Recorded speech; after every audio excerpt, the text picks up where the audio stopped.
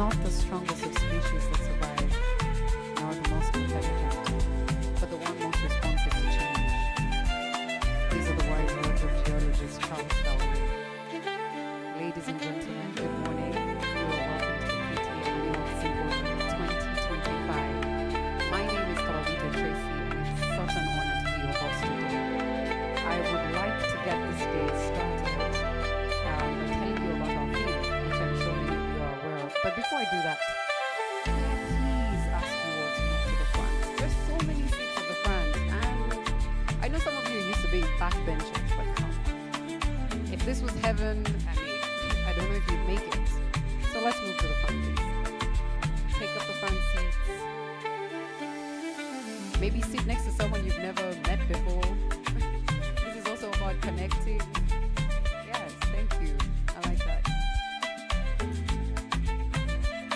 So once again, welcome to the KTA Annual Symposium, a place where innovation meets possibility. Our theme is digital thread, AI, and the creative economy as drivers for digital transformation. This reminds us that the future isn't coming. Friends, the future is now. Colleagues, the future is now, in this very moment. Before we dive in, I'd like us to take a few moments to ground ourselves. So if it's snow, brother, I invite you all to get up on your feet so we can engage in a mindfulness exercise. If you prefer to do it seated, that's also okay, but standing is great.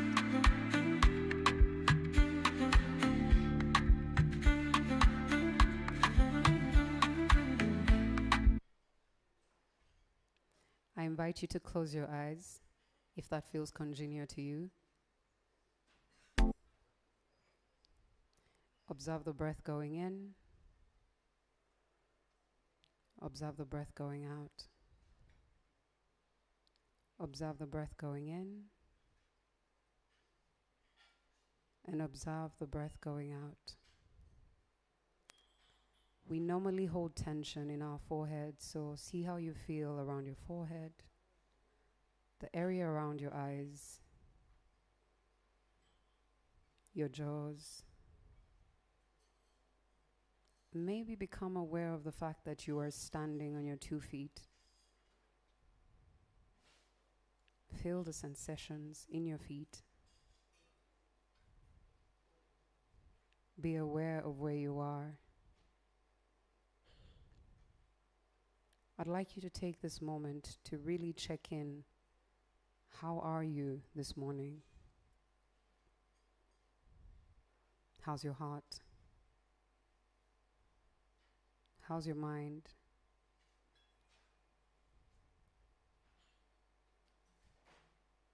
I invite you to bring something to mind, something that you're grateful for today,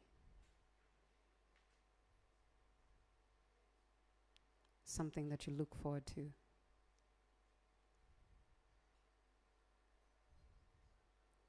Inhale for 4. Hold for 4. Exhale for 4. Inhale for 4. Hold for 4. Exhale for 4. I invite you to do this just one more time. Inhale for 4. Hold for 4. Exhale for 4. Give thanks for you are here today. You can now gently open your eyes and take notice of everything that's around you. Good morning once again. Thank you so much. You can take your seats.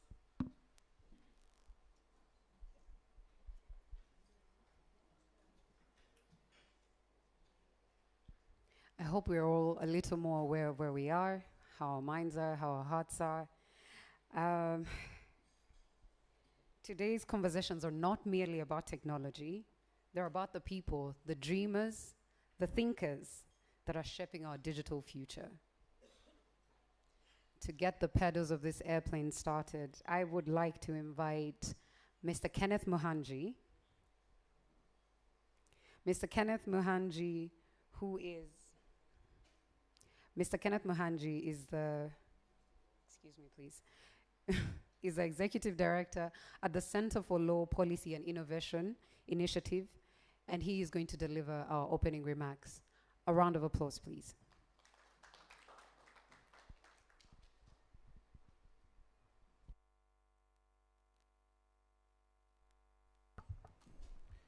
Good morning. I'm very loud, huh? Good morning. All right, that's the energy we need this morning. Thank you for that introduction and for that mindfulness exercise. It's a beautiful thing when you start your day with mindfulness and awareness. And today, what we want is for all of you to be aware of what's happening today, what's happening in our country, what's happening in our different professions, what's happening in the creative economy. And through that, we hope that we can then all be vehicles or vessels for the change that we want to be able to see. And I'll start really with a scripture, which I feel embodies or encapsulates what we have been doing over the last few years. It's in Ecclesiastes 11:4. I can't believe I've said that without stumbling. He who observes the wind and waits for all conditions to be favorable will not sow, and he who regards the clouds will not reap. The Bible is really philosophy, if you think about it from that perspective. You know, it doesn't matter what you believe in or what you do not believe in. If you look at text like that from the perspective of what is it going to teach me, and when you read a scripture like that in Ecclesiastes 11:4, that I feel embodies what we have been doing here at the KTA Annual Symposium.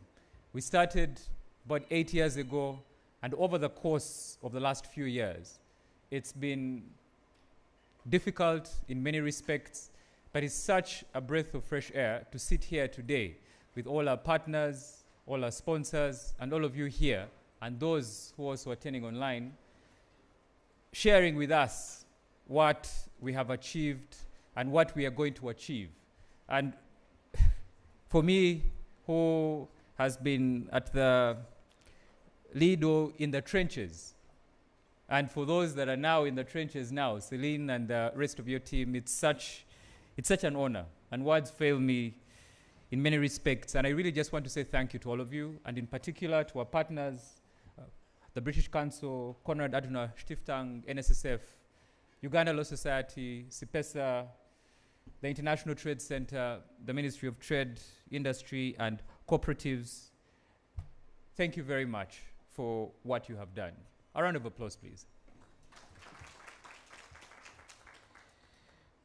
I also know that within Uganda Law Society, since I must wear the hat of an advocate, we've been talking about this thing, being radical. Huh? I know for many of you, you've heard about the Radical New Bar, which we are all part of. But I was looking up this morning the definition of the word radical. What does it mean to be radical? Is a general definition. To be radical is something that is fundamental, extreme, or far-reaching in effect or change. For example, he proposed radical reforms to the education system. In politics or social movements, a radical is someone who advocates for thorough or revolutionary change in society, politics, or government. The radicals demanded complete transformation of the system. In mathematics, a radical refers to a root, especially a square root or cube root, and the symbol, that one, like a square root one, is called a radical sign. For example, square root 9 equals 3 is read as the radical of 9 is 3. In chemistry, a radical is a group of atoms that behaves as a unit in chemical reactions, often called a free radical, when it has an unpaired electron. For example, free radicals can cause damage to cells. So I want to ask each and every one of you, what does being radical mean to you? For me, being radical means this definition in two: someone who advocates for thorough and revolutionary change in society, politics, or government. This symposium is the definition of radicalism, where we set out to be able to have policy discussions in an environment that allows us to be able to speak candidly, but that where we also want to see actual change. not only in the sectors that we are trying to advocate for, but being the custodians or arbiters, actually no, not even arbiters, the custodians of justice. It's our role when we're looking at the rule of law to make sure that we have a conducive environment for all of you to be able to practice your professions. Whenever we think about rule of law, we think about it from the perspective of governance. What has the judiciary done? What has the government done? But have you thought about the rule of law from the perspective of human rights, from the perspective of social justice? We recently were taking part in an initiative with the UNCDF looking at data-driven lending. For those of you that borrow money from your mobile phones, or through your mobile phones, not from your mobile phone. That's MTN, Momo, 4G Capital, all of these digital lenders that may lend you money without you actually providing collateral. In certain communities, specifically women, we see that such innovations are a game changer because certain sections of our country, of our continent, of our world, make it so, for example, that women cannot hold property, cannot hold land. And we know that our financial systems only take collateral in the form of physical assets. So being radical means that a company will come up and say, why don't we leverage your data, your financial data, your history, and then give you money that you can then be able to use to finance your business. And I took part in a session where we were teaching and talking to these women about how these systems, how these innovations have changed their lives and changed their businesses. And you could see that they were thirsty for more innovations like these. But overall as well, they needed platforms where they could be able to learn, where they could be able to know what their rights are in the context of what they are trying to do. Now that is why we started this symposium, to foster these conversations, to invite people like the National Planning Authority. My brother here, Vincent Mangeni, is going to give the keynote address to find out, are you using data when you are planning for a country? Are you looking at all of the sections in our communities, the disabled, those that may have hearing impairments? Are we actually planning for them the way that we should? That is what radicalism means. And so we started this symposium with that heart and mind to foster these conversations and to redefine what it means for us to be able to practice law and for us to be able to be the custodians of the rule of law. That is one of the mandates of Uganda Law Society that I belong to. And so this morning, my job really is to just introduce you. So it's just to welcome you here and to introduce you to the topics that we're going to have. We're going to have a good time. You know, it's very nice when you're with people that you're connected to or that you resonate with in regards to the topics that can excite you. I was telling my friend there, the drummer, that I saw him at an event, I think it was Border Stage or something like that, where he was playing drums, and I was very mesmerized by the drums that he was playing. Now, in contexts like that, we're all connected by music. So we hope today we shall be connected by discussions around digital trade, AI, and the creative economy as drivers for digital transformation, plus music as well. Since without the creative economy, without the arts, it is impossible for us to enjoy our lives. And that's why I'm very glad that we chose a moderator like Tracy Kababito and that we started with mindfulness, for us to be able to remind ourselves that our lives have all of these different dimensions. Not just the work that we do, not just the impact that we have, but we are also family people, we are also friends, we all have different connections. And what a wonderful world when we speak to all of those different facets, or actually be meaningful. That way, maybe many of us will be more interested in actually effecting the change we want to see in our country, effecting the changes we want to see in our societies, effecting the changes we want to see in our own lives. So, without further ado, I would like to open this symposium, but I think the person who gives the opening, the keynote address is the one who gives is the one who opens. Huh?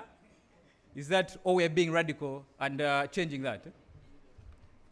So maybe I will wait for Vincent to be the one to officially open this, but I'm really glad for the partners that I already see in the room and other stakeholders, Shirley from the Ministry of ICT there, also my friend Julius Torach, who's also going to be giving some remarks later on. Thank you very much for what you're doing. So I will start by introducing one of our partners who is going to also give remarks. That's the British Council that has supported us at this symposium, and that really it's interesting but also fantastic when you see people that are really passionate about their work. And for those of you who have met Rashida and Janan, you will see that these are people that are very passionate about what they do, and you can see that that is also evident in the impact that they have had wherever they have partnered and wherever they have lent their expertise and also resources to be able to further the discussions that they have, specifically within the creative economy. So Rashida is a creative producer with over 15 years experience working with creative and cultural sectors. She is currently the regional program manager at the creative economy with the British Council Arts team based in Kampala, Uganda.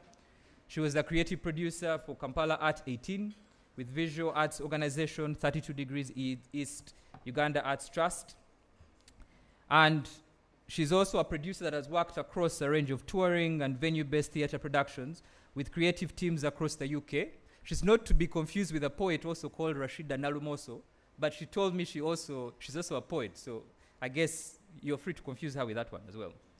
But Rashida is going to give our opening remarks on behalf of British Council. It's an honor and a privilege to invite you to share the stage with me. Thank you.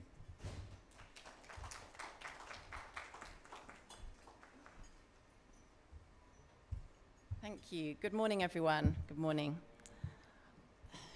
Guests, artists, friends, innovators, partners of the KTA Annual Symposium, it is an honor to be here today speaking on behalf of my colleague Millicent Mugabe, our country director, who sends her apologies and unfortunately cannot be with us. My name is Rashida Nalumoso. I'm the head of arts and regional lead creative economy with the British Council. Allow me to congratulate the KTA Annual Symposium on reaching its 8th edition. No small feat, really, yeah.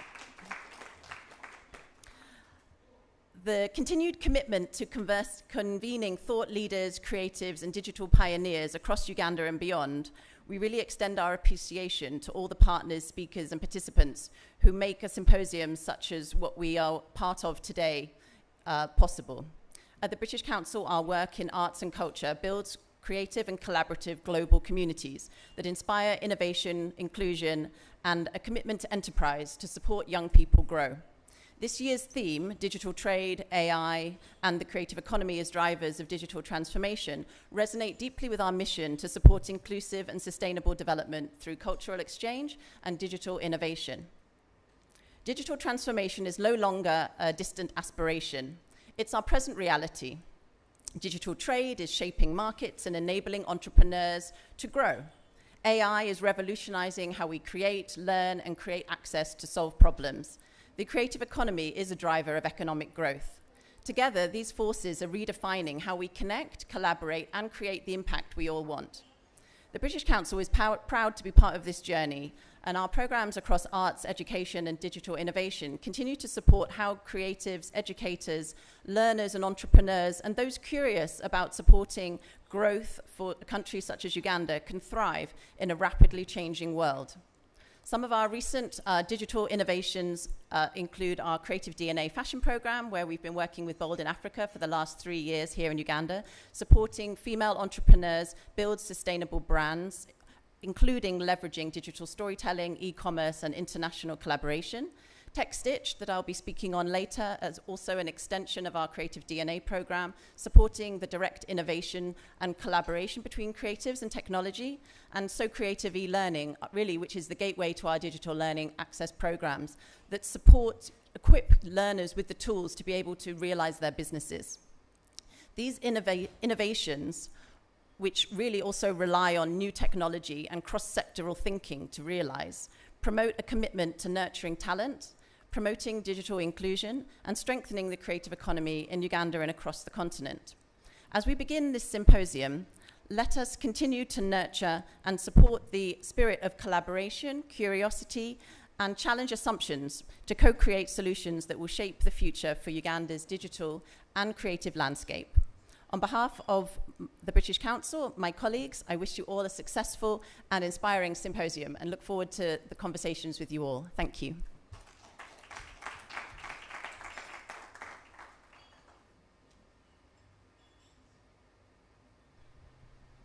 Thank you so much, Rashida, for those thoughtful remarks. Thank you for reminding us of the role that the creatives are playing in shaping the economy of Uganda.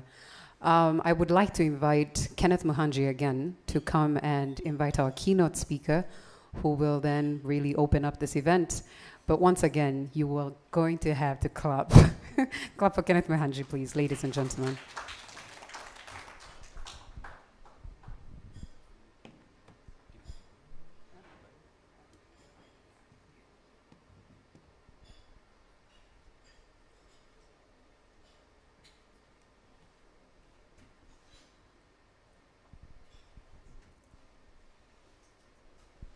Okay, I will stand here this time. Vincent Mangeni is going to give us our keynote remarks. Vincent is with the National Planning Authority and will be representing the chairperson of the National Planning Authority. He tells me that he has very, very hot things to share with us, particularly around how the National Planning Authority values or looks at the topics we're looking at, digital trade, AI, and the creative economy generally as drivers for digital transformation. And so he's an ICT and digital transformation professional with over 14 years experience in telecommunications, digital policy, and technology transfer across Africa. He holds advanced qualifications including a Bachelor of Science in Telecom Engineering, Masters in Computer Applications, and an MBA in International Business, and Postgraduate Diploma in Business Analytics and Intelligence. Vincent has led multi-country digital transformation projects in Uganda, Tanzania, Ghana, Malawi, Zimbabwe, and other African countries, focusing on e-governments, digital finance inclusion, fraud management, and regulatory technology solutions. Vincent has also designed and implemented data centers, core networks, and fiber infrastructure, contributing to improved access and efficiency in both public and private sectors. Currently, he is the acting manager ICT at the National Planning Authority, where he provides leadership in strategic ICT planning, policy formulation, and technology. And this morning, he is representing the chair of the National Planning Authority, and he will be delivering her remarks to you all. You're very welcome.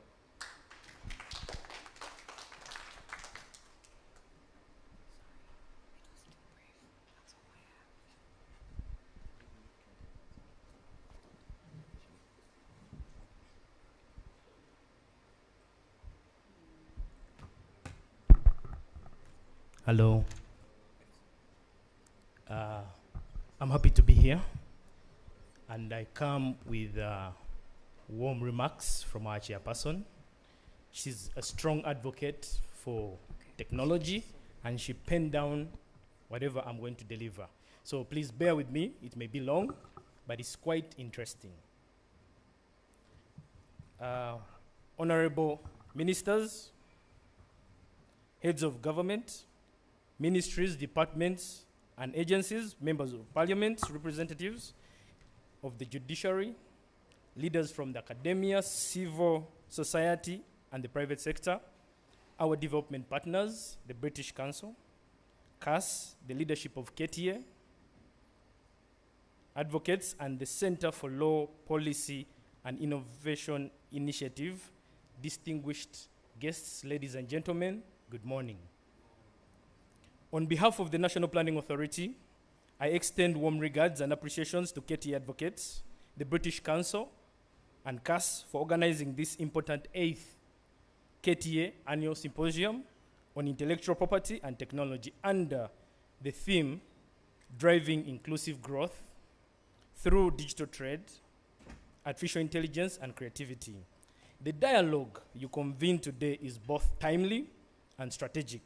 As you are aware, the government of Uganda has recently adopted the 4th National Development Plan for the year 2025 to 2030, whose overarching goal is to achieve higher household incomes, full monetization of the economy, and employment for sustainable socio-economic transformation. The NDP4, the National Development Plan, the 4th, is the first of 3 5-year plans intended to deliver the 10-fold growth strategy leading up to Uganda Vision 2040. The NDP4 focuses on exploiting high-impact growth areas, which will propel a double-digit growth over the next 5 years. And the areas that are being considered are the ATMs. These are the agro-industrialization, tourism development, mineral-based industrial development, science, technology, innovation, including ICTs and the creative arts industries. To achieve this qualitative leap, Uganda must leverage digital transformation, innovation, creativity as key enablers to competitiveness and productivity. The NDP4, the National Development Plan, is implemented under the theme Sustainable Industrialization for Inclusive Growth, Employment, and Wealth Creation.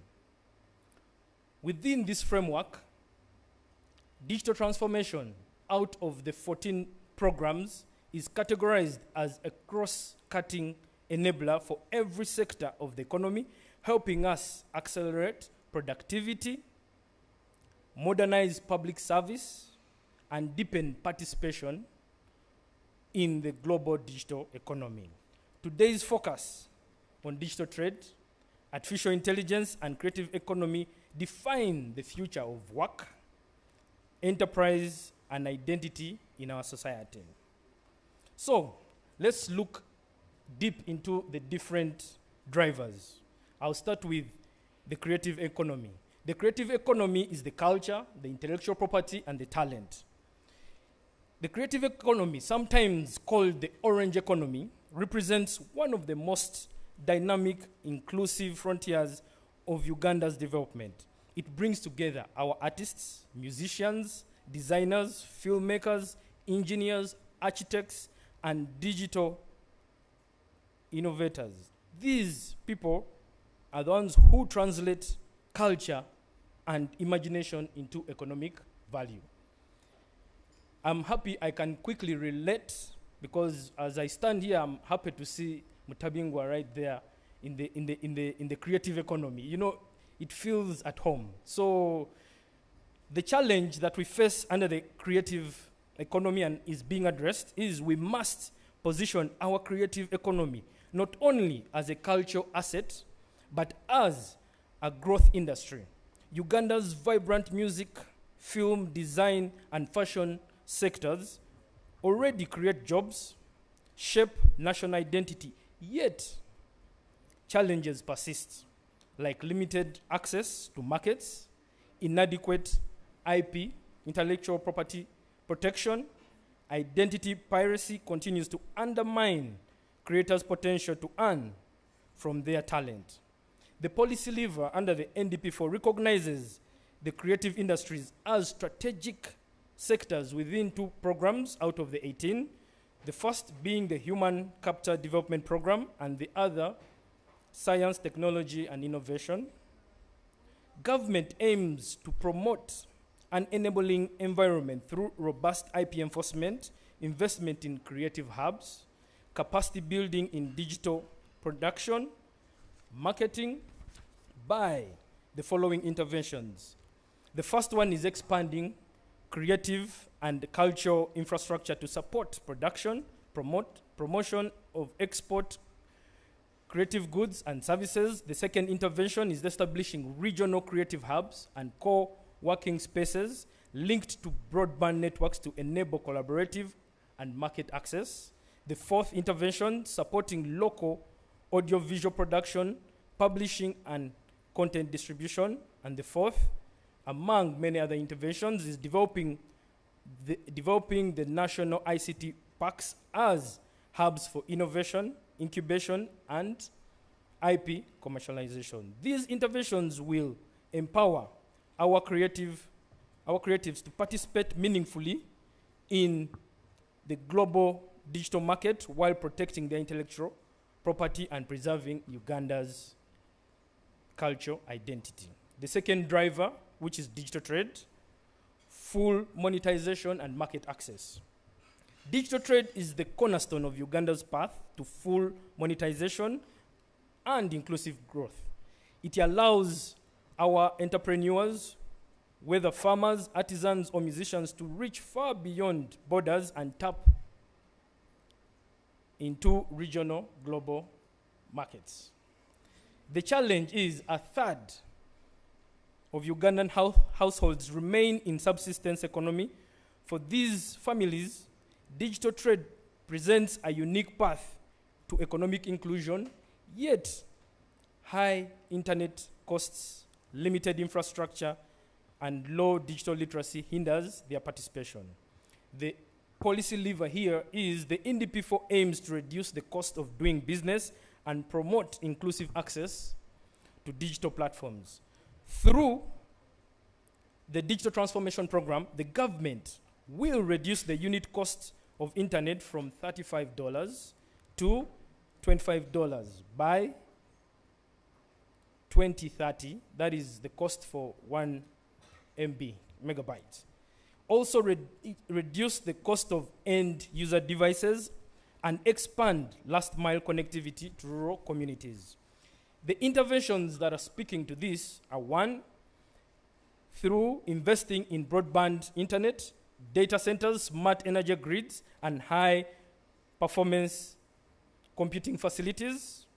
The second one is promoting e-commerce platforms, digital payment systems. The third is income tax exemption founded for businesses founded by Ugandan citizens with a capital not exceeding 500 million as of 1st of July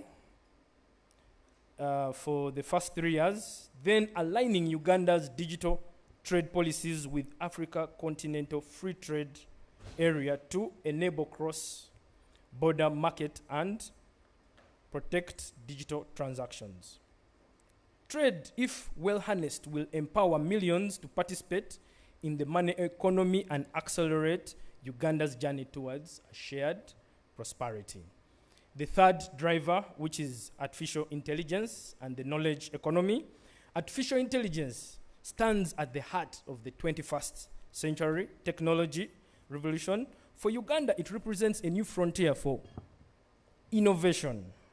The challenge here is AI's potential to revolutionize productivity in agriculture, health, care, education, finance, and the creatives is immense.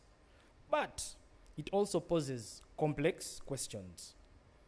And here are the questions. How do we relate to AI-generated content that mimic real artists or spread misinformation? How do we safeguard intellectual property, data privacy, and personality rights in this digital era? How do we ensure our workforce is equipped with the digital skills to harness AI responsibly? And then the growing cases of AI-generated music deepfakes, such as those replicating voices of well-known Ugandan artists, underline the urgency of updating our legal and ethical frameworks. The policy lever here is the NDP4 emphasizes developing a national AI framework, enhancing cybersecurity, and addressing high-tech skills gaps in AI, robotics, and biotechnology. The interventions that directly speak to this driver through actions of implementing specialized ICT training programs in AI, machine learning, blockchain, basically the emerging technologies. The other is advancing national innovation projects like bioscience parks, pathogen economy, and the mobility industrial and technology park. Supporting research and capacity building in AI ethics, data management, data forensics. These initiatives will enable Uganda to build a knowledge economy that is innovative, inclusive, and secure. As I conclude, as Uganda pursues the double-digit growth under the NDP4, the creative economy emerges as a powerful engine of all the sub-themes we are discussing today. The creative economy is a powerful tool for transformation, It's an industry where innovation meets opportunity. It generates jobs, stimulates revenue, and fosters social inclusion, especially for our youth and women who are shaping the future of work and enterprise. Beyond its direct economic value, the creative sector has a remarkable multiplier effect. Our culture and natural heritage fuel tourism. Audiovisual contents drive demand for digital devices and equipment. The visual arts empower industries such as printing, design, and manufacturing. Creativity feeds into education, media, and technology, proving that when we invest in imagination, we ignite growth across the entire economy. A call to participation and to dialogue. The success of Uganda's digital transformation will not only depend on government alone. It's a national collective mission. A partnership between policymakers, innovators, the private sector, academia, and our development partners. Universal digital literacy, full mobile banking usage will only be achieved if all of us move in step with shared purpose and vision. We need KTA Advocates and the Center for Law, Policy, Innovation Initiative to continue guiding the legal and policy frameworks that govern digital innovation and intellectual property. We need the private sector to drive investment, create jobs, and nurture local innovations. We need the academia and the civil society to advance digital ethics, inclusivity, and literacy. And we need our artists, entrepreneurs, technologists to keep pushing boundaries to transform imagination into innovation. Beyond partnership, today's symposium invites us to reflect, question, and innovate together. How can we unlock digital trade as a vehicle for inclusive and cross-border prosperity? How can we govern AI to enhance trust, protect rights, and combat misinformation and disinformation that threaten our social fabric? How can we position Uganda's creative economy not just as a cultural pillar, but as a leading export industry powered by technology and protected by sound policy? These are the discussions that will shape Uganda's digital future. So as we embark on today's panels and hackathons, let us approach them as not just intellectual exercises, but as opportunities to co-create, to challenge assumptions, and to lay the foundation of a truly inclusive, innovative, and creative Uganda. Our policy agenda is clear, our commitment unwavering, the destination certain. Let us together transform Uganda's digital potential into a living reality where technology empowers, creativity inspires, and trade unites. I thank you.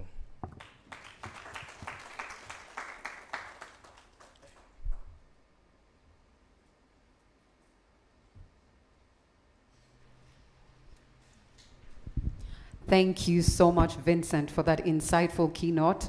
You've given us much to reflect on, from addressing ethical and legal challenges around AI, to developing national strategies that foster transparent and collaborative governance. Thank you so much, Vincent. Thank you. A round of applause for Vincent again, please. So I think Vincent is also supposed to be handing over something to us. I'm not sure when, later on. Okay. But as you... I noted a couple of things which I wanted to highlight from those remarks. For those that are in digital trade, I'm very happy that the government of Uganda is thinking about how to advance digital trade, specifically cross-border trade. And I'm sure ITC, Jonah Ndabarasa is at the back there. He must be smiling with those particular remarks. And your question was, how can we unlock digital trade? Now, Mr. Mangen, the biggest problem I feel that the digital trade companies have, and most of these companies have now associated them as association, but the biggest one is that once a business decides to become formal.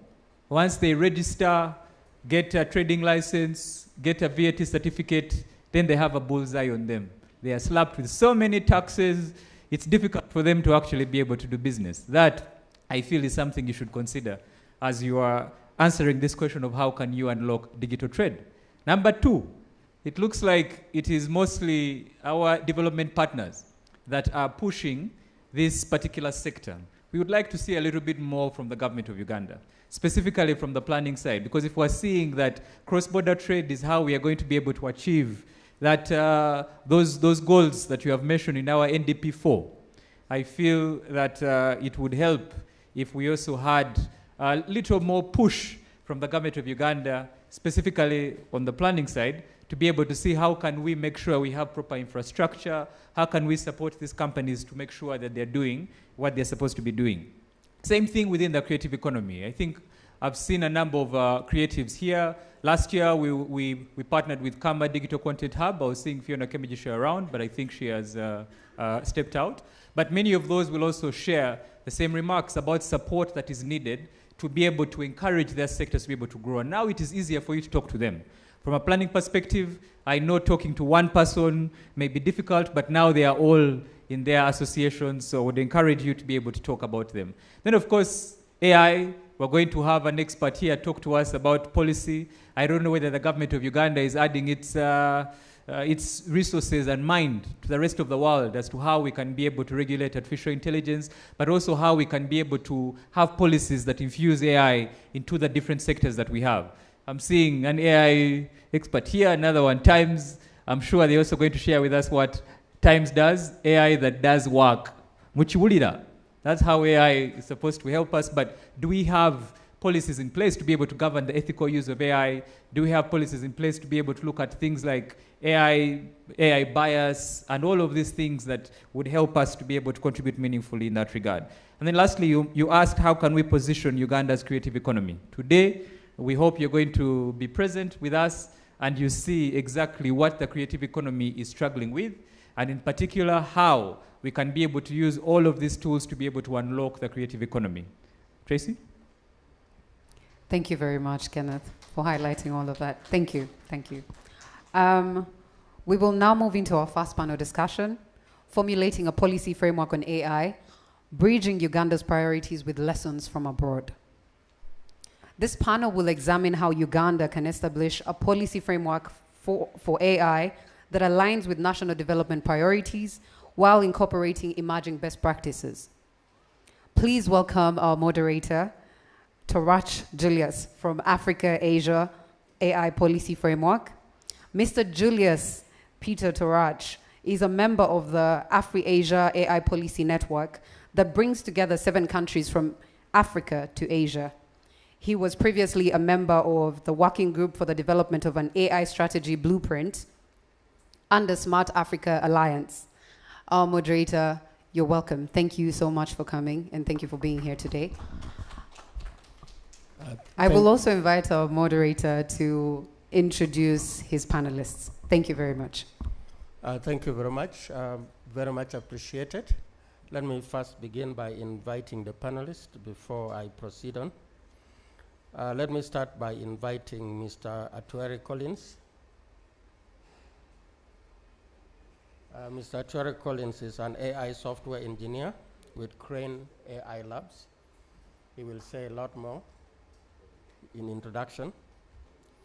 Then also we have with us Shirley Gladys from Senior ICT Officer and Intellectual Property Specialist at the Ministry of ICT and National Guidance. She will introduce herself more.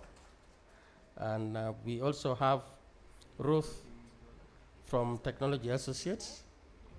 A round of applause for them, please, while they make it to the stage. Thank you. And then last but not least is Mr. Edwin Wanyama from CIPESA. Is Edwin with us? Thank you. Let's give them a round of applause.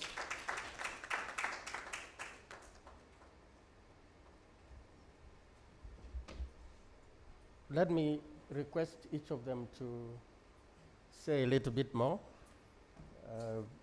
so that the audience here and those who are online can get to know you a little bit more.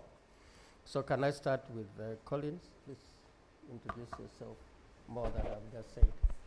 Okay, thank you for the introduction.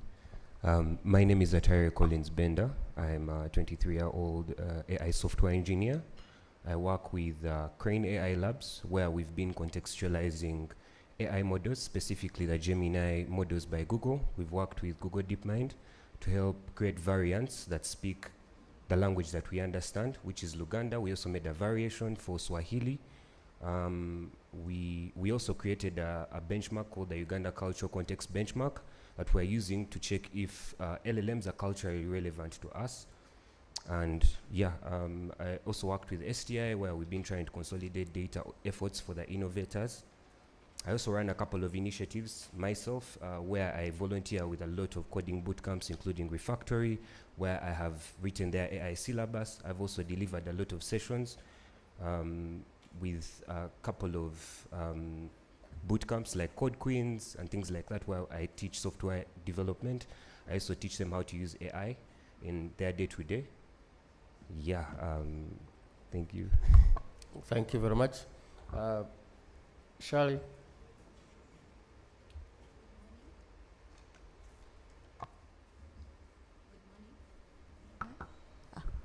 Thank you so much. Good morning, ladies and gentlemen. I'm called Shirley Gladys Nachejwe. I work with the Ministry of ICT and National Guidance. I'm a senior IT officer, and I'm also the business process outsourcing focal person. So when I hear about things to do with digital trade, exporting trade to the external world and the foreign economy, I get very excited. I'm also an intellectual property specialist. Happy to be part of this conversation. Thank you, Shirley. Can we hear from Ruth? Thank you so much. Good morning, everyone. First of all, I followed the conversations yesterday, and I was excited that we had done away with the traditional, we are here, you were there sitting, and I had hoped that we would somehow be mixed with the audience, but I see that we are up here, so no pressure. But I am Ruth Mohawe. I am passionate about tech policy in Africa. I am a technology associate with BLA Piper Africa, Uganda, which is known commonly as SNL Advocates or Sevalo and Lole, depending on how old you are, where I lead the technology practice. I completed my master's in law last year from Harvard University, which focused on technology and IP, so that has also sort of focused my practice in everything technology, AI, and yeah, so happy to be here and looking forward to the conversation. Thank you. Last but not least is Adrian. Good morning, ladies and gentlemen. It's good to see you all this morning. My name is Adrian Wanyama. I work with CIPESA as Program Manager Legal. Thank you. Thank you very much. Permit me now to ride on the protocol already established, but to very much appreciate our host, Kenneth. You have done a great job over the years, been a strong voice for advocacy for digital transformation in this country, legal and regulatory environment, policy. Let's appreciate Kenneth and team, please. And also some of the developer partners who have supported you. I worked with the Konrad Adenauer Foundation previously. They assisted us to train ICT officers in AI and emerging technologies. And they also assisted us to train them in IT service management. So we appreciate such partnerships and to see that it is still going on. And Shirley here is a focal person for business process outsourcing, but we have also received a lot of support from International Trade Center in that regard. CIPESA, who is your partner here, they have been a strong voice in the area of internet governance, and they have done quite a lot in that space as well. And I must say that I appreciate the remarks by Kenneth. Ecclesiastes 11 was my theme scripture for last year. So when you talk about verse 4, that if you watch the wind, you will not sow. So in terms of AI also, this is time for action. And when you talk about what we call radical, so I think we all agree that AI is very disruptive. So I think the other key word for radical is disruptive. So we thank you very much for the remarks. So much is happening in the space of AI, but where are we as a country? And where do we want to go? And to reach there, what do we need to put in place? So that is the objective of our discussion this morning. So what we like to do is to identify gaps in Uganda's emerging framework and how global lessons might help. We have different nationalities represented here. We'll also love to learn from you. And the other issue is about exploring how Uganda's priorities, development, inclusion, innovation can shape the policy approach. And thirdly, to generate actionable recommendations or questions for policymakers. So that's what will make our being here relevant, since Uganda is at the formative stage of coming up with national strategies, policy frameworks in AI and emerging technologies. The panelists here have taken time to understand what is going on around the world, looking at what is going on in the US, in the UK, in the EU. They have looked at what is going on in the Middle East, what is going on in countries like Singapore, China, South Korea, but also in the Africa region. So I'm part of that Afro-Asia AI Policy Network. So we have also tried to learn what is going on in countries like Rwanda, in Kenya, in South Africa, in Ghana. So we have been working closely together to see how we support each other and also to be champions for development of AI in our respective countries. So, but what we should agree is that we have different priorities and we are at different stages of development. And also, the philosophies vary. You have to look at the context. Should we copy and paste, or we have to critically examine our values, our ethics, our priorities, and then come up with the way forward. So out of these many areas, there are a few areas I wanted to highlight, especially from the African Union perspective. The African Union came up with a number of areas, 5 focus areas and 15 policy recommendations. But I will not take us through all. One of them is how we can harness the benefits of AI in the different priority areas, which we should also look at. In agriculture, in education, healthcare, public service, climate change, peace and security, and also in areas of risk. So I very much appreciate the presentation by National Planning Authority. You really shown that there is a strong foundation already at a strategic level of the National Development Plan, which is well aligned with our Vision 2040. So, but the members here would like to see more action. I like your closing statement where you said the destination is certain. So I really, it was very impressive.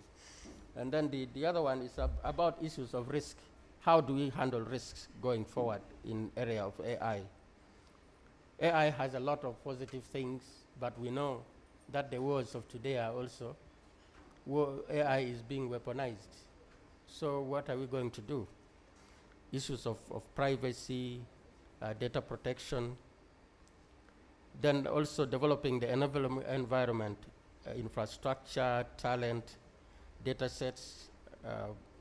Then the other one, fostering regional and international cooperation and stimulating public and private investment in AI. So without going into too much detail of what the AU and some of these other jurisdictions are doing. Let's come back home and try to understand what our country is doing. So in that regard, we would like to request Shirley to tell us what the Ministry of ICT is doing in area of AI, policy, strategies, and other frameworks. Thank you. Thank you so much. Well, the Ministry of ICT and National Guidance, as we all know, like Julius has mentioned, that we are not at the same levels. So as a country, we are still at the foundation stage, but we are accelerating rapidly. How we are doing this is that we came up with a development stack. And currently, we are focusing on developing the AI strategy.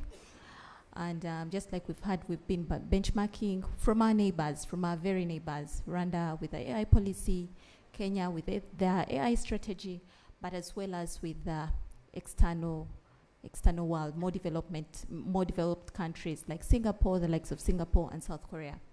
So what we did before getting to the AI strategy, and the reason as to why we did not go with the policy per se, because then you would ask, why not the policy? If it is more effective or it is more of regulatory and a law than a strategy, is because the process of developing a policy takes at least, for the very least, 2 years. And we do have to start from somewhere. So we did what we call the AI landscape assessment to identify the priorities that we've been speaking for, but then also to identify the gaps. Where is the need? Where is the pressing need for AI? Where are the gaps? Is it in ethics? Is it in skills development? Is it in general awareness? And those have been identified. And also to understand what levels of absorption we are at in terms of AI embracement. So we identified that for the side of government, there's still some levels that need intervention, as well as in academia. So we are developing the AI strategy, and this is being done using a multi-sectoral task force that was put in place, but as well as focusing on the previous efforts. About 4 to 5 years ago, there was a fourth industrial revolution strategy that was put in place, and this was mainly focusing on, one of the recommendations in there is, can we focus on more cloud-based, strengthening cloud-based computing services, since we do have gaps to do with infrastructure, and so that we can rely less on our existing infrastructure. And within that, we decided that we can utilize some of the recommendations in there to come up with an AI strategy. And while we are developing the AI strategy, we are also making efforts with and getting support with the UNICC, the United Nations International Computing Center. And some of the solutions that are given us is that we can start with introducing AI sandboxes within our ecosystem to support the academia and the universities as our young people are coming up with solutions. Can they have a testing environment before they are actually implemented within the ecosystem? So in terms of the roadmap, that is how we are moving, working hand in hand with the different development partners, but as well as trying to identify the gaps. So we are identifying the gaps, putting in place solutions, but then also working on to ensuring that we do have a regulatory framework in place. And there is a private members bill that was presented to Parliament that is about AI. And this is basically to put pressure within the ecosystem and to show that there is a need, a pressing need for a regulatory framework so that we can be ready to embrace technology, but safely have it within our ecosystem. Submit. Thank you very much, Shirley. You talked about putting pressure, but would we really need somebody else to put pressure? It goes back to what Kenneth also said. that a lot of push seems to be coming and support seems to be coming from development partners. But the different sectors are the different budget line that supports the promotion of fourth industrial revolution technologies, or we are still in the traditional digital transformation space. Maybe let's understand also from Ruth what the governance model of for Uganda should look like, given experiences and lessons from other jurisdictions. There is no doubt that AI must be regulated. I think that is no longer in question. But what kind of regulation do we need to have? What kind of governance model do we need to adopt? So Ruth, I hand it over to you.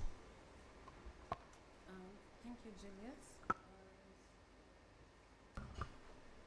Yes, thank you, Julius. And I think it's good that I have come after Shirley has sort of taken us through what initiatives are going on at the Ministry of ICT, because sometimes there's a temptation to think because we don't have any hardcore regulation in place, we say, Uganda is not doing anything, our ministry is not doing anything, people are flying free, and that's a risk. So I think I'm grateful that we have that sort of background. You asked about lessons from abroad, and just before I talk about like the governance model specifically, I just want to give two examples. One from the education space, and then from the creatives. So during my study for my master's class, I walked into, I think, many of our classes, and I was surprised that for some of them from the first day, the professors made it very clear that they not just expected, but required or preferred the use of AI in class. And they made it known to us, these are the parameters, please let us know, in case you use AI for your research, in case you asked a question and you're using AI, please let us know. And it didn't stop at attending class. In most of my exams for my master's program, there was a note and like marks even allocated saying the use of AI is desired or required, and there was marks allocation for that. And the exam made it very clear, like, please let us know what AI tool you deploy, how you deploy it, what challenges you come across, and what results so basically how AI has contributed to your output. And because there were marks allocated to that, you actually had to use AI. And then because of that requirement, you had to disclose your use of AI. And there was a reward system for that in place. So what was that doing? Making sure that people adapt to using AI in schools almost, by force. People get comfortable with AI. People get comfortable with AI disclosure and transparency, and people are able to, know which part of output do we attribute to the student and which part was, from an AI system. Recently, I think I saw a post from one of my very dear, lecturers at the university complaining that students had sort of used AI for their entire coursework, and he could tell that there was no original output. And the frustration that I've felt, and this was at Makerere University, which is basically I would hope at the head of some of these discussions. And what I've noticed is when you come this side of the world, the approach is a bit different. We are very, I don't want to say restrictive, prohibitive. We're saying, AI in schools, how are students going to learn? How are they going to apply their minds? No, these things should be banned. We shouldn't allow, and that's sort of the approach. And why that's a problem, I think you can tell that by the time, if 10 years later, these two students are, like one from that side and one from Uganda, if these two students are both debating AI governance, AI policy, AI regulation, they're going to approach it very differently. You'll see that sometimes the worry we have is that sometimes we think that the people who are either debating AI regulation or passing these frameworks have not even interacted with AI systems themselves, and it's hard to regulate what you don't understand. The second example I'll give is from the creatives. Again, in another, so I took a class at the Kennedy School of Policy and Government, which is almost, the most relevant for policy. And it brings together people from different, so it's not just lawyers. You have lawyers, you have AI regulation and governance. The EU, the EU AI Act, and everything that has been done in the EU is known to be, risk averse. They're heavily regulating risk because the EU's focus has always been all the way from GDPR and up to now, protection of their consumers, and making sure that whatever, they have a product safety approach. So whatever systems are deployed in the EU are, safe for their consumers, are being deployed responsively, and people have, redress. When you look at, the UK is trying to be a bit less restrictive than the EU, trying to, adopt an innovative, innovative friendly approach to AI regulation. And, that's why the UK AI Act will not look exactly like the EU AI Act. When people talk about the US, I think it's just recently that Senate decided to do away. I mean, if you'd heard of the big, beautiful bill, they had included a provision that was banning states from regulating AI for the next 10 years. And, that had to be debated and done away with in the Senate. But you can imagine the US approach and the EU approach are completely diametrically, opposed, because the US has different priorities, right? You've heard of the AI race, we have to beat China, we cannot, and then also you have to, you pay attention to the power of players in lobbying, for policy and law and, less regulation. So what's influencing the US approach to AI is different. But I will say, because many people come out and say, oh, the US is not regulating AI. But when you look into regulation in the US, you find that they actually have the regulation that matters. So they will have adequate consumer protection laws and enforcement bodies. And, for whether it's even for data, I mean, that was the same noise that was made, the EU had GDPR and everyone was saying, oh, when is the US coming out with a privacy law? But states had their frameworks where you had bodies, regulatory bodies that are actually making pronouncements on, on data privacy.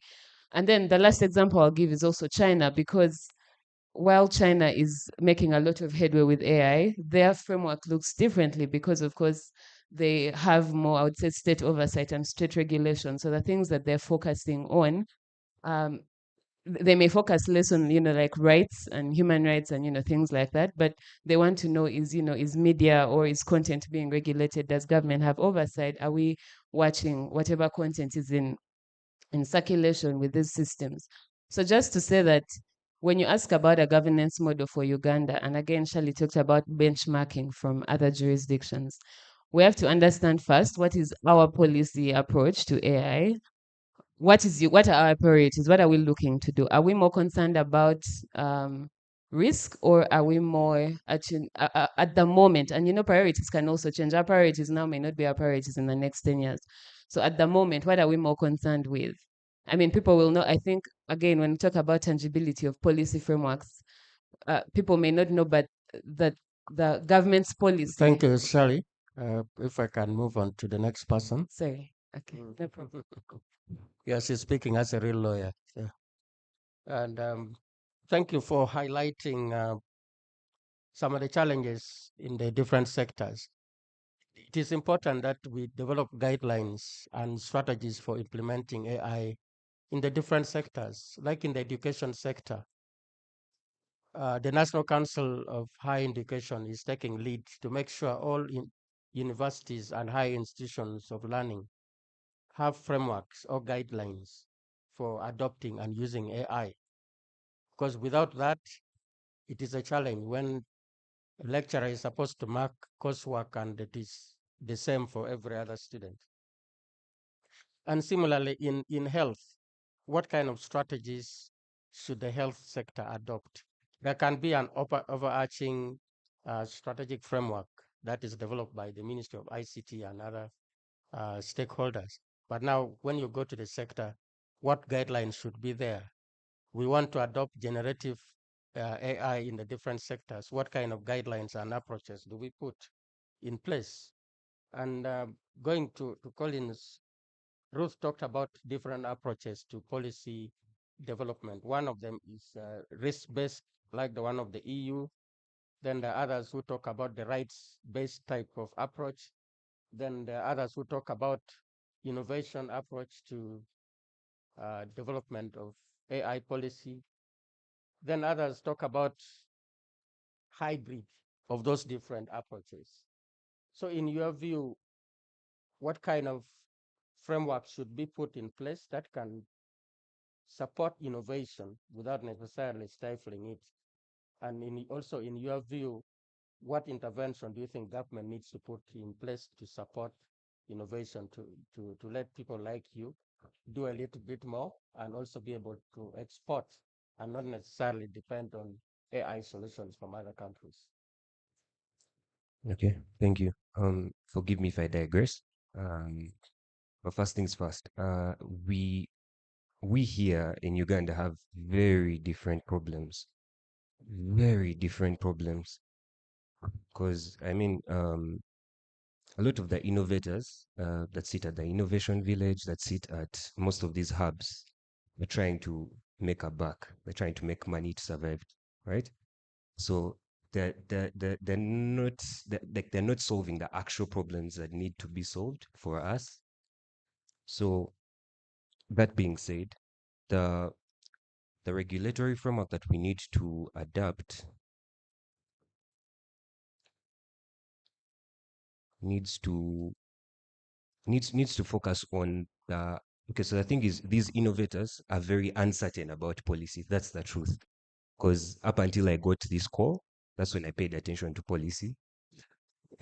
But before that, I had gone to to the the World Economic Forum AI Summit on Africa.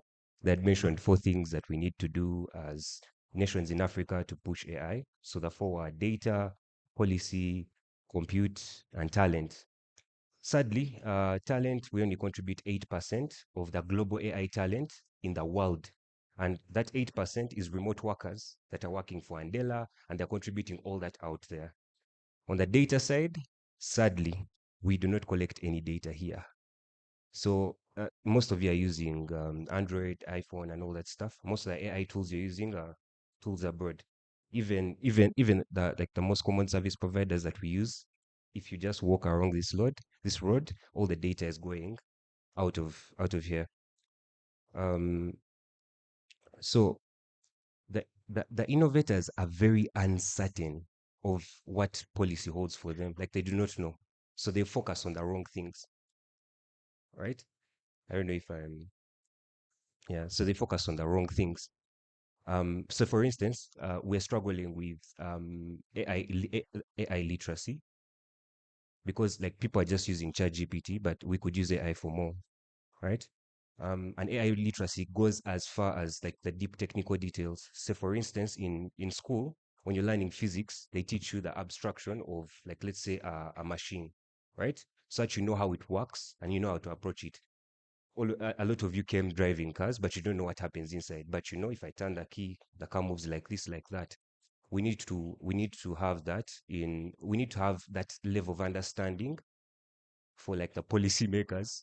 So we need to understand like the technical nuances that go into that go into using these AI tools, right?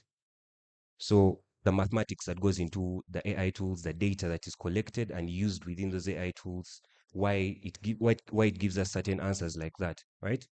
So that's on the policymaker side. What they need to pay attention to is the technical nuances of that tool, so that they can better predict how to go about regulating it. The second thing is policy can set the guardrails that the innovators use. Because you see, the thing with innovators is we're trying to survive, others are trying to solve problems, but the guardrails can be set by policy. Say, for instance, this is the data that can be allowed to. This is the data that you can use. Let's say an AI model generated this kind of data. Who holds the liability? Is it the developer? Is it the person that they were doing the model for? Is it and how do we handle that? How do we handle the liability? So I think it's just like for us, it's just there's a lot of uncertainty. We do not know what's going on in policy. So maybe we could have like we could have a lot of like tech people collaborating with a lot of people in policy to create content, to create material, to go to these hubs, because the truth is we do not know anything to do with policy. So a lot of people are just operating on what can I use to survive. So when it comes to AI, everyone's just looking at how can I automate this? How can I automate this? So you would go to like the basic things, sales and marketing, because marketing people need data analysis, they need automation. So we'll go directly to automation and we miss out on the actual innovations that can push Africa forward. So things like the things in the SDGs like quality education. We can improve the quality of education, but a lot of the people are not focused on that because of like they do not know anything to do with policy, and that's the truth. Oh, Oh, thanks, sorry. thanks. I just wanted to add, maybe we could create like we could create a regulatory sandbox that we can use for these innovators to come in, understand what's going on, what you guys need. Because I know from the policy stance, you look at a high level overview of like everything, you consider everyone. So with this consideration, you can share information that can better help these innovators to make products that can actually hit these pain points and move us forward the right way. So I do not have an answer of which framework we can adopt, but I think we should test them out with the innovators together so that we can see what we can do. Thank you very much, Collins. You raised very interesting uh, issues. You talked about that some of the innovators are not problem focused because they are trying to survive, and therefore they probably they are also still trying to use that to build their own capacity. Then you also mentioned what you learned from the WEF forum, that is issues of data, policy, compute, and talent. I believe these are some of the issues in the enabling environment. They have also been pointed out by the African Union, and the national strategy on the fourth industrial revolution also brought this out. And the other partner we have been learning from is the Telangana state in India. And for them, they've been working a lot with innovators, coming up with AI solutions that are adopted by government. So as far as setting of guardrails, it brings on issues of cyber security, it brings on issues of ethics. And I would like Mr. Wanyama to give us some ideas on how we can be able to handle issues related to data protection and privacy. But in addition to that, UNESCO is saying, and the UN are saying, no one should be left behind.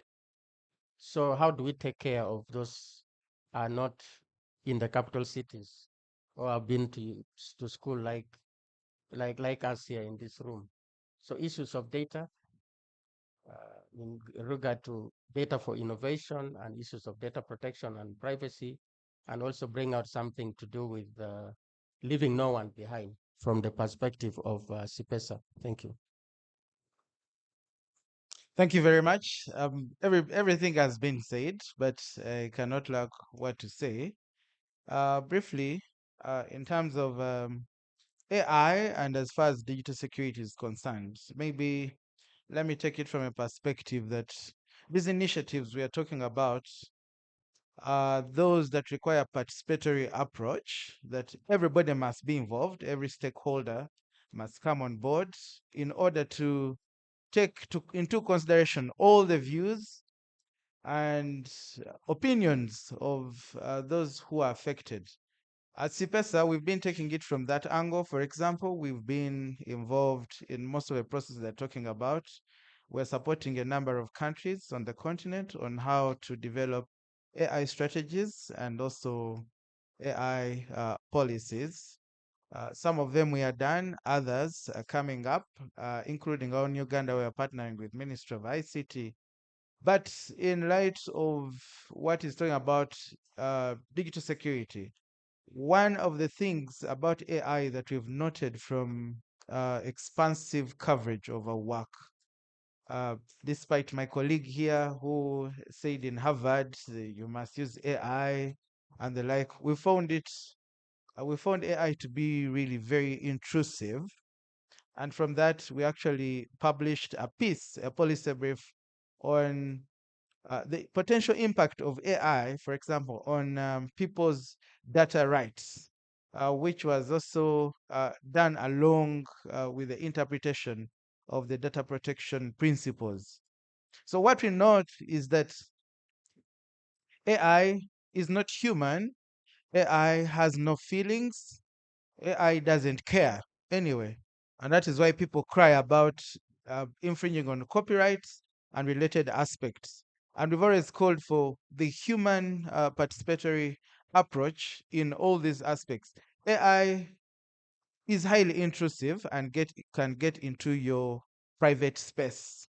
Without your knowledge, it can get into people's works without caring, because it is depending on bots. It is powered by technology. It is powered by different servers that exist, the internet. So it can go in seconds and be able to collect information. And if you don't ask it to actually acknowledge, it will not acknowledge. It will give you whatever it's giving you. So we have noted all those aspects. And also, as part of our digital security resilience work, we also fully understand that AI, with the highly intrusive nature that it comes with, is also the requirement to come up and develop tools and come up with strategies on how actually we can ensure that data rights are actually protected, ensured, and promoted amidst the evolving or the advancement of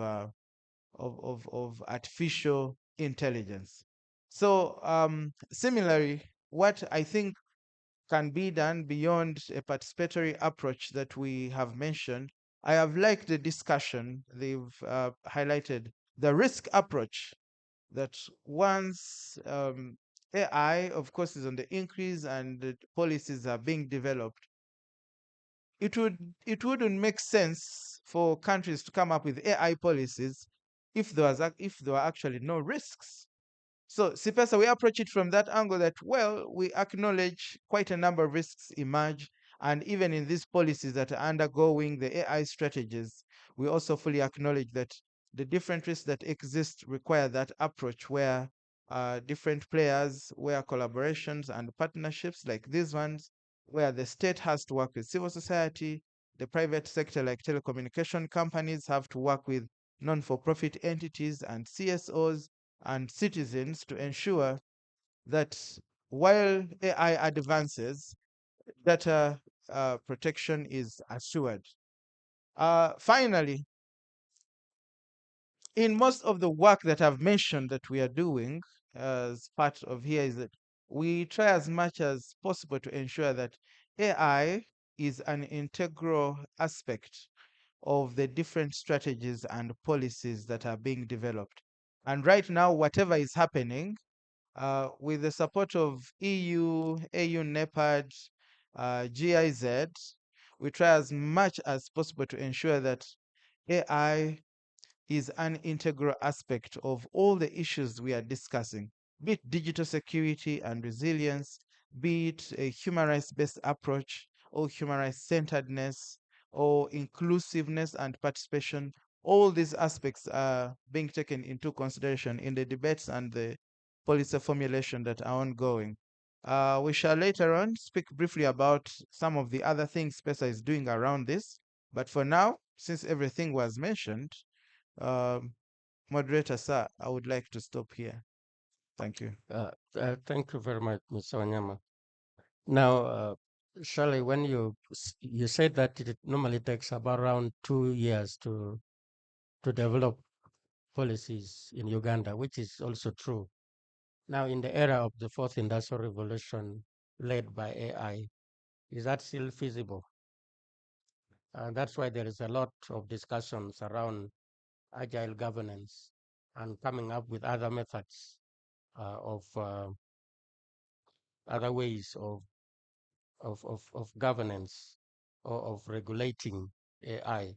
So maybe you could have an internal discussion on how best to be able to really regulate AI. Now, I would like to get a word recommendation from each of you to our policymakers, since we're having discussions around policy and lessons learned from other jurisdictions, and also the interactions we are having. We're having here academia, we're having innovators, we're having private sector, we are having the creatives here. So what kind of recommendations should the rapporteur capture? What recommendation would you wish to make? Let me start from the other side. Mr. Wanyama. Thank you very much. Sorry. Thank you very much for starting with me. I think I did highlight a few things when I was speaking, but as a major recommendation that we think is that AI impacts on all of us. It impacts on you and even on your grandmother or grandfather, or even those your auntie who lives in the village.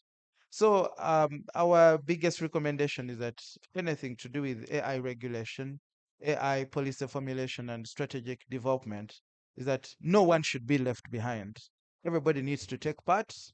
Uh, there needs to be an environment where all stakeholders should be able to trickle down into the most or disadvantaged or relegated that we don't expect to participate in these processes. Thank you very much. Okay, thank you, Mr. Wanyama. Next is Ruth. Thank you. I think my one recommendation would be to maybe reimagine regulation when we're talking about AI. And I think that's why you mentioned agile regulation. We are used to the traditional, there's a policy, okay, maybe that best study that you mentioned, the starting one. Then there's a policy, then we have, a law, and then we have regulations. And usually that process from start to finish can take up to 10 years. And the question you asked, is it feasible to have that mode of regulation when AI systems are changing by the day? Another thing with reimagining AI regulation, because some people have talked about, sector regulation, but if just to draw, for example, from the competition regime, we had sectors regulating competition, and then 10 years, 20 years later, we now have one competition law that doesn't mention the sector regulation.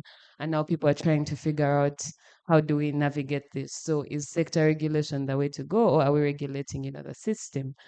And then lastly, again, reimagining who should regulate, and how these regulations should be developed. Maybe for things like AI, and I think Collins mentioned how much, people, I think there's a disconnect between the innovators and the policymakers or the regulators, which shouldn't be there.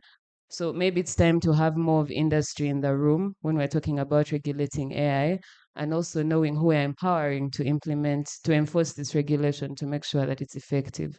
So yeah, that would be my one call, is like, let's reimagine the traditional models that we've always had for regulation and think about how best to adapt them to regulating something as, versatile as AI. Thank you. Thank you very much, Ruth. Shirley, what recommendation would you give, not to yourself, but to the committee that is working on the national AI strategy for Uganda?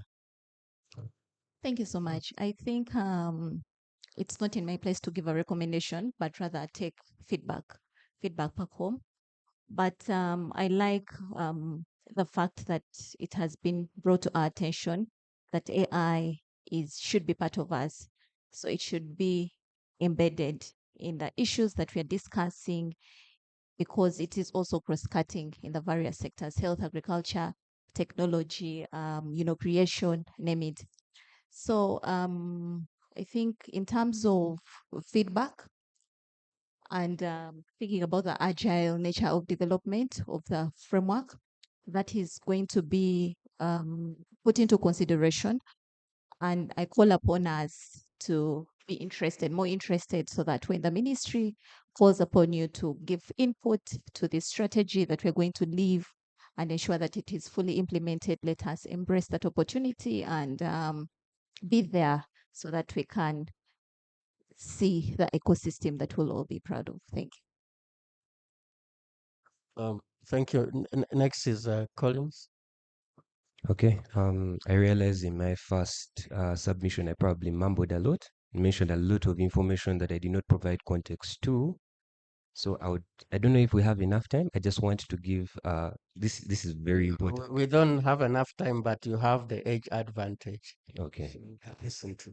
Thank you. So I mentioned those four things: data, compute, talent, and policy. But I wanted to highlight two things.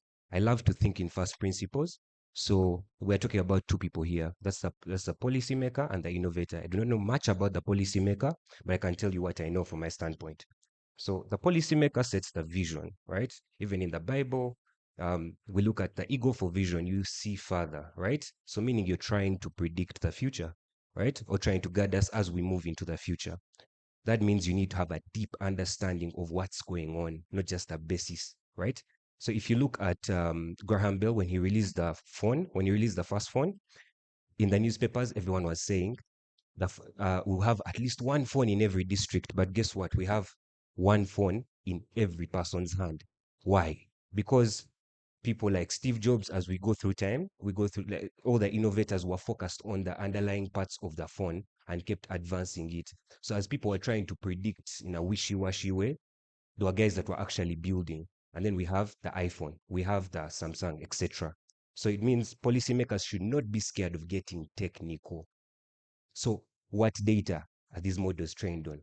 What's driving the innovation in AI? What other technologies should I consider? Are we utilizing actual technology before we even get to AI, right? So that's one thing. We should not be scared of being technical. The second thing is the innovators. Now, see, the thing with the innovators is most of us are young. And the thing that comes with being young is you're very passionate, you have the energy, but you do not have the right information, right? This is where the policymakers come in. That's why I said we need to build the guardrails. What I meant by guardrails isn't the things that need to hit us, but the direction that we need to take. This is why. So the innovators focus on the wrong problems. So we normally default to the wrong problems because we're trying to survive. Because most of the time when I tried to be passionate about the cause, because I volunteer a lot trying to teach people these things, trying to get as technical as possible, trying to show them what's possible, most of the time you don't get money from the thing, so you default to like the thing that can make you the most money. So you find a marketing company that needs an AI automation. We want to post more, we want to do this more, so you just come in and then do that, but you forget that there are crucial problems that we are suffering with because we're trying to borrow frameworks from all these people, but we haven't even fixed the basic problems that we have. So we need to build guidance for these people because there's a lot of uncertainty, and that's the truth. So yeah, we need to understand, both of us. Sorry, we both need to understand where we come from and work together so that we can have a better so that we can use AI for what it's actually used for. Now, the reason I mentioned the data, the compute, the talent, and the policy is so that you guys know what's lacking. So we are all blinded and focused. Okay, I don't want to say blinded, but we're all focusing on policy, which is very important, but we're not focusing on talent. Now, I can tell you from my point of view, a lot of the AI engineers that we've trained, most of them are being placed abroad. And if I'm being paid like what, $5,000 abroad, I wouldn't want to contribute to like a cause here, because like a lot of the innovators hate the country. They curse the land that they were brought up in. But what I'm saying, what I'm trying to highlight is we need to pay attention to data, because data is the leverage that we have. And when I mentioned the petrol stations, the guys collecting data using ChatGPT, what I wanted to highlight is there's no data there's no data we're using to synthesize, to make decisions here. No one's collecting data. Then compute is going to be taken care of. ABQ Cloud is launching a cloud here in Uganda where they're going to be giving out GPUs, but who's going to use them? We do not have talent. So in my efforts, I've been trying to train AI engineers. I've been trying to meet with industry professionals and work with them to see how we can embed AI in their, how we can embed technology, like basic technology. Then we move to AI, then we move to quantum computing, and we start thinking about these things and how we can move forward with them. Thank you. I hope I've tried to highlight. Thank you very much, Collins. Yes, we need more people like you to drive the AI agenda. Now, as we conclude, there are also questions we need to ask ourselves. What are some of those things that should not be handled by AI? what should be the role of AI vis-a-vis the human being? Those are some of the things that are bringing fears of job displacement and the like. But I also need to point out, when we talk about AI policy, we mean the strategic intent of government to address problems and opportunities that are occasioned by AI. So it addresses issues that affect the citizens, it affects international relations, and others. So in that, government will have to identify who is taking lead, either one institution or in terms of governance, and then look at the enabling environment. What is it that needs to be in place for us to succeed? And then also looks at whether our policies should be backed by law. That is other discussions that are going on. Do we need to come with a law to back up AI adoption in Uganda, or do we just amend the different laws that we have in place? Others people say, start with what you have, start from where you are. So permit me, let me invite you to give a big round of applause to the panelists. And also, unfortunately, we didn't get time to, it was an oversight.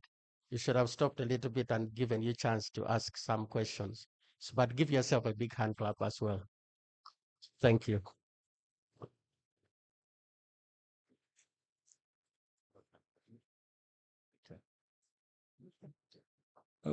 I don't know whether we're having a photo from the photo team for these guys, or we'll do that later. Okay. But I wanted to thank Mr. Atwaire and to just remind you that in the afternoon, what you were saying, we are going to have an interactive session, a co-creation session between policymakers and you guys in the industry to be able to see, can you co-create these policies? So really, that is why you're here today, to co-create these policies with the policymakers. All right, that's all.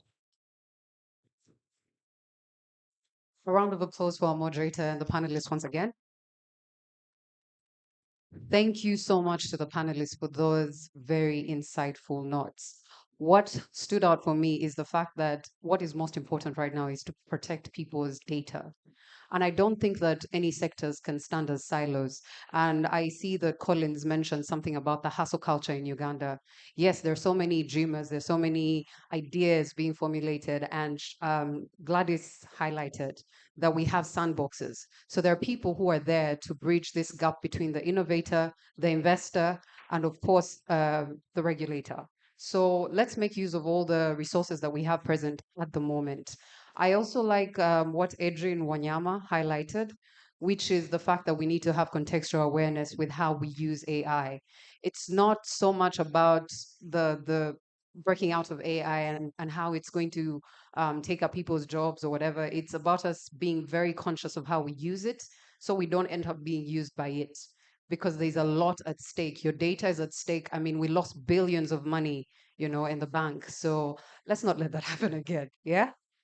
Thank you so much again to the panelists. Thank you to the panelists and to the moderator. There are these talking cards on your table. And if you look at the bottom, there's a QR code. So if you want to access any of the white papers that KTA came up with last year at the symposium, please do feel free to scan and see them there. But you can also see the program there so you can follow up with what we are doing right now. Thank you.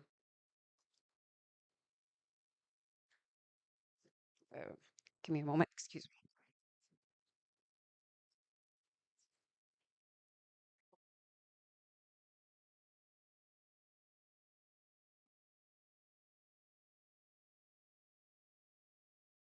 I would like to invite Mr. Adrian Wanyama again from CPESA to give us his presentation. A round of applause, please.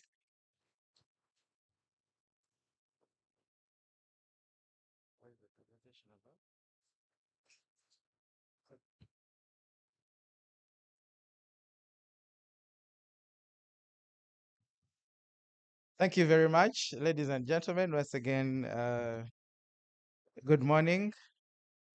Let me invite my colleague, Patricia. Please come over. I don't know where Brian is. Patricia, please come. So my name, once again, as my colleague is coming, Adrian Wanyama. I work with CIPESA as program manager, legal. Beyond CIPESA, I am also a lecturer.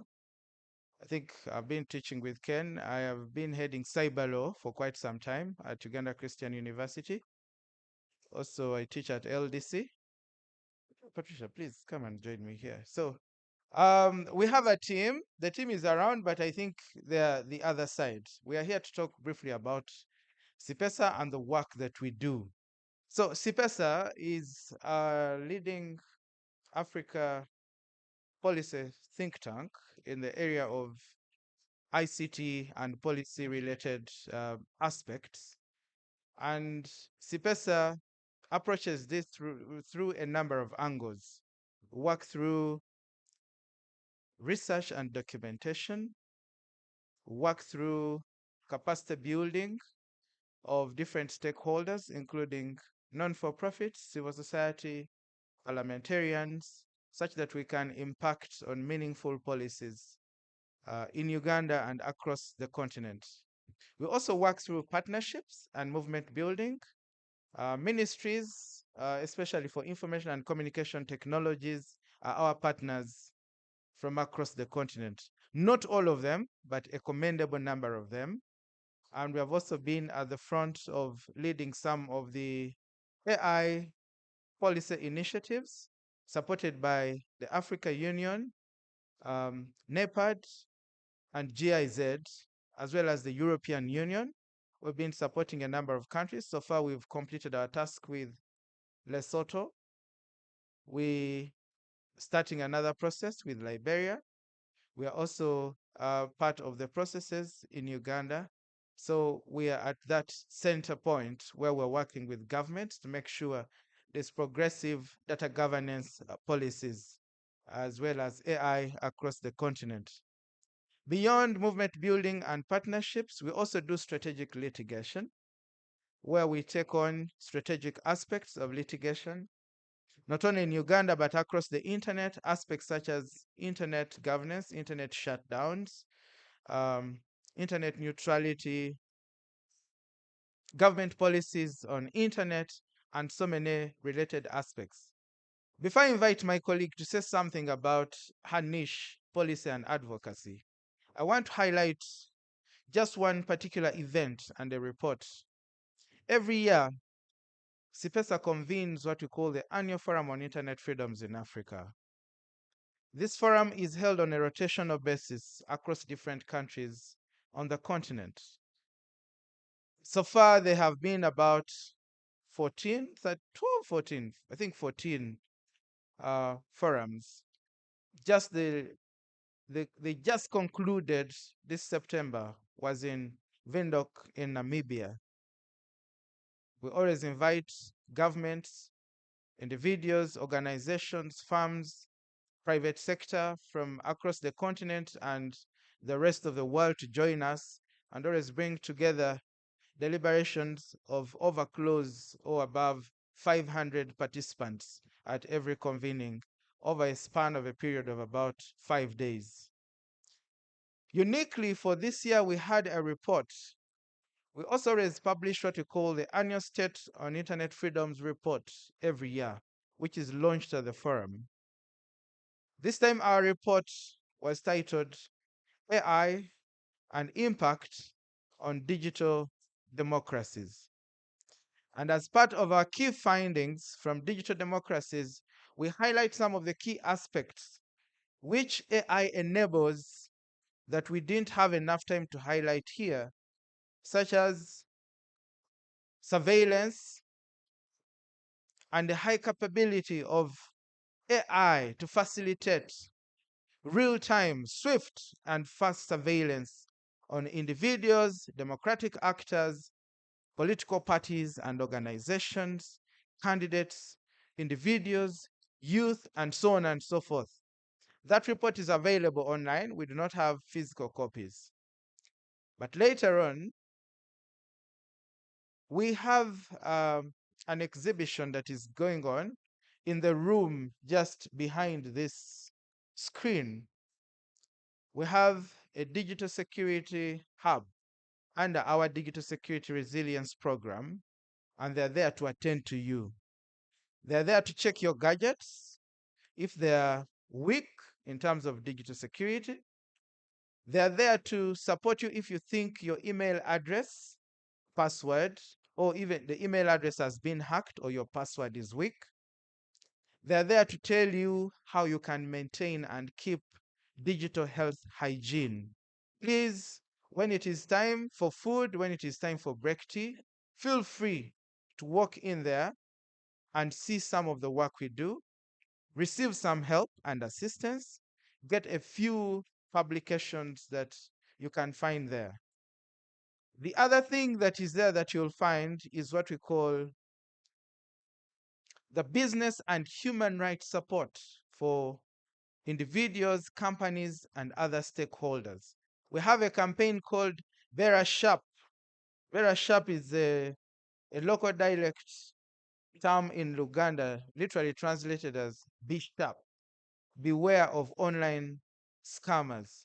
Please, when you get there, you'll be able to scan some few codes. You'll be able to read a few things that have been done.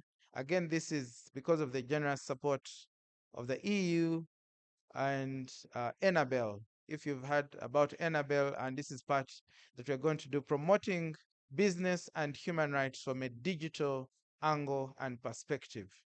Let me invite my colleague, Patricia, to speak briefly about her docket. She's also part of the legal team. She'll tell you what she does, and then we will receive one or two questions, and then we'll be done with this short talk. Thank you. Over to you, Patricia. Thank you, Adrian. Hi, everyone. I am Patricia Ainembabazi. I work with Sipesa. I have a question. I know we've just been talking about AI and the tools or the jurisdictions we are benchmarking from. Who among people here has read the EU Act on AI, the European AI Artificial Intelligence Regulation? You have? Okay, nice. Because I bring it up because of the Brussels effect that we've all been, drenched into. They were talking about the EU GDPR. True, we benchmark with this. So I would advise that going forward, just go back, read it. It will help you as you advise anyone, any country, any company on coming up with strategies.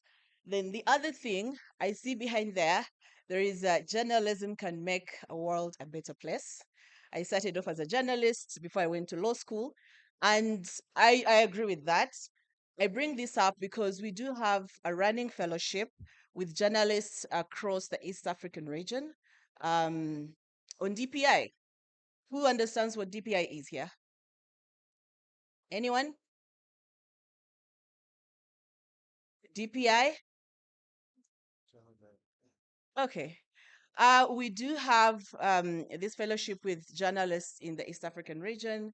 Next month, we'll be in Cape Town for the Global Summit on DPI. This is just digital public infrastructure. It caters pretty much AI things. We're talking about surveillance, governments using tech or anything that you call the internet to surveil you, to work better for you. You're using national IDs, telecom companies. So that is all a docket under DPI, and it's some of the work that we do at CEPESA. And we hope that some of you will be attending our session in Cape Town early November. I'll be there. I'll be happy to see some of you.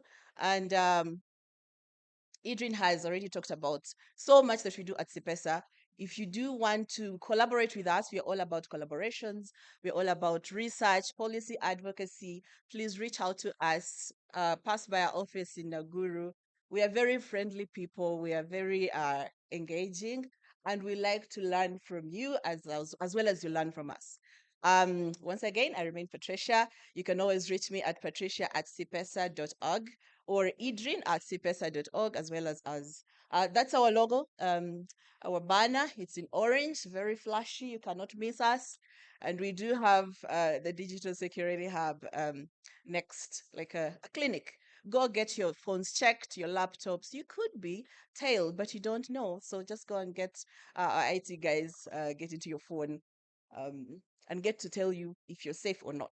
And always change your passwords if you can. Thank you very much. Thank you, Patricia. Patricia is our policy and advocacy officer. You never know. You may be lucky to get some codes for maybe validating your Windows if you're using fake Windows, or VPNs that are not validated. You don't have proper passwords to antiviruses. So it will be, if you go there much earlier and the guys there are happy with you, you may be lucky to have some of those. So please, you are very welcome to the Digital Security Hub and Business and Human Rights, just in the room behind you here. With that, we really don't have more to say unless you have any questions for us. Otherwise, would like to stop here. So, seems no questions. Thank you very much. Thank you for listening, and we wish you the best of deliberations for the rest of the day. Thank you very much. Thank you. Over to you, Tracy.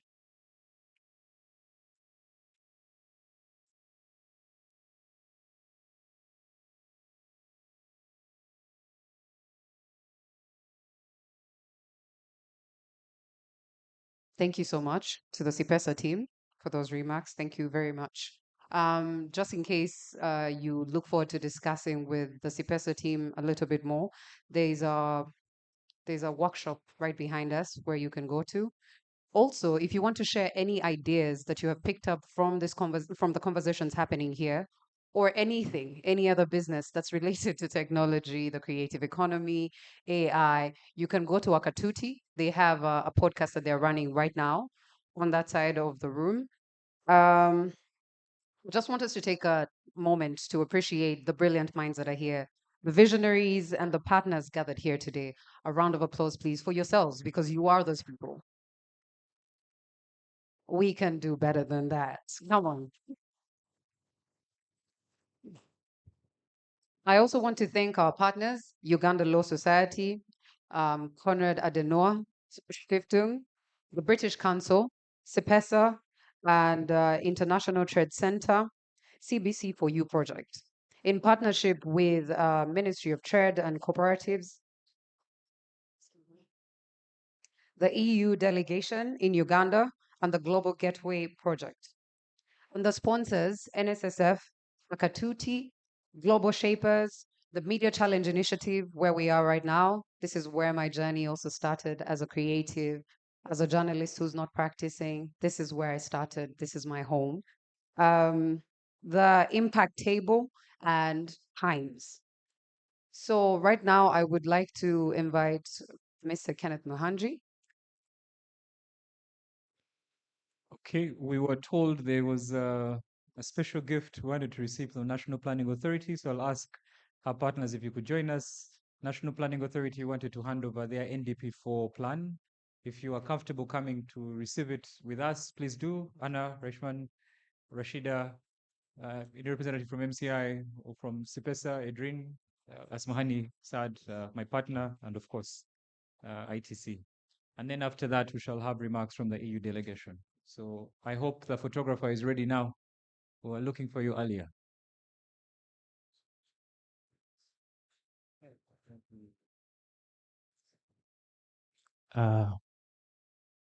Thank you. The Mr. is called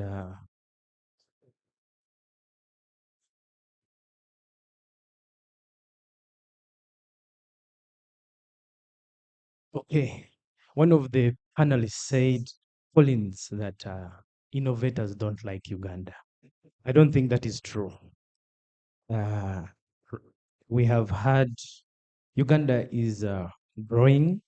We have the vision 2040, and we have implemented national development plans from the first. Now we're on the fourth, and on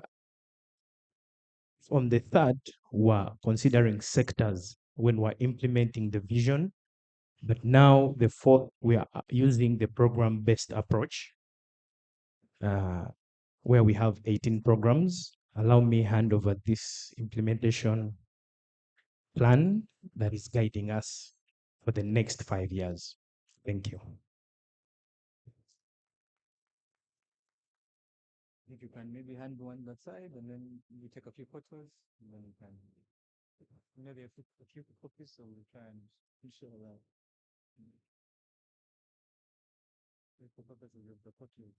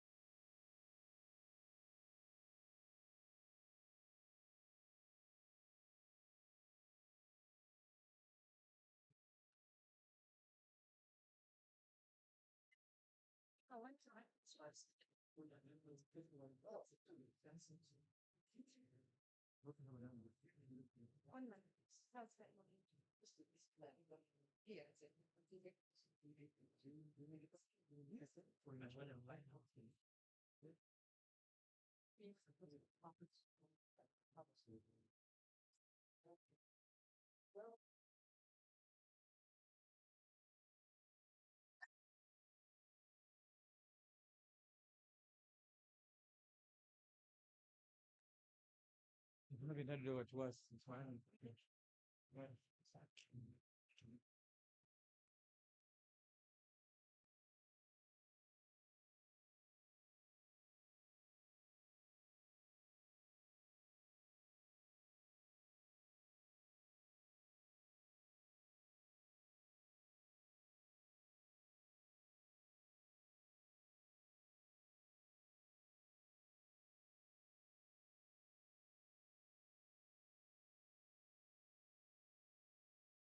Okay, Tracy, hand back to you. I think now we're going to hear remarks from the EU delegation in Uganda. Do you want to?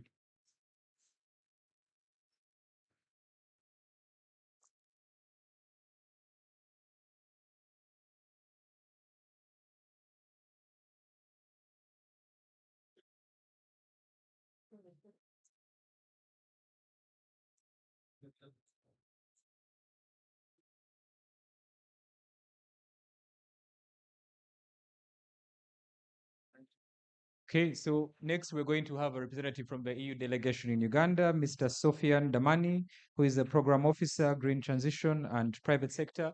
The EU delegation in Uganda is one of our partners working in collaboration with the ITC.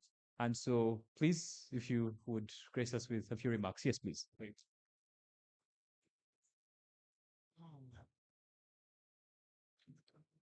Okay, thank you so much. Can you hear me like this if I'm here? Okay. So, distinguished guests, it's really a great pleasure for me to join you today on behalf of the European Union.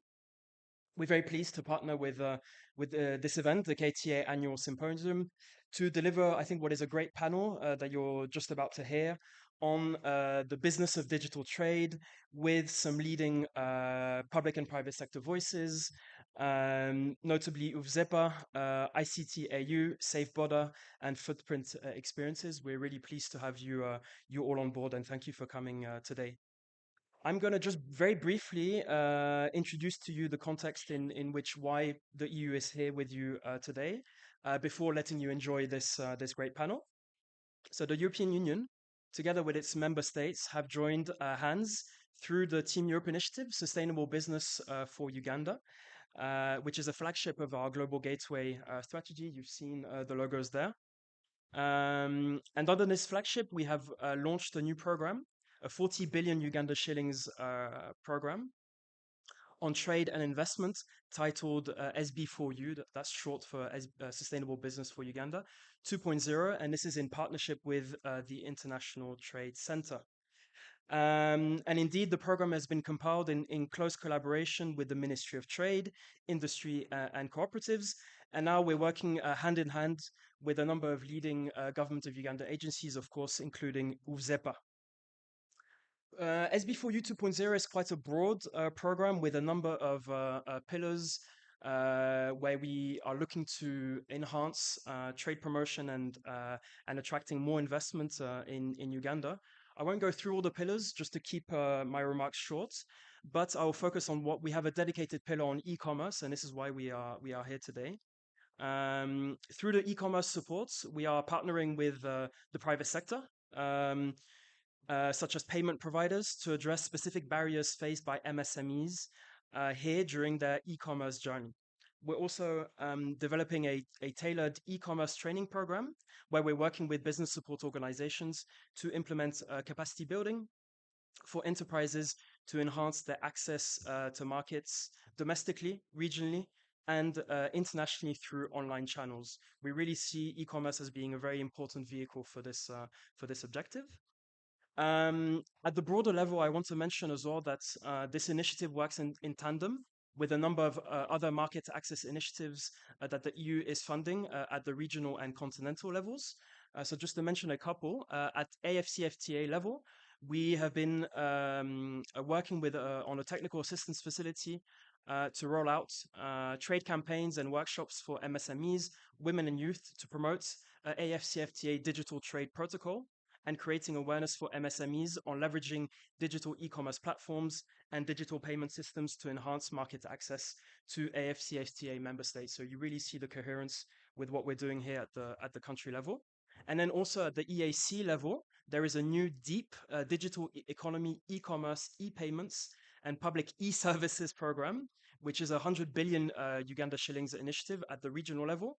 And this is also supporting the building blocks for an African digital market by working amongst others on issues such as the harmonization of national payment systems, enhancing cross-border interoperable service delivery, e-governance, as well as strengthening cybersecurity through regionally harmonized frameworks and policies for the protection of critical infrastructure and capacity building.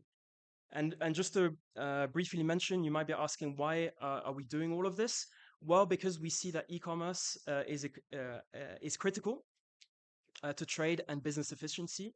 An effective e-commerce ecosystem is expected to provide the business community and especially small businesses with increased trade opportunities through better access, of course, to regional and worldwide markets.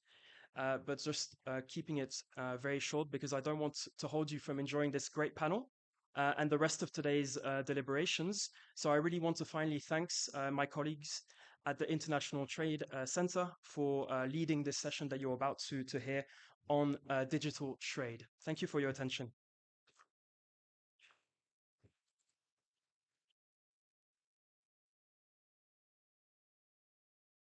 Thank you so much to our EU delegation.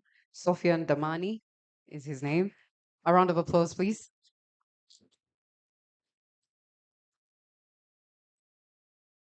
So there's been a slight change of plans. In case you're looking at your plan and thinking we're supposed to be having coffee, that's going to have to wait. Next, we're going to have our next panel discussion, the business of digital trade, building Uganda's e-commerce ecosystem.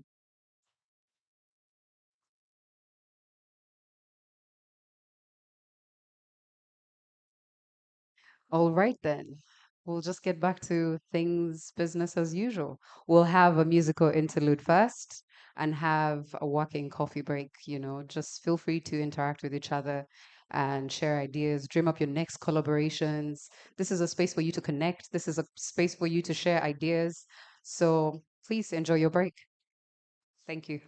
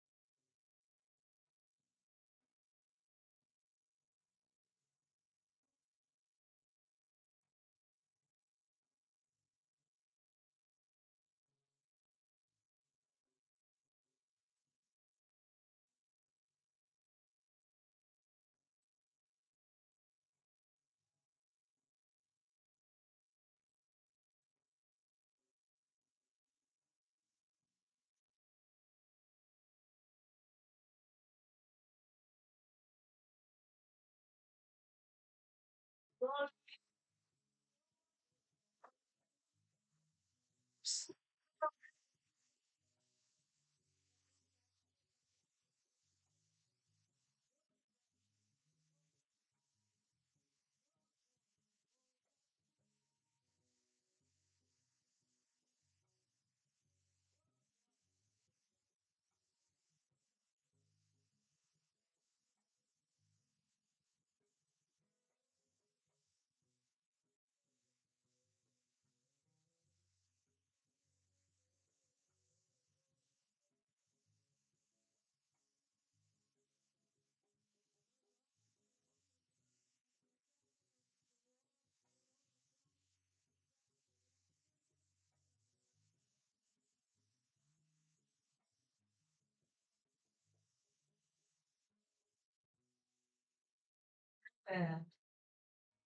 Enjoying a break. My name is Victor Patricia. I'm a singer songwriter all the way from Bournemouth, but I live here now. I work here. I'm gonna sing you one of my songs. It's my favorite. This one is called Ima, and it's about the Philippine now.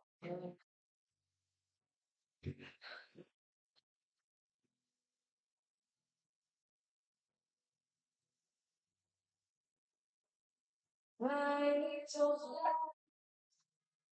right, stay on.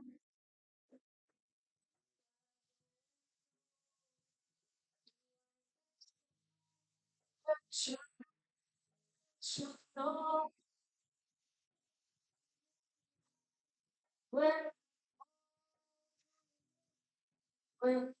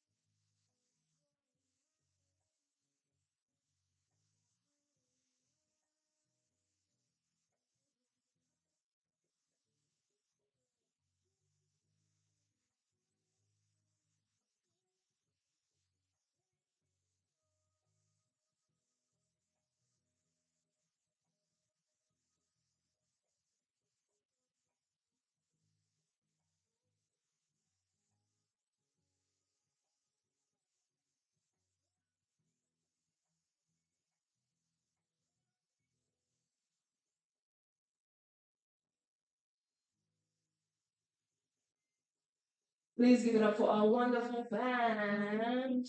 Thank you so much. And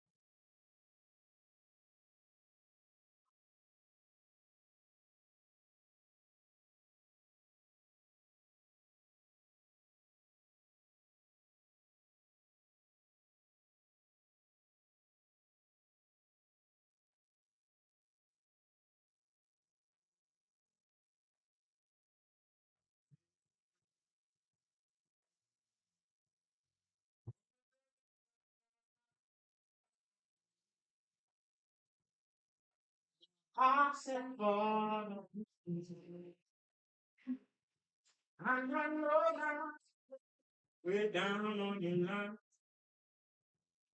But the way you feel is fine. So don't talk to me if you think I'm dumb. Wanna know when you're gone.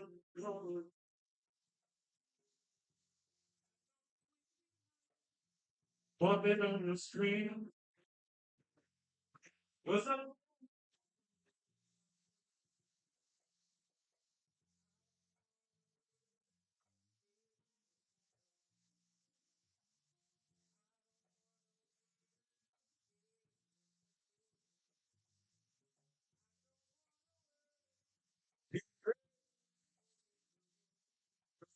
So, take it,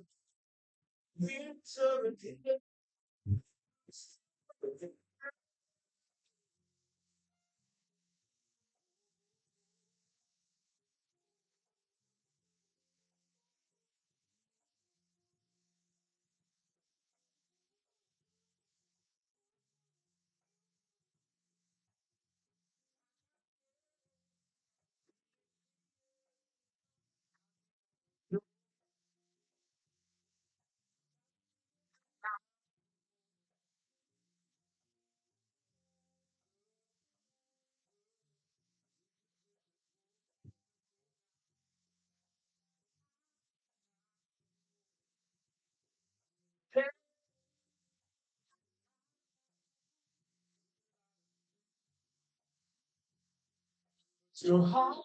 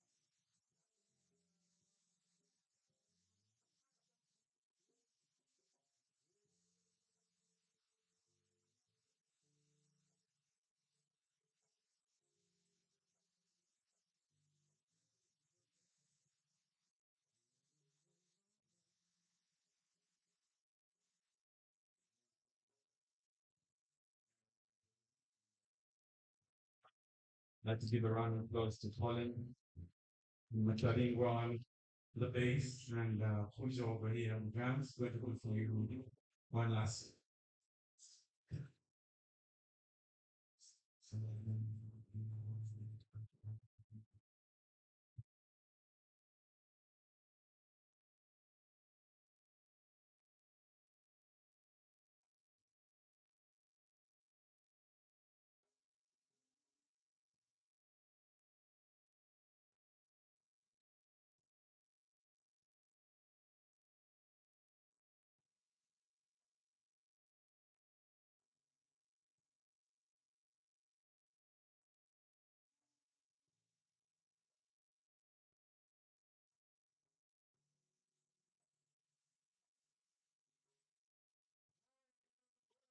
So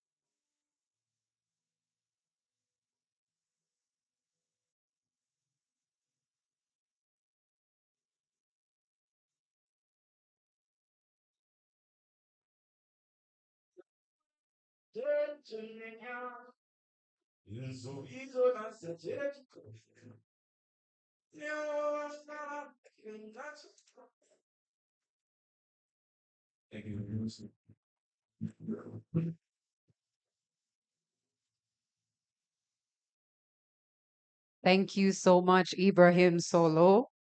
And Patricia Mitarike. Did I get your name right? Clock it. A round of applause for our creatives, please. A round of applause for our creatives again. Thank you so much. Thank you, Ibra and the band. I didn't get your names, but thank you so much. That was a lovely interlude. So without wasting any more time, I hope you enjoyed your coffee break. I hope that you had time to dream up your next collaborations or discuss some of the things that are happening here today. We'll keep having those kind of discussions and networking sessions.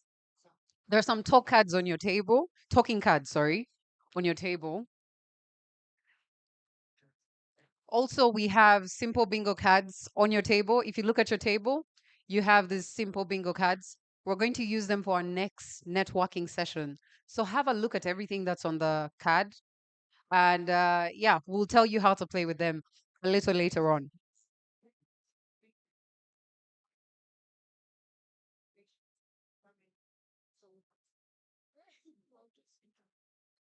Tracy Rubarema will be distributing those simple bingo cards.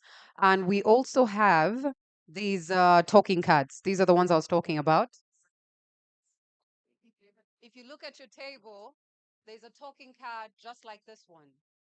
And if you look at the bottom right corner, you might see a QR code that you can scan in order to be able to see the white papers the KTA has developed. The white papers that KTA has developed from last year's symposium. Moving on to our next panel discussion, the business of digital trade, building Uganda's e-commerce ecosystem.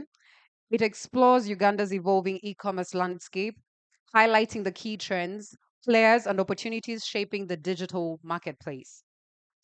This session will be moderated by John Darabasa, Digital Transformation Lead at the International Trade Center.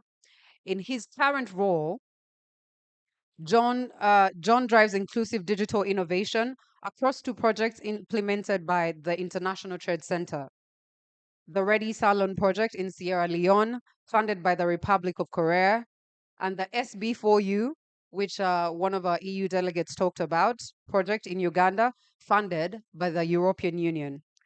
I will ask John Darabasa to take his seat and also to introduce his panelists. Enjoy the session. Thank you. A round of applause, please, while our panelists make it to the stage. Thank you. Thank you so much, Tracy. Good morning. Is it still morning? Yeah, good morning, everybody. Good morning.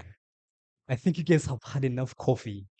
So, and Tracy, thank you so much for the introduction. So, my name is John Dabarasa, and I'm here in the capacity of the International Trade Center, an agency of the United Nations and World Trade Organization. And we are implementing the SB4U, Sustainable Business for Uganda Project 2.0, which Sofian from the EUD, our kind donors, briefly touched on. So I'll not go into details, but I will maybe call up my panelists. I have a set of really, really amazing speakers, and maybe just to also um, mention that the panel is going to entirely focus on e-commerce. So Sofian was talking about the different pillars at which SP4 is operating, and this is output 5 of the project, where we're trying to contribute to the growth of the e-commerce ecosystem in Uganda. And so I have some 4 speakers. I will just call their names, and then they will go through their bios. They have amazing CVs. I will not do it justice if I try to go through these. So begin with Stella Ayukoru from the UFZEPA, so Uganda Free Zones Export Promotion Authority.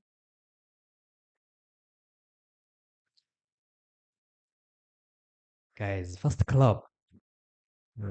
That's very good. Ingrid Aringaniza, she's the CEO of Footprint Experiences. So this is an SME that is trying to digitize the tourism sector, and we are focusing on 3 sectors as a project, including tourism, logistics, and grains. And so you will hear a little bit of a mix from the speakers. And then Rob Sanford is the CEO of Safe Border. How many of you guys know Safe Border? No? Okay, just a few. Rob, you have so much work to do. And last but not least, Mr. Gideon Korunoji is the CEO of the ICT Association of Uganda.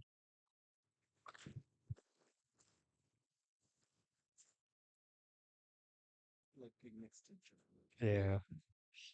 So I think in the interest of time, we will do a very quick round of intros. So each one of you just briefly tell us your names again, what you do, and what brings you to this amazing symposium. And also, I would like to say thank you so much to Mr. Kenneth Mohanji and your amazing team, Celine, and everybody that has put this together. We're extremely proud to collaborate. Thank you so much. So I will begin with Stella.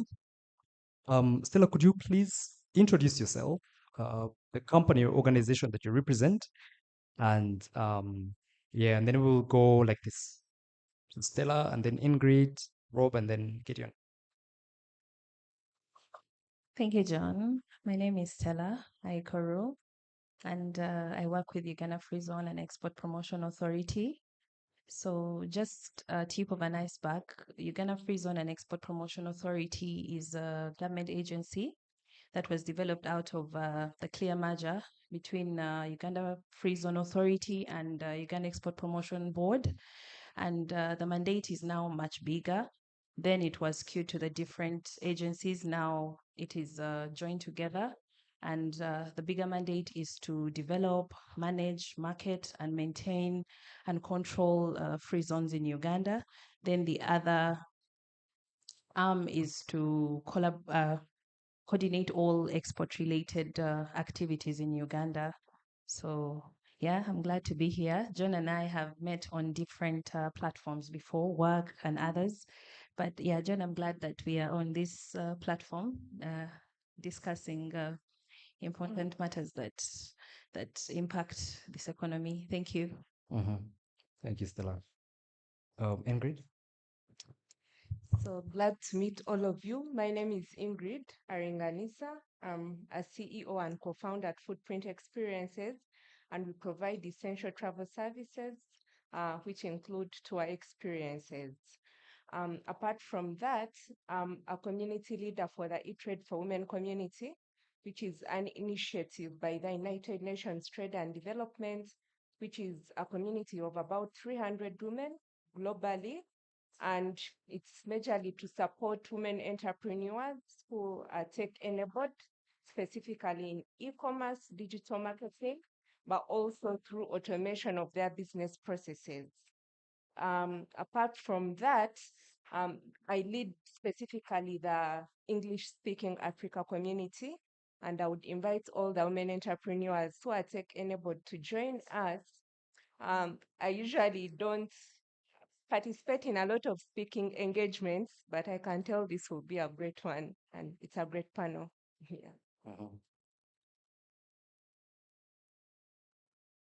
Yeah. Morning, everyone. Thanks very much for having me today. I'm Rob Sanford, the CEO for Safe Boda. For those who don't know, seems like some of you don't, Safe Boda has been transporting people in Kampala safely for the last 10 years. So the drivers with the orange helmets driving mostly more safe than all the other Boda drivers. We also have Safe Car, but specifically today we have package delivery as well, which is kind of how Safe Boda is trying to support e-commerce and work on growing the industry. Thanks so much. Yes, good morning. Thank you, Rob. My name is Gideon. I'm the CEO of the ICT Association of Uganda. At the ICT Association of Uganda, we convene public sector, private sector players, policymakers, and IT professionals, also IT companies, for one aim, for one mission. It's to bridge the digital divide in Uganda. Bridging the digital divide in Uganda has never been more needed than ever before. Currently, we have internet penetration rate of around 28%, and we are in a generation where I've been sitting with the teams there, and we have smartphone users who are around 12 million Ugandans using smartphones. It should really concern that we have as an association. And the growth of that sector also helps our members grow, because when more people use the internet, when use more smartphones, that means our members also get more cash in their pockets. But also it leads to the growth of the economy. Happy to be here. Thank you. Okay, thank you so much. So I decided to stand so I can see all. It's a bit weird sitting there and then asking you guys the question. I'm looking that side. So I guess the first question is really a very general one, and it's to each one of you. I think the audience would like to understand what really drives e-commerce or digital trade, but specifically e-commerce in the country. And are there specific challenges or gaps or loopholes that you guys see in the work that you do as associations and as a private sector companies in tech? Did you get the question? Yep. So Stella, do you want to go and then we go like this, or then we skip, Rob comes in and then we go back?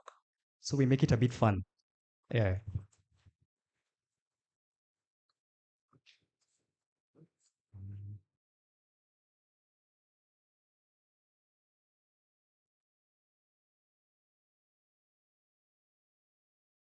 Okay. All right. Thank you. John, thank you. E-commerce, to start with, I believe is a lifeblood for international trade and even local trade. So one of the key things that has been a driver to the growth and development of e-commerce in Uganda, we can all agree that at least over 43% of Ugandans have phones, and smartphones at that. So definitely overall, you'll find that Ugandans have been driven more to do e-commerce. And then of course there's startups. Ugandans are driven to do startups. So of course the beginning part is online, because many of them try to evade tax with the URA. So you'll find that they'll do a lot of e-commerce and online trading. Then too is the mobile money revolution in Uganda. I believe every telco right now has the mobile money aspect. And of course, there is also small solutions and applications that have been developed to do payment in Uganda. And it has also been such a driver to e-commerce in Uganda. 3 is the COVID pandemic. When rubber hit the road, everyone went online, and e-commerce, I believe, in Uganda boomed because of COVID, and I believe there is no looking back from then. Then the 4th, I believe, is the middle income. Ugandans actually have a lot of disposable income, so they're able to create demand and purchase products, and these products are actually imported. I believe we know that currently Ugandans are able to even purchase on international applications like Shein, and are able to pay for the logistical aspects of it, payment for the transportation, payment for the warehousing, and payment for the clearance.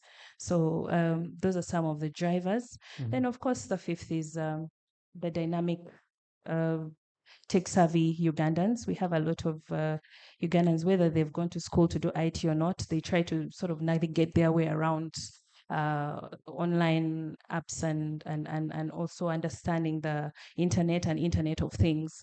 So this has greatly driven e-commerce and the development of it in this country. Thank you. Okay, Stella. Rob? Thanks. I don't think I have too much to add in terms of what has driven the growth. I think maybe the thing I would highlight is I don't think it's been a result of any policy. I think it's all been private sector, COVID, which was mostly bad news, and middle income, all of these things which is not driven by policy. And so maybe I just focus on the challenges a little bit more, which is how Uganda is compared to Kenya. It's not that Kenya is a little bit further ahead. Kenya is 12 times ahead in terms of e-commerce transactions. Number of smartphones is super low. Internet is very expensive and unpredictable. Stella highlighted a critical thing, which is Ministry of Finance or Ministry of Trade hasn't worked out how to formalize marketplaces in a positive way without businesses seeing the immediate issue of tax, right? My competitor is not paying tax because they are offline. I'm online and I'm paying tax. So there has been no real policy to solve that critical issue, in my opinion. And then digital payments again is positive. It's growing. It's 3 or 4 times more expensive than M-Pesa to use Airtel, MTN, etc. So there is progress. It is growing, but it's growing significantly slower than other markets. And I think there needs to be a much more deliberate way in which we use e-commerce to formalize most of our offline marketplaces in Uganda. Thanks. Thank you, Rob. And Ingrid, what are you seeing with the work that you're doing at Footprint? What is the blockage for you in e-commerce? Yes, so the blockage for me, I'll talk for startups, Mhm. especially in the tourism sector, like Footprint Experiences. And while everyone is talking about the internet penetration and all these things, but there is still some, when I was reflecting, I tried to think it all goes to capacity. Um, I said we provide travel services first through our platform, but also through other platforms without reinventing the wheel, different aggregators. We provide our services, but we are also consumers because this is, a system, a service system that is close looped. You need to put accommodation people together, you need transport, the logistics and everything. So the challenge is that while there is some limited penetration in the tourism industry for e-commerce in Uganda, first of all, is capacity. The startups, different companies, maybe people who have capital to go into logistics, they will have hard products, they will have cars that they will sell. People who have hotels will also have accommodation facilities that they will sell. Now there comes the aggregator. For example, having an aggregator, like I'll give the most known examples like booking.com for accommodation, TripAdvisor for tour services. So why are we not having aggregators coming from our ecosystem? I think it goes to capacity building. In terms of how do people know everyone is excited. When Collins was talking, no, I need to get into the e-commerce space, but do they have what it takes to build a sustainable e-commerce system? Because this comes with raising financing. We keep complaining that we don't get VC financing here. It's not just a problem of financing not reaching, not even just VC, debt, equity, but we do not have the capacity. If you call different people who want to aggregate these services and you ask them, what are your unit economics? What are your finances? What are your projections? They do not know that. So how are they going to be able to raise financing that can help them to scale their services? That means at some point there is a level of growth that they cannot go beyond because they are not able to raise financing to scale. And if your market, for example, our domestic tourism market is really still challenged, and most tour operators look for international tourists. How are they going to be able to scale, to be able to access these tourists if they cannot get connections to, different tour companies all over the world, if they cannot be trusted? So it all goes to capacity building of not knowing how to scale, not knowing how to raise financing. And then also we have the payments issue. The payment systems are fragmented. And this manifests in different ways. First of all, high transaction fees. There are different layers of transactions. For example, even if it's mobile money for domestic tourists or international tourists, you'll have where you use a party payment provider, you'll get paid and they'll deduct some transaction fees, some commission. This money will go to your bank and you'll get some charges. Remember, mobile money has also charged. So it's hard to determine your unit economics and to be able to explain them to people because the payment system is fragmented. And then for the international tourists, the currency conversion, for example, they will pay you an amount, but because of the differences, then you do not get that same amount. So you can also not explain your finances very well. The third one is the fraud risk. Can people trust you? You need to create systems where people can be able to trust you to pay online.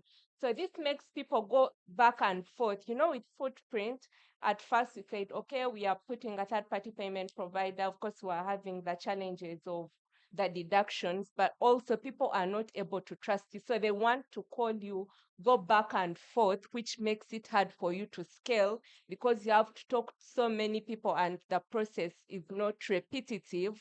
So it makes it hard for you to deal with many clients and your capacity is limited. And the third one, I will say a lot, but this is the private sector. Yeah. The third problem that I see that we have is, the visibility. Everyone is talking about AI. I really had some questions for the AI, but can we practically tell businesses how they can optimize for AI? Because if someone goes to search for tourism providers, AI should suggest, because people, even now there is the Google AI, people no longer go through all so much information. There will be AI suggestions. So it's no longer the search engine optimization, but the visibility through the artificial intelligence optimization. So this is not just a problem for Uganda. If you looked at your phones right now, you're importing a service even when you do not know. You're paying some subscriptions, maybe for Netflix or for your AI provider. But how much services are we exporting from here? And for all developing countries that documented, according to the United Nations Trade and Development, we export less than 1% of global services. Developing countries, not just Uganda. So just imagine what portion that Uganda takes. So how do you think Ugandans will access the international tourists, leave alone the domestic market, to be able to scale?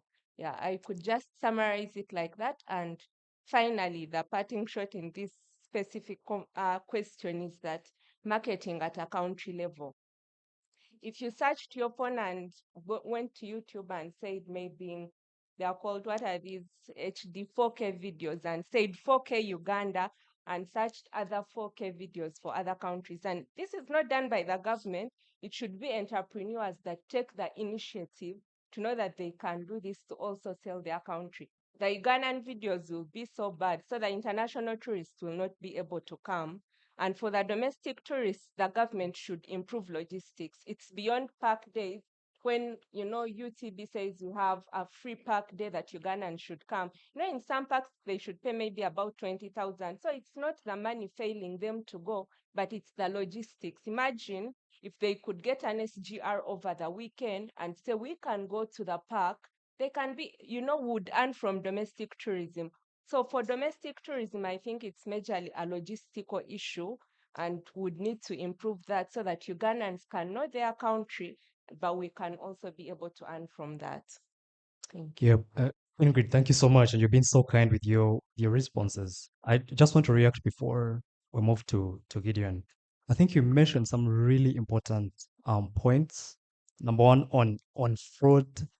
I was in Bara last week. We are launching an MSME capacity building program, and so I was speaking with some of the entrepreneurs there, and I was asking them what the challenges they are facing in e-commerce were, and they said, John, we don't trust these online platforms, so we don't understand their return policies. We don't understand anything that concerns e-commerce. So you order for a green shirt, and then you get a blue shirt, and then they convince you that that's a green shirt that became blue along the way. And so we had a lot of discussions around the third-party platforms that you're talking about, TripAdvisor, Booking.com for the tourism companies, and of course, social media and how they can sort of utilize these. On payments, it's true, and I think it's not just a Ugandan problem, sorry. And that kind of presents a huge opportunity for fintechs. I've seen a few founders here that have built payment platforms. Alan here, I've worked with Alan Rakatungu for the last 7 years, and has built a solid fintech from ground up, and is now building a very solid artificial intelligence platform that apparently works for you. And so maybe you can have lunch with Alan, and he'll explain to you the stuff that they're doing at times. Yeah. Maybe he needs to pay you for the advert. Yeah, yeah, he's buying me coffee after this. Gideon, what are you seeing with your members at the ICT association? So, like, we've been with Ministry of Trade. We've been in Chotera and Kabale districts last month, training MSMEs on using e-commerce platforms and what they can do to tap into the e-commerce space. When we go on ground, what we find is different from what is in these conferences as an association. This is the truth. Incremental growth cannot help us achieve tenfold growth. It cannot. We must look at a conversation of disruption. This is why Amazon's market cap is $2.4 trillion. Africa's GDP combined, the whole of Africa is 2.5 trillion. So we are 0.1 trillion richer than Amazon in terms of market cap, comparing our GDP and them. For me, for e-commerce to grow as an association, we have built a CIO roundtable, and the CIOs are complaining. These are the top CTOs and CIOs across top telecoms and government sectors, and they're complaining. They're saying, Gideon, we don't think the government is prioritizing strategy to position Uganda to maybe bud the next Amazon or bud the next products that we should have. So for us to employ the workforces that we have in Uganda, for us to revamp the digital trade and change, for example, how the e-commerce nationally is structured, it comes from an eye of strategy, in my view, to say we want to raise market, maybe a company that can have market cap that can be also listed on the New York Stock Exchange. Why can't we do that? And we have the technology, we have the brains. Those people they don't eat a different diet that they have. And we could say for the e-commerce space, because you see, Chikobo is not relevant in the next few years, but it profits the oligarchs for our market to stay the way it is, structured this way. But if the nation wants to see that tenfold growth being achieved, we need to have a conversation on disruption. And e-commerce should not be ignored in the conversation of disruption. So as we've been doing these trainings as an association, we have observed that as we are doing all these initiatives, they are not helping, because we go and train some MSMEs, they still cry that, Gideon, we have not understood, we have to train again and again. We feel as an association, we want to roll out some other platforms, as you're hearing. We want to go now beyond convening the sector players. We want to develop shared value platforms which can profit our members, but also profit the general ecosystem. And we also want to participate in innovating, building our own product as an association that could answer certain gaps that we have in our ecosystem. However, we can't achieve that when our market is only having 13 million internet users. I can't, even the ones who are active around 6 million. And I can't also do that when they're going to switch off internet. Yeah. So in elections, so I can't say that the digital trade, how it will be affected. Yeah. And if it fits policymakers, I would prefer they just switch off some nodes or maybe social media, but let's keep on key nodes on so that digital trade can be trusted. Yeah. So for people to go online, they will not want to go online to trade because they know it. In elections or when there's any turbulence that happens, internet will be switched off. So in those facts, they really make investor confidence low in our markets, and also the local investor who is the one owning a shop somewhere. Mm-hmm. Thank you. Yeah, Gideon, excellent. And so in the interest of time, I see where the clock is starting to shift. Stella, I know the stuff you guys are doing at UFSEPA around services exports, especially. The earlier panel was really diving into policies and governance around artificial intelligence.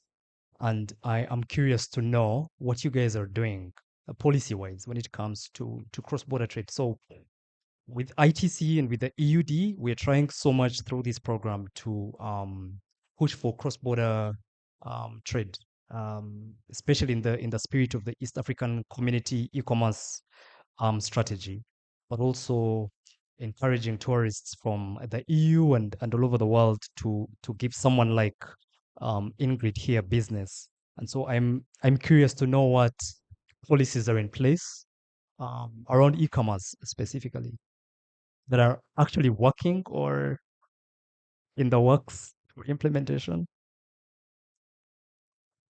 Okay, thank you, John.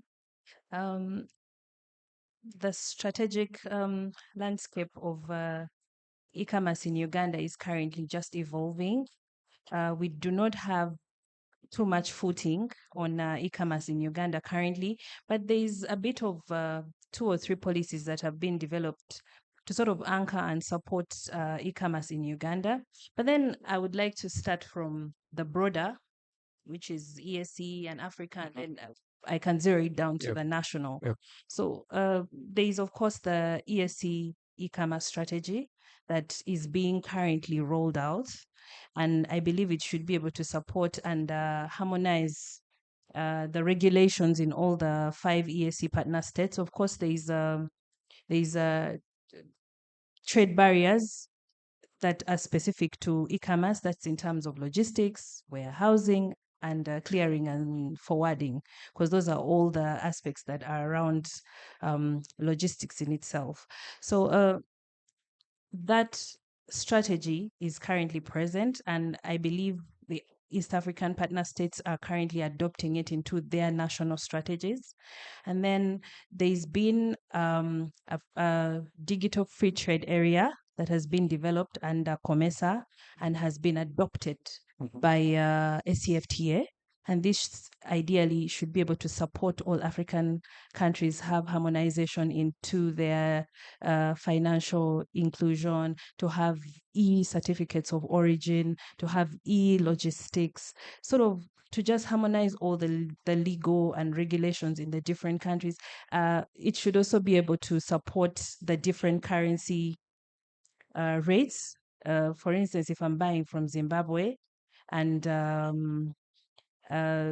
it's being imported into Uganda, the rates should sort of be harmonized. Of course, the pain point now is the different countries have closed economies. Case in point is Ethiopia. They have a closed economy where you're not able to play around with the currencies and all that. But I believe everything is an evolving ball. Eventually, it will come to play and all that. So when you come down to the national, of course, the ESC, the digital free trade area, of course, also inform our national strategies and policies. Currently, under the Ministry of Trade, there's been a development of the national e-commerce strategy. It has fully not been implemented or rolled out yet for various reasons, financial, and of course the input of the private sector. But then it is already giving us a roadmap on how we are going to roll out the e-commerce footprint in Uganda. And then, of course, the fact that you have a government buy-in. Two, the other policy is the digital transformation project that was under the NDP3, I believe has been extended to the NDP4. And ideally, it is supposed to support the rollout of e-commerce in Uganda, support startups in Uganda, and also encourage use of financial solutions in Uganda, that is both in government and private institutions. So currently, those are the ones that we work with. And of course, with the UFSIPA, the biggest ball game here is to encourage all our exporters, both in the free zones and the general exporters, to have an online presence. And in our export readiness assessments, we have that key area of marketing, and under marketing, these aspects of the emails, social media, and then of course your online presence. Okay. And in the past, we had a system, an exporter management system that had an e-commerce button in itself, where we would get buyers log onto that system, register the products they would like to buy from Uganda. And as of ZEPA being a trade promotional agency, we're able to connect these buyers to the sellers, both in products and services. And I could say we've had quite a great stride when it comes to promotion of tourism. It's been our helm, at least whenever we go for international events. And I'll be glad to support Ingrid here to get more clients internationally. But then, of course, one of my key experiences that I know is we had an engagement in Barcelona. Our IT and IT-enabled services were pitching, and each time someone would mention their company, the first thing that the buyers in the room would skew their heads down to their machines, and the first thing is, do you have online presence? Can I buy from you? What are your prices like? So everything literally was online. Same for South Africa investment. they'll check for your online presence. Are you able to do e-commerce? Do you have pictorials that actually speak to what you do or what you have? So in generality, aside the policies that have been developed in ESC, Africa, and national, there is also the other incentive that governments offer in their different lines of work. Okay, we have UTB that is, of course, promoting and supporting the tourist companies, and then UFZEPA that looks at the holistic promotion of products and promotion of services. Yeah, thank you. Yes, Stella, thank you so much. And I'm going to come to Rob. And because I think Safe Border has been around for quite some time. And, it's amazing the products they've rolled out over the years and the type of clientele that they have. I recently had, so I've had different experiences with e-commerce generally. I think I had a good one recently. It was both good and not so good. So I was buying a computer for a little niece of mine, and I went to one of the platforms. I will not say the name. And the computer came. So I waited a couple of days, the computer came, and then I sent it to my niece, and she tries to power it on, and it just wasn't powering on. But then I remembered that this particular platform have a very clear return policy. It's X number of days, you go through the application or whatever um, platform you used to order, and then just click refund. I have ABC kind of problem, and I need my refund. And it actually worked. So a couple of days later, maybe 24 or 72 hours later, I got my mobile money sent back. I was very happy, and they took back their machine. So I think, Rob, the question around trust, it's so important, and I think it goes beyond just delivering parcels. It's I want you to deliver a parcel to the specification that I ordered for. And one, I wanted to know if you have any knowledge on the policies that Stella has mentioned, or do they, stay in the boardrooms at UFZEPA, or are they actually reaching the MSMEs and the tech startups that are, ultimately affected? So, and then B is sort of what are the lessons over the years that you have learned through Safe Border and scaling the business, and how that can sort of be trickled down to even the smaller businesses, especially in logistics. Great, thanks. I guess in the first answer is quite straightforward. We are starting to work more closely with policymakers and policy institutions. Without shamelessly plugging KTA, who have organized today, they've been at the forefront of trying to bring people together to become a single voice, focus on true policy progress. But I would say it's something that's very important from a board perspective, but at the same time, it's not something that we can rely on every day. Right? We don't spend all of our time saying, well, this is going to happen, so we can wait for that. We know that this takes a lot of time. But it's good to see there's progress there. Secondly, in terms of lessons in digital, building digital trust, it's a very good example you use there. I think a few kind of key things I would say is, firstly, trust is very easily lost. Yeah. You can do all of the right things 9 times out of 10, you make a mistake, it's gone, right? Which completely makes sense. Trust in Uganda is pretty low, again, for many legitimate reasons.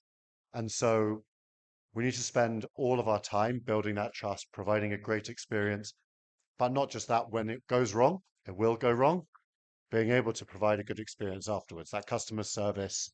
The reason why I believe Safe Border has done better than Uber, a dirty word in our boardroom, Name it, Rob. but has done better than Uber, despite the fact that Uber has a lot more money. Ingrid used the example of Booking.com, is because of the ability to say something's gone wrong. Someone answers the phone when you call. They can speak in Luganda as well as English, rather than just Uber. So you're able to build trust there. But it is an ongoing process. It really, really is. Then the final point is about how an organization like Safe Border can support smaller organizations. Safe Border is still relatively small. I think that these kind of partnerships are really important. I don't know which organization you're talking about. Gideon talked about the idea of an Amazon. I personally don't agree that an Amazon should work in Uganda, right? Whilst SafeBuddy would love the market cap of Amazon, I don't think it's the right thing. Amazon takes away the products from entrepreneurs. Ideally, SafeBuddy would work with entrepreneurs to say, look, this is what you need to do. We have very, very strict rules. This is how you will be successful on our platform if we were to roll out something like that, hypothetically, maybe. You would see, we would work to say, we need to protect our brand, you need to protect your brand.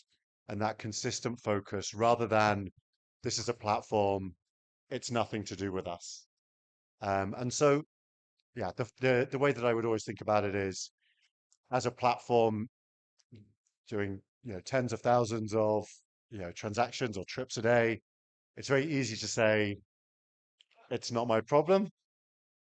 But actually, you need to go and say, it is my problem. Every single issue that a customer has and tells us about, or a driver has and tells us about, this is our problem. And with e-commerce, as we are moving more and more into the space, it's working with these businesses to say, yes, you are responsible for this as well. We will help you. We will not abandon you, but every single product you sell really does matter. Thanks. Yeah, Rob, thank you so much. And maybe to go to the last speaker before we open the floor for any question. Gideon, so the stuff that you're doing at ICTA AU. So I've had the privilege of working with tech startups, IT and BPO companies, and associations like yours for the last 7 years. And we were recently in a session around the issue of taxation. And most of the tech companies that we had in the room basically said, the tax system here, either A, doesn't favor tech companies, or B, we need to reverse engineer the information where we have to train a certain body that does these collections on how to collect tax from tech companies, because there was issues around double taxation and all sorts of penalties that these companies have been facing over the years.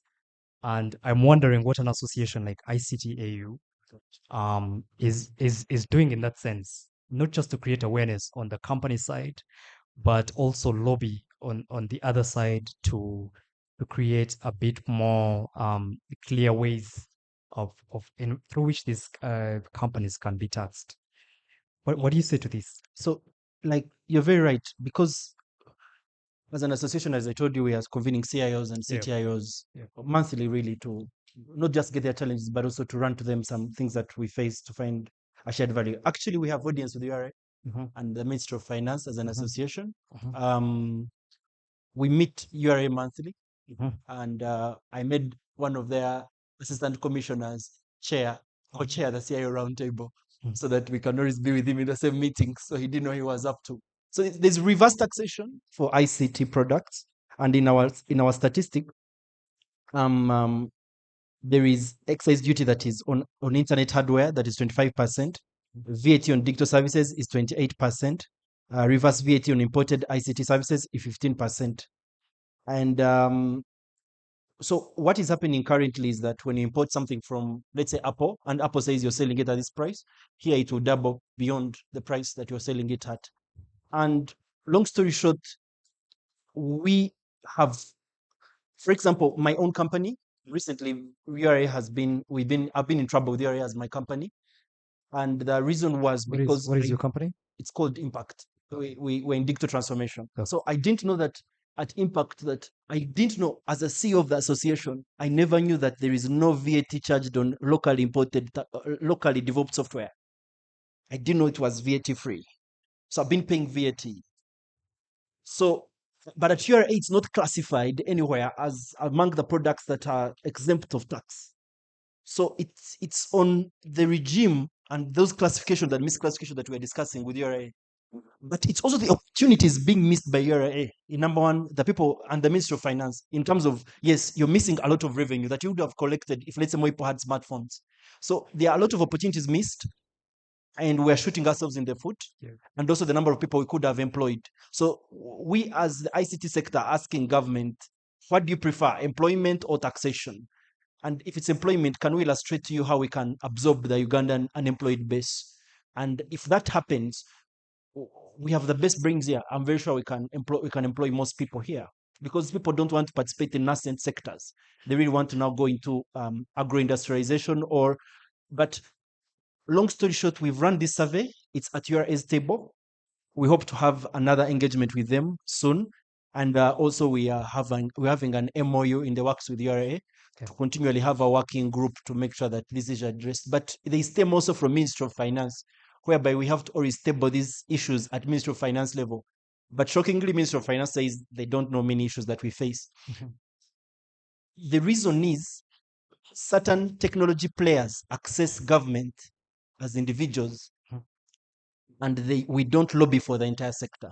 So government takes proposals by the top companies and does not take the proposals of the entire ecosystem. And they share rebates, and they don't tax them. They give them maybe tax rebates, but they don't benefit people. But lastly, John, Uganda launched the income tax policy and the startup policy, sorry, that was that they said they will be, after July 1st, all companies that will be formed will be exempt of, I think, some taxes, which was not rewarding resilience of companies that, like mine, all have been in the sector for long. So you'd realize that some policies that are being passed are strategically being positioned for the market players who may want to bring in big companies after July 1st. And we who have been here, resilient members of the association, are not being rewarded. And the challenge, John, is that when they're architecting these policies, when we go and give feedback as an association, never put into implementation, it is skipped with another eye and they just proceed to other things. So you wonder, if let's say you're exempting tax of organizations formed after July 1st, what about the ones that have been existing? But we sent feedback in the consultation meetings. So we are also starting to consider whether we are going to step out of certain lobbying bodies and form our own as an ICT sector. Yeah. Thank you. Thank you so much, Gideon. And Ingrid, I see you raising your hand, but my stopwatch and some two ladies in the audience are harassing me to run off the stage. But I think you guys have been an amazing panel, and this is a conversation that we can obviously take offline. We cannot discuss everything right now. And what I find amazing about the team at KTA is putting important discussions such as these ones that actually have actual actionable points that can be followed up on. And hopefully when we come back for the 9th symposium, we see a shift in policy and implementation and lots of new products rolled out by the MSMEs. I could give one. I'll give you 20 seconds. Okay, Ingrid. 20 Yeah, seconds. yeah. Yeah, I want to react to the tax Yeah. issue. So for me, it's the businesses. I would want us to, as entrepreneurs, think about doing scalable businesses like Safe Border, Yeah. start from Uganda and scale. But everyone keeps talking about Amazon, Kobo, and everything. Yes, what does it take for them to raise the capital that allows them to make losses for 5 years? Most entrepreneurs here do not know that. So we need to build their capacity to be able to raise their capital to start in Uganda and scale beyond Uganda. And they don't need the government's permission to do that because the world is open. The internet gives them access to all those resources. And they were talkers on the tables. I don't know if any of you use them, but my recommendation, I'm an entrepreneur, very passionate about poverty eradication. And I think if Ugandans are empowered, the question will not be access to internet, because if a Ugandan can afford to spend 20,000 a day and they are charged VAT and that money goes to the government, the country will develop, but they'll also book from your e-commerce platforms. But if they have access to internet and they cannot afford, it will all go to waste. So we need to scale. If you're charging commissions, you need to scale because you need to do 1 million transactions for you to be able to make money and scale. So you should be able to make losses. To make losses for some time, you must raise capital. So we should build capacity. And I've read several books that I would love to recommend. It's the last point. I Can, I Must, I Will is the latest book I've read by Reginald Mengi. He was a great entrepreneur in Tanzania who passed away. And I think it talks about the African environment, but also how to thrive in tough situations. Thank you. It's amazing. Thank you so much to each one of you. I think you've been amazing. And yeah, thank you so much to our very active audience. I think they can have a photo here before they get off the stage. Again, I hope the photographer is available. But I'm also really waiting for a time when Gideon and Rob agree on something. Every time we talk, the two of them are always disagreeing on something. So we can have the photo quickly, and then also really just to encourage, we know that you haven't really had questions, but the sessions we're having are more interactive. And what we'd like in the afternoon is for you to be able to go around tables and actually talk. So we are going to release white papers from this, where we're going to have meaningful discussions with policymakers around all of the topics that we're going to discuss or that we have discussed. And so keep your questions. In the afternoon, we shall sit and then we talk and we shall record everything. And then the next symposium will come back and you'll see the progress that we will have had. So come down. Simple Bingo is coming up next. I don't know who the ladies are who are doing the Simple Bingo. Oh, Senior Associate Tracy Ruvarema here.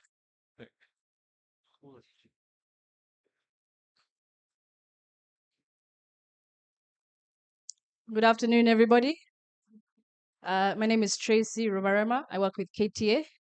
So I hope everybody has one of these cards. We're going to have a networking session and it is a game. I hope you're all game players. Please get involved. Ingrid asked if you use the table talkers. Let this be the card everyone says, yes, we used it. So how we're going to play is there's a number of boxes. Please talk amongst yourselves on the tables, walk around the room, get to know people, see who you can find that matches the description within the boxes. I, for one, can tell you if you've spoken to me, I'm here for the cocktails. You can tick that off. So find everyone else that matches these descriptions, get to know each other, get to know your businesses. Is there anyone that's here for gender inclusion in technology? There are so many startup founders around the room. Talk to each other. There are creatives left, right, and center. We have Kashushu, we have Angel Camera. Please talk to each other.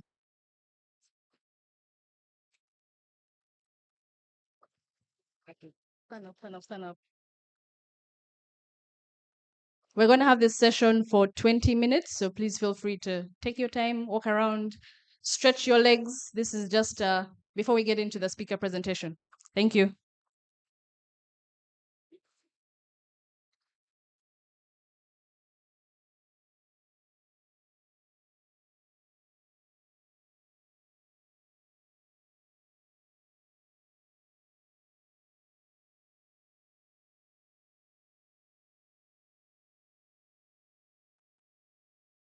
One more thing I should add. If you get 5 in a row, diagonally, vertically, or horizontal, please let me know. You'll be our winner for the day. There are some conversation starters at the bottom if you want some bonus points and you don't want to get all the boxes.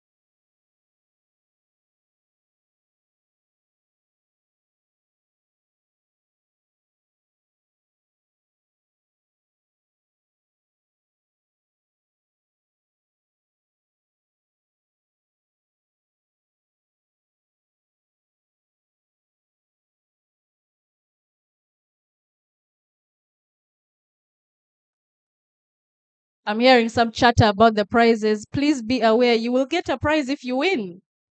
If you haven't found anyone in the fashion industry, our host Vanessa is walking around in the bright orange. Please tick her off.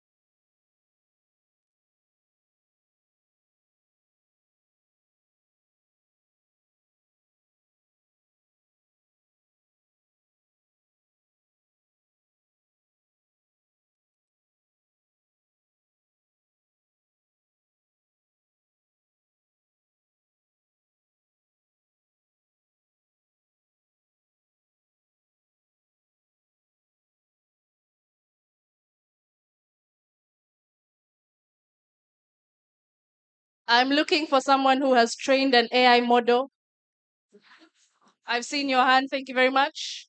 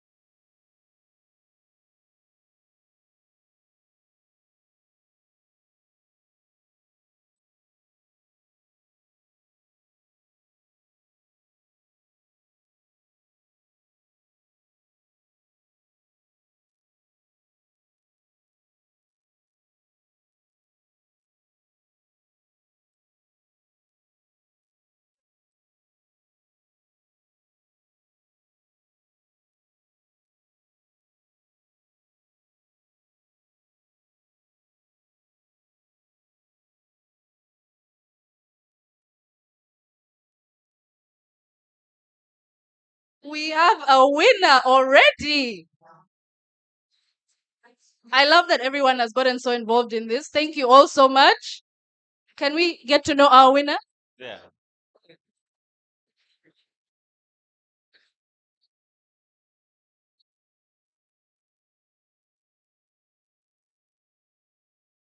Sure. Okay. So my 557. Oh, he didn't know. Uh, I've been in the industry, been around the block. In one. Yeah. Wait, no, did you mark yourself up? It was supposed to be myself. Huh? No, no, no.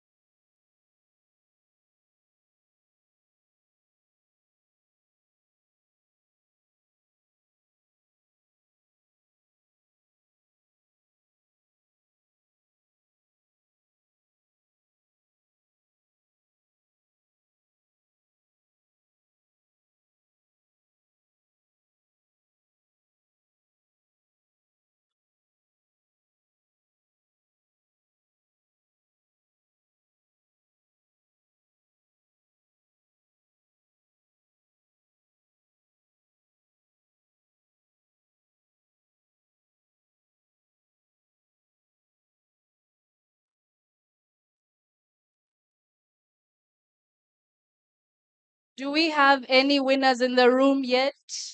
Anyone with 5 in a row? Just let me know. That rhymed by mistake.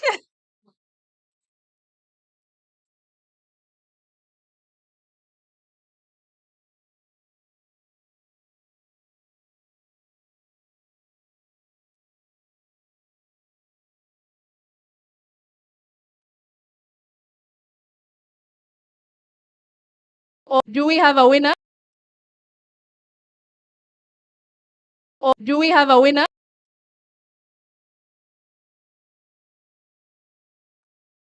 If you know you got 5 in a row, the gift. Please speak to us. Introduce yourself. Did not cheat. Okay. Hi, everyone. My name is Yigana Lubega. So our winner for today is Rowena. Specializes in brass jewelry for the ladies, and my rings.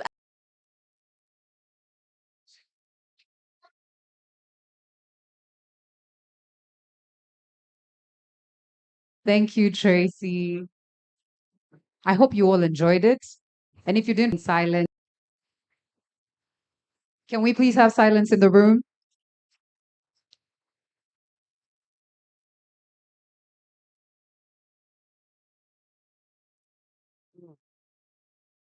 So our next presentation is from Rashida Nalumoso. Rashida Nalumoso is a creative producer with 15 years of experience working in the creative and cultural sectors. Currently, she is the head of arts and regional creative lead, SSA Arts, British Council. Let's give her a warm welcome while she comes to speak to us about her masterclass. A round of applause, please.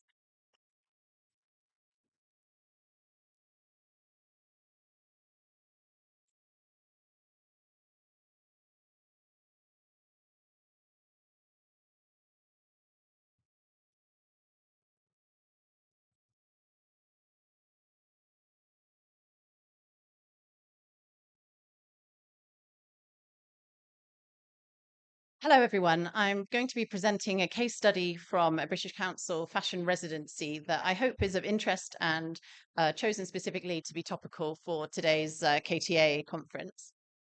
If we could get it up on the screen.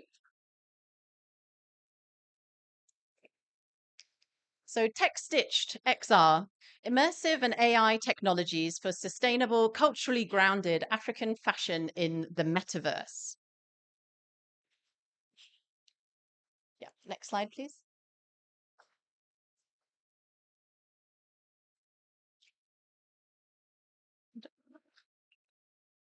Agree. Great. Great.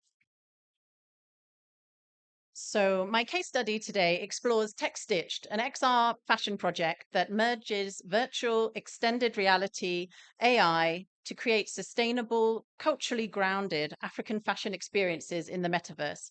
In collaboration with Pan-African designers, the project used platforms like Unreal Engine and Clo 3D to co-create digital garments and an immersive virtual runway.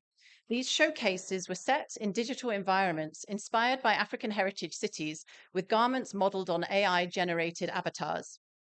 Findings showed that the XR approach significantly reduced physical waste, boosted cultural confidence, and increased global access to underrepresented fashion narratives. While challenges like cost and infrastructure remain, our study concludes that Tech-Stitched XR provides a replicable framework for sustainable, culturally grounded opportunities for design that balance technology with human-centered values.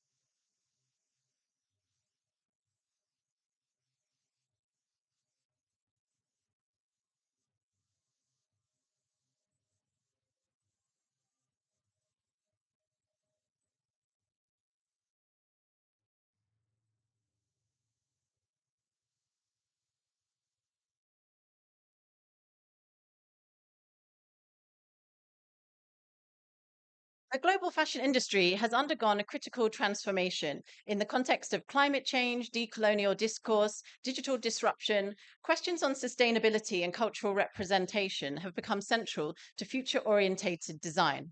Within this landscape, immersive technologies, namely XR and generative AI, offer the potential to reshape the creation, experience, and the dissemination of fashion. TechStitched XR emanated as an experimental response to the potential of leveraging digital tools to elevate designers from Africa, lean into their cultural heritage while addressing environmental and sustainable challenges. Project aligns with Fifth Industrial Revolution, emphasizing human-centered innovation that balance technological advancement with social responsibility. The integration of extended reality and AI into fashion is an emerging field that aligns with the wider discourses on design futures, digital heritage, and sustainable development. Scholars have noted that immersive technologies reshape how we engage with material culture, enabling novel forms of cultural production, preservation, and consumption. In the fashion sector, XR and AI-driven tools are being adopted not only for virtual try-ons or remote showcasing, but also for rethinking production, pedagogy, and cultural storytelling. So a collaboration between partners who joined together, designers themselves from 5 African countries, Kenya, Ethiopia, Ghana, it was Nigeria and Senegal, gathered in Ethiopia for a residency hosted by Horn of Africa, who run the Ethiopia Fashion Week, Guzo Technologies, our tech partner, and British Council. So really, that research consortium was key to the success of this project. We were really interested from the start to create new tangible evidence that could support what is it to bring creatives together with a technology company, and the resulting stitched XR was the result. We didn't know what the input would be, which is always the exciting thing of going into an experimental research residency. And we were open to the possibility of creative exchange through the format of residency that offers the opportunity to experiment and take risks. We fundamentally believe at the British Council that artists in technology is key to the future. We want to advance technological innovation and knowledge generation and engage diverse audiences in that complex technology mix. And the opportunity to prototype, therefore, human-centered futures is what TechStitched offered. One of the distinguishing features of the residency and TechStitched is the intersection of how it was built on major pillars of both XR, AI, fashion, and tourism. Guzo Technology, based in Ethiopia, a really interesting tech company who had not collaborated necessarily with a creative residency in this way before engaging with us. They have done a number of tourism interventions in Ethiopia to great success. And so I think the combination of being quite open to cross-sectoral thinking was also really successful for the project. Visitors of the Hilton Addis Ababa exhibition interacted with garments on the digital runway. They tested real-time fashion simulations, and we were able to really push the cultural narrative embedded in the designer's work, particularly from a Pan-African perspective, knowing that the residency gathered designers from across the continent while being hosted within Ethiopia, which we know has such a rich traditional heritage and stories to share. And so we really pushed the boundaries of fashion presentations, including that focus on cultural immersion as a core component. TechStitched was more than just a design project. It was a cultural storytelling experience, and it pushed the expectations, particularly also of tourism, that we're really interested, as we particularly are aware that the creative economy doesn't exist in a vacuum. And the more that we interact with partners, funders, artists themselves to understand the potentials of new technology, I think that's really key to growing sustainable futures. These are just some examples of mood boards that were developed, illustrating the thematic clusters, particularly leaning in traditional textiles to metaverse catwalks. And so what it really enabled by bringing together a tech company with the designers was real-time experimentation, where designers were able to understand, what does my outfit look like in the virtual world, even before necessarily it becomes a product that I spend time and money developing. And how can that be a conversation that can innovate and push forward the potentials for brands to scale, export, understand their own market within their country, but also the continent and abroad further. these are just some examples of the really beautiful outfits that were created within the VR. And I'm so sorry today I don't have the headsets for you all to experience. It really is a unique and the video that I showed was what it is like when you're in this VR experience that we created, which can only obviously be experienced with the VR headsets that we don't have with us today. Offer that. I think we'll therefore be able to create new futures for designers, because we really didn't know for sure even how the fashion weeks or designers themselves would embrace collaborating in this way. So TechStitch project revealed 5 key thematic findings that illuminate how immersive and AI technologies can support sustainable fashion practices in the global south.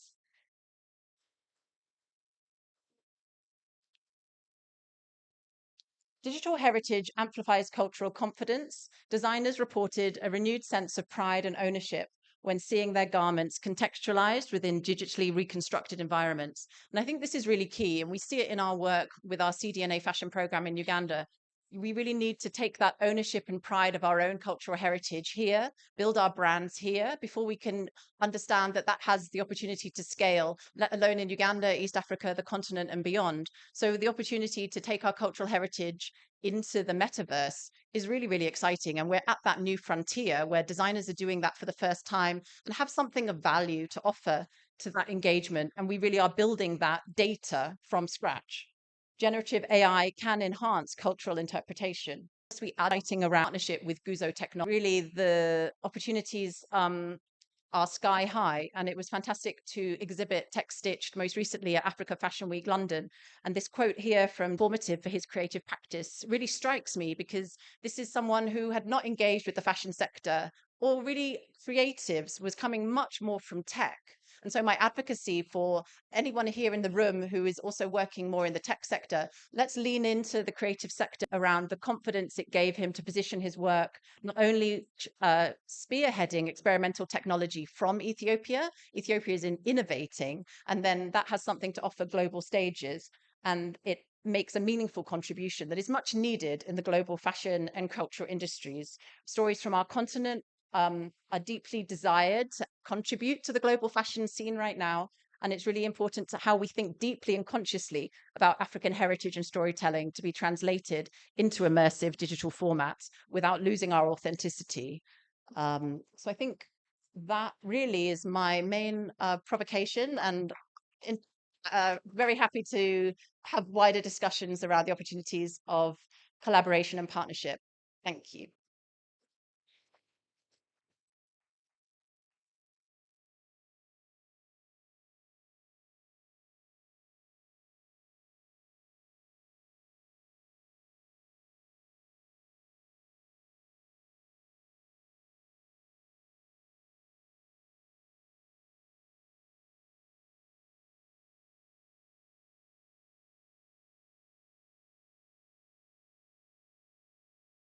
A round of applause, ladies and gentlemen, again for Rashida Nalumoso. I think this is great stuff that the British Council is doing with creatives. I think it also gives the fashion gurus in this room, I see lots of them, including Yiga. It gives you hope that, you know, this is something that you can actually earn from. But away from that, there's room for you to scale to other markets without necessarily first, you know, going to Paris Fashion Week. You know, you can now use VR to bring people into your own experience and show them exactly what it is that you're creating. Yeah. So we're going to have Alan from Times who's going to speak to us. And in case you're looking at the program again and wondering why we are pushing things around, we are having a few delays in the background. So some things have been moved to the forefront. I hope that that is still okay with you. Please remember to hydrate. So let's have Alan from Times. Thank you. A round of applause for him, please. Thank you. Should I call you Sanyu? I did not know I was sitting next to a celebrity until about an hour ago. So anyway, thank you very much. My name is Alan Rakatungu. I'm a Ugandan entrepreneur. And today I'm going to be talking to you about times, right? As the heading says, times, is a software platform where work gets done, right? Aren't you all tired of busy work, right? You know that work that you have to do, right? But it is just mind-numbing, right? You know those email chains, forwarding, CC, please looping in for one simple answer, right? Repetitive tasks, right? As an entrepreneur, this one is the one that sucked a lot, right?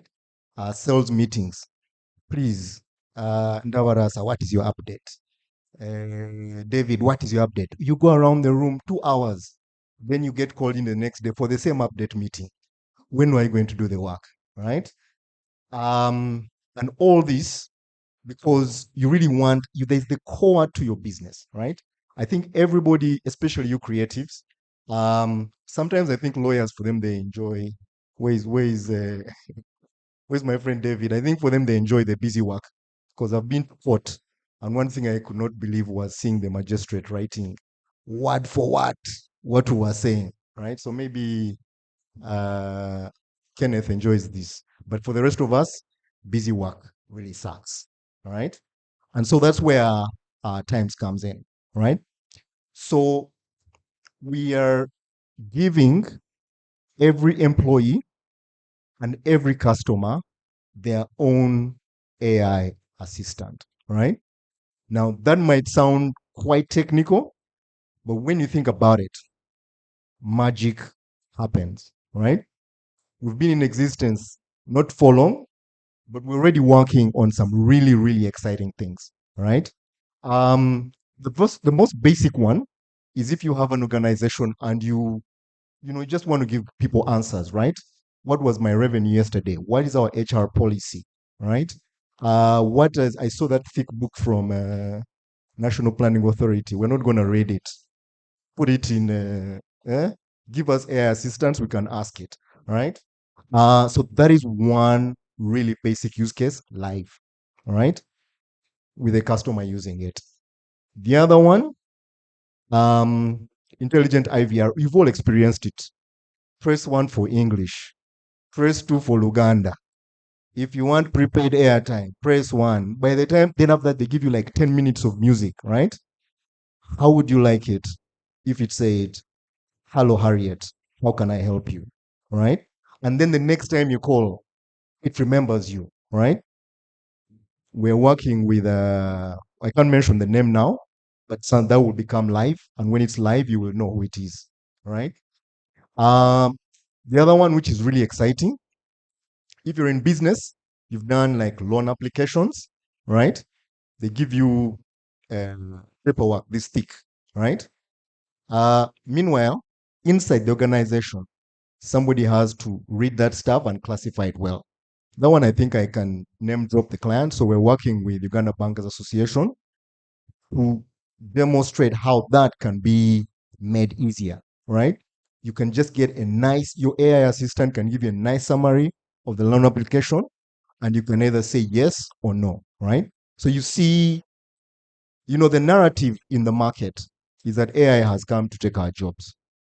I think the magic will happen when everybody actually has an AI assistant, because we can move away from the work that sucks to the work that really matters, right? And that's what we're all about. Okay? Janice, I saw you suffering. She's here. We were sending you email. Please, you can have an AI assistant that will help you with your work, right? And give everybody a better event experience, right? Now, the last one is the one which I'm particularly excited about because it's working in the real world, right? So a client of ours is doing like field ops in the oil region, right? Constantly sending reports of what is happening on site with pictures and words. I'm like, boss, when are you doing the work, right? Because you're constantly sending pictures, constantly sending reports. So you can have a camera that is looking at the site and an AI that is reporting on what is happening on the site so that you can focus on building, right? So like I said, when you pair a human being with an AI assistant, magic happens, right? Now you can be here saying, this guy is talking out of his ass. What is he talking about, right? But here's the thing, right? I've seen this before, right? I worked at Mobile Money. I'm a bit old, by the way. 2008, I was there when it was starting. And the questions that were asked were, where is the money coming from? Show me, show me, show me. Put your hand up here if you have not used Mobile Money, right? That is just, a few years back, right? So when technology is nascent, when it is new, right, it doesn't seem obvious. The one thing I can tell you for sure, right? I also started a company called Sente in the payment space, right? It's the hardest stuff I've ever done. That stuff was hard, right? We walked the streets, we sweated, our shoes were in a different angle, right? Today, everybody from NSSF, multi-choice, UAP is using us, and we transact a significant amount of money, right? So this might sound like, oh, what is this guy talking about? But I can tell you for sure, 5 years from now, 10 years from now, human beings and AI working side by side is going to be mainstream. We're not even going to think about it, right? And if you're early, you will take advantage. So if you're in this room, please don't be on the. I don't want to make comments about what I was hearing on the policy side. The lady, the lawyer, I was agreeing with her a lot, right? Kenneth talked about being radical, right? Let's be radical, right? This whole stuff of, policy, yeah, that's great. But what can we do with this technology? There's 13,400 backlog cases in court right now, right? Can we solve that? Instead of writing another policy document that is going to go on the shelf and no one ever looks at it. Yeah. So AI is here and we have to be radical about it. So what are the steps that you can take if you want to use this tech, not with us, but preferably with us, right? This is an elephant, right? So it's a few steps, right? We meet with you, I'm here, we exchange business cards, we come in, we discover about your organization, right? We learn about each other, right? In there, you'll tell us the top 3 busy work things that suck, right? You get that word very well, right? Things that prevent you from doing your best work. You're a creative, you're dealing with URA. You're a creative, your finance guys are giving you a lot of headaches, right? What are your top 3 things that you want to get away of, right? From there, we can advise, right? What are the steps that you can take, right? Again, it could be using our tech, hopefully, right? But there's a lot of tooling out there that you could adopt, right? So from that advisory, what we advise or what we say is, you know what? Have a small team. You can call it an AI squad, an AI, whatever you want to call it, that is going to get those 3 top things and you start to chew on them, right? And from there, you can decide what to scale out. I can tell you for sure, in 5 years' time, work is going to feel like, yay! Thank you very much. A round of applause, ladies and gentlemen, for Alan. While I was listening to Alan, I remembered a book I was reading, which is entitled Deep Work by Cal Newport. Please correct me if I'm wrong, but I think what you're trying to do is drain the shallows. Many of us spend a lot of time, especially most of the people in this room. I know that most of you are knowledge workers. So you spend a lot of time multitasking. Maybe you're checking your email and responding to the emails that you have to respond to. That is a part of your work. But this right here, I think, is a solution for draining out the shallows. And I think the shallows are those things that you can delegate to someone else to do them, right? So you spend more time coming up with the things that are actually important, things that matter to your work, writing research papers, if that's what's important to you as a creative, maybe reaching a wider audience and creating content that's worthy. I think that's what Alan is trying to solve here, right? Thank you so much, Alan.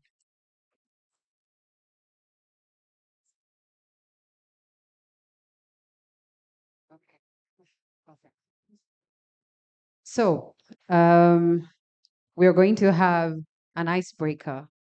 I don't know if some of you have teeth, quite literally and figuratively. I've not seen you smile. I've not seen you say hello to your neighbor. So, the instructions are really simple. Take turns sharing your answer to each question, the people at your table. Yeah? There are these talking cards on your table. Please just have a look at them.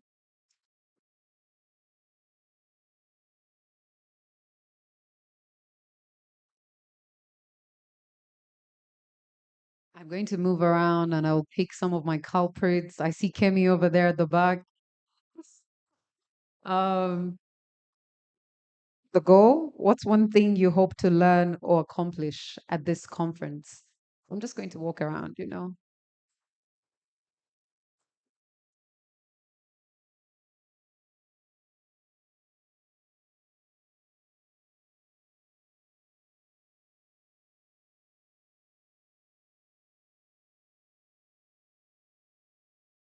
Your hair invited me here. You look beautiful today. How are you doing? I'm doing great. Thank you. Can you tell us your name? My name is Divine Masinalwanga. Do you want me to talk about my goal? Yes. So, for my introduction, Divine Masinalwanga, and I am a journalist, storyteller. I tell stories for Switch Africa. So, one of the goals I have for today, something that I would like to accomplish, I would like to walk away from this conference with at least 2 stories to tell for Switch Africa. And what would that mean to you? Or how do you hope that this will impact the people around you? Because storytelling has to be impactful, right? So most of the conversations happening in this room, the ones that I've listened to so far, they're really insightful. And when I look around, I see young people. But then for this event, once it is done, I do not know whether we are going to still have content about it running. So when I tell these stories, the content is going to be out there for any young person to access at any time at their convenience. Thank you so much. Thank you for sharing. So, I'm still asking, what's the one thing you hope to learn or accomplish at this conference? Because we have had so many discussions, and I believe by now you know what direction you want to take. Are you the person who's here to learn, like me? Or are you the person who's here maybe to talk about your innovation? Are you the person who's thinking about what policies to formulate and how to implement them? Kemijisha.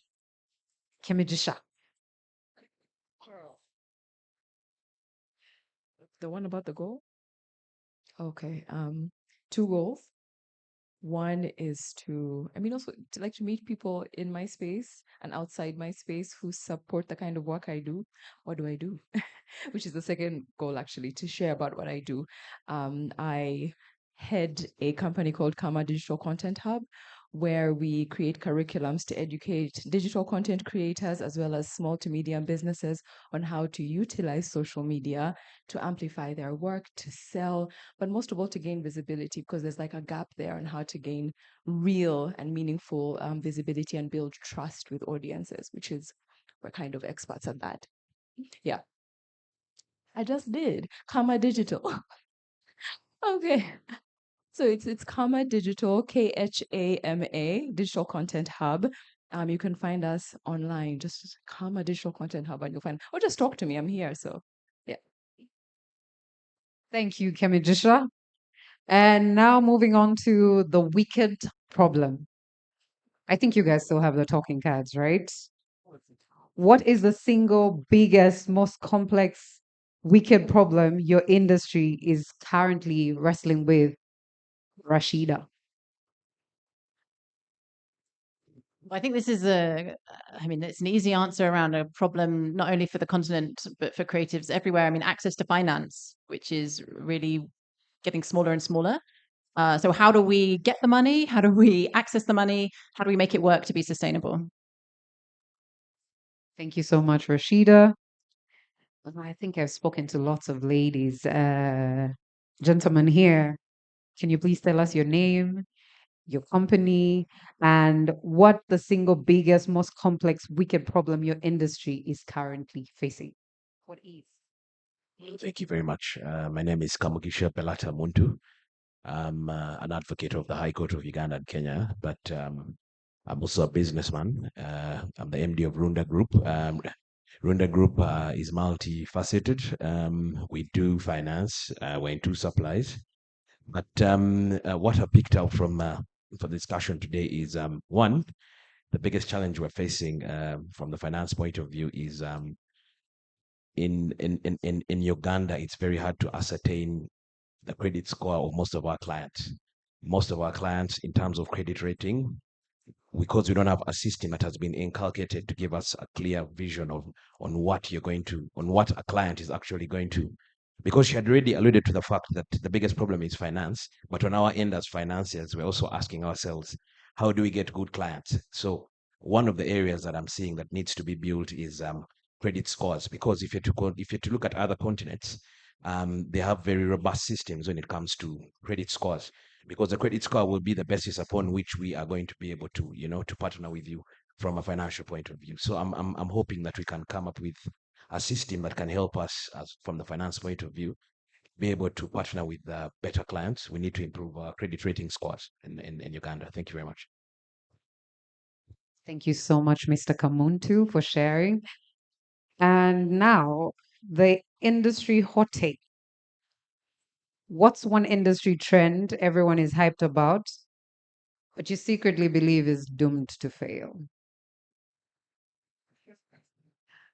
I saw someone laughing at the back, so your laughter pulled me. Magnetism, you know how it is. Please. Um, so I work in the media industry, journalism and communication, and everyone is saying we need to move journalism online. And I know for a fact it's not going to work. I know it's going to die. In a nutshell, journalism is dying. It's terminally ill. Nobody in this newsroom has a newspaper. That should tell you a lot. The lunchtime news is in 5 minutes. Nobody's rushing from this room to go and watch the lunchtime news.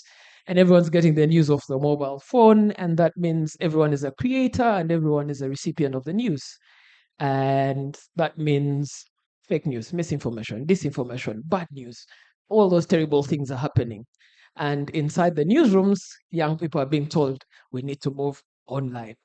And I am convinced and sure it's not going to work. That's why I'm in the media anymore. Thank you so much. For those of you who don't know, this is Raymond Mujuni, who is not a journalist anymore.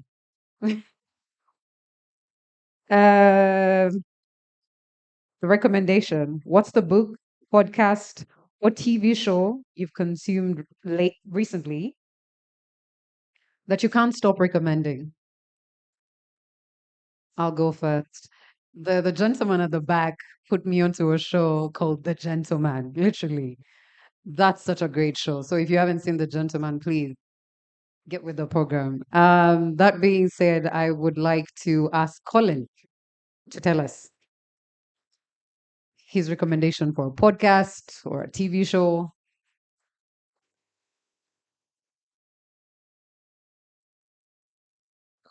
Okay, so where do I start? So the first recommendation, and the first recommendation is called the Artificial Intelligence Show. So they give news every week on Tuesday about everything that's happening around AI across the world. The other is something I love to dabble in. It's Professor Jang Explains. He explains a lot of the things happening in history. It has helped me understand how to approach AI and how to approach technology in general. Yeah. Then the book, I would recommend Psycho-Cybernetics. Yeah. So if you want to learn how your mind works and how it's influencing all the things that you're doing, how other people's minds influence you, if you're into the quantum, yeah, I don't want to go into that. It's too, yeah. But yeah. So I think we'll stop here for now. Just one last plug. I'm a podcaster, by the way. So if you haven't listened to my podcast, it's entitled Refined for the Mind. I'm a wellness enthusiast, among other things. I'm an actor, but I'll stop here for now. So we're going to have a musical interlude. So please enjoy. Yes.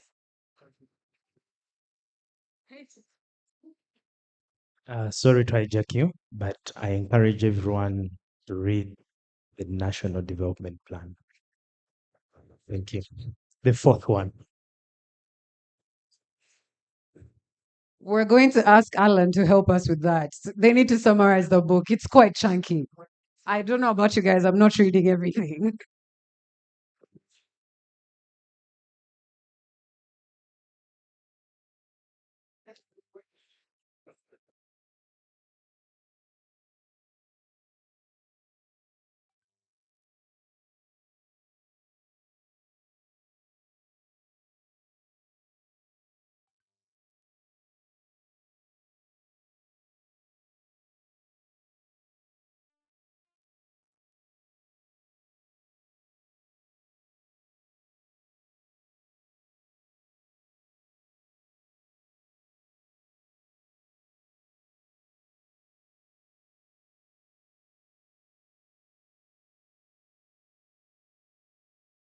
So there's a live podcast going on, like I said before. Akatuti is on the other side of the room.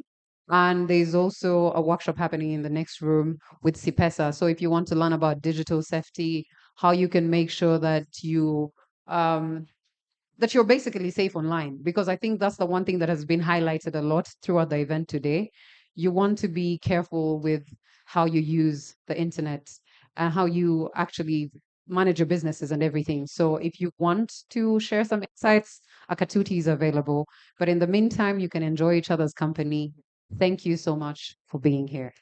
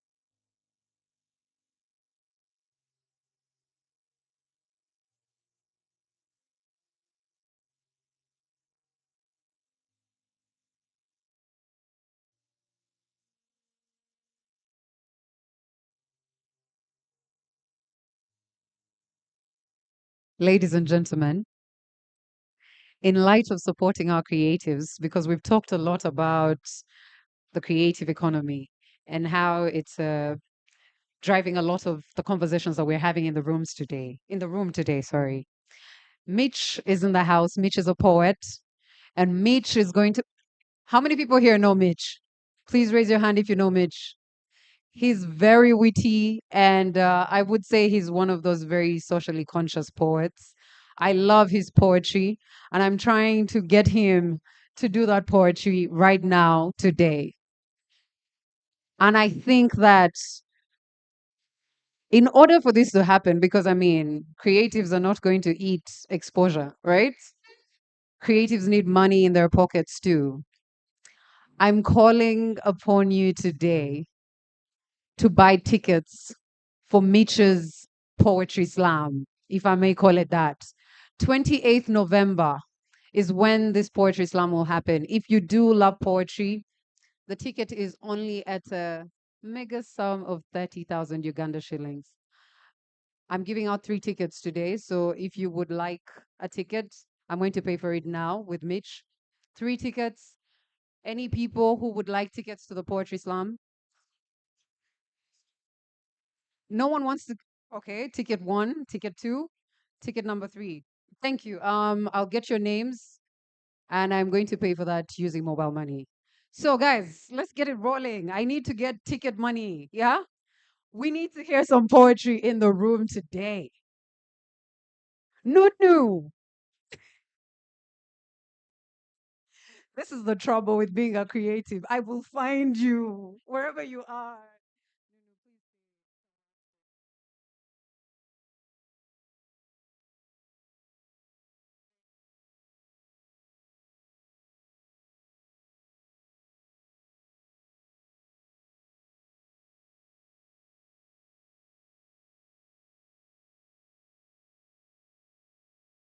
We'll talk after this.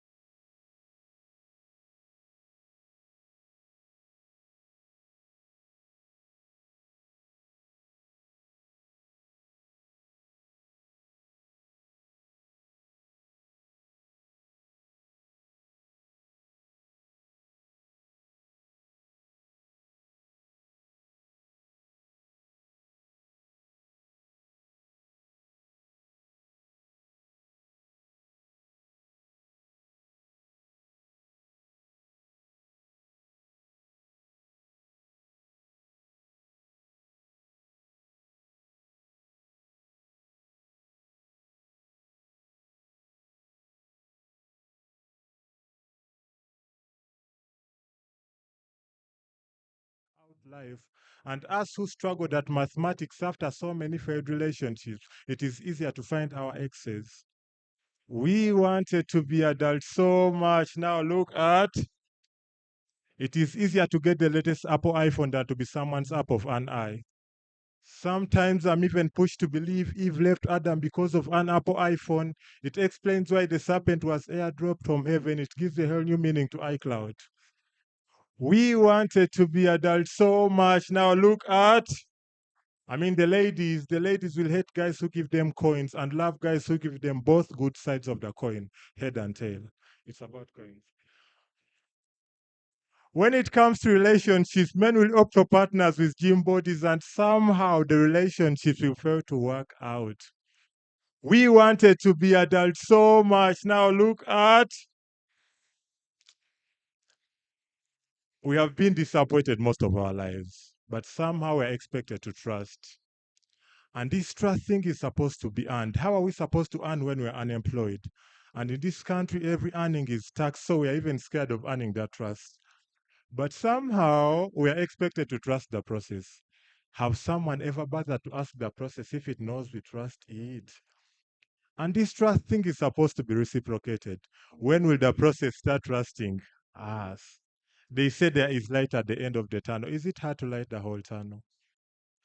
Who even knows where the entrance to this tunnel is? We wanted to be adults so much. Now look at, we are going to be the first generation of parents that don't watch news. How are we even supposed to discipline our children after making TikTok challenges with them? I'm even scared of what I will leave my children as inheritance, a few poems and a few lines. We shall be the first generation of sugar daddies without sugar. But luckily enough, we work out and we are healthy, so we shall be the first generation of sugar daddies without diabetes either. We wanted to be adults so much. Now look at, everything is about finances. Today you're financially stable, the next day you're contributing towards something. We have hit the highs of highs and lows of lows. I thought rock bottom was supposed to be our foundation, only to realize rock bottom has a basement and people are seated comfortably listening to poetry. But we are dream chasers. It explains why every morning you guys wake up when you're tired. Yeah. I'm figuring out which other piece to share because I've been hijacked. But yeah. Hey, yeah. Yeah. Okay. Allow me share Luganda piece. Yeah. How many people struggle with sleep? Oh, yeah. Okay. So this piece is called Wake Dem Pulira. Yeah. It's a Luganda piece. Yeah. For those who don't speak Luganda, sorry, I'm not going to translate, but your neighbor will try. Yeah. This piece is called Wake Dem Pulira. So I hope you guys enjoy. N'olwaleero bwakedde njagala okubanyumiza ku mbeera gye mpitamu naye obuzibu mukaaba mangu. Eno embeera eyungula amaziga. Bagamba obutasoma buluma bukulu naye ng'ekiri mu baasoma kitokota si kisaanikire. Abaasoma obusawo baabivaako badda mu kutunda busawo. Ssente tetulina zaabuliwo, ninawo ssente ze nsuubira. Abatubanja ng'essaala ze mutusabira mbi nnyo. Emisana ssente ne zikubula, ekiro tulo ne tukubula tulagawa. Ku mobile money tusindikayo baana bato kuba ssente ze tuddayo ziswaza. Nnyabo ninako 2,000 nzigirayo ssente mmeka? Abasinga ebyabwe baabitunda bagende beeyize mu nsi endala. Nze mu kyalo ewasinga natundawo nasigazaawo we banziika. Ani ayinamu emitwalo 10 muguze obuntu bulamu? N'olwaleero bwakedde. Obuzibu gw'okaabisa kyejo naye kati nze alina famire. Teri yabatuma kuzaala mangu eno enkola munaagikomyawa. Buli mwaka balangirira ng'ensi yaffe wegenze mu middle income status balabira ku ki kipimo kye bakozesa. Gwe bw'ogula ekisikaati ekiwanvu ekirina siriti n'ekikoofiira ekinene mbu rich anti-vibes. Nze obwavu bwandibadde tebunnuma nnyo sinze sirina lugezigezi ndi mwavu eyeeraga. Okusula enjala tekiitiisa ntangawuzi. Y'ensonga lwaki nkyali mu wulu. N'olwaleero bwakedde. Emifaliso gye tulina mikadde, ensonga lwaki tusenguka kiro. Tuli wano abakyala beefuula abatatulaba, banaamala tukwatira mu bubbi ng'olyoka owulira gwe omuvubuka anyirira bw'ati kiki ekikubbisa. Embeera etabuse ensangi zino kizibu okulonda ssente nga zigudde. Olwaleero simanyi bakasitoma be bagenda kuva naye nsaba Mukama bwe baabaze bansange nga wendi. Paka kuwulira bubi, eno enkola tekola makulu, omwaka mulamba mbadde mpulira bubi. N'olwaleero bwakedde, abagagga tebakyebaka, emisolo gyeyongedde, emaali egaanidde ku mwalo. Naawe oli awo ssaawa 8 gwa kiro okanya kwebuza ekisaati kyange kye ndudde nga sambala kyalagawa. Nina ki ovakedo kyange ewaka we sitakirya kigenda kuvunda, kati oli awo ku mulimu osumagira. Nkimanyi nabasuubiza okuyimirira wamu nammwe, naye amagulu gaatuuka ne gakoowa, nsiiba ku maviivi nga nsaba Mutonzi oba nga nina be neegayirira. N'olwaleero bwakedde, amazaalibwa agange sikyagakuza. Bwe batandika okunkubira obugome by'ekika ne birinnya. Buli lweyambadde essuuti akafaananyi n'oteekako CEO boss musu abakumanyi otusenseko. Tukulinze oddeyo mu mbeera gy'olimu. Naye abatukulembera bafunamu akadde ne beekuba mu mitima ati naffe batukulembera tuli bantu. Kaakadde kadduka, essaawa zidduka okufa obufi. N'olwaleero bwakedde, ove waka ng'ogenze kunoonya ssente okomawo olina mabanja. Good afternoon, ladies and gentlemen. My name is Mitch Isaviri. I'm a culture entrepreneur. Yeah, so but I have a show coming up 28th November, Bite of Benin. The tickets are 30K early bird. At the gate it's 40K. I told myself today I have to sell 50 tickets, man, like 50 here. So guys, mugenda zigula man, yeah. When Malogula, I'll come back later and do other pieces. Thank you.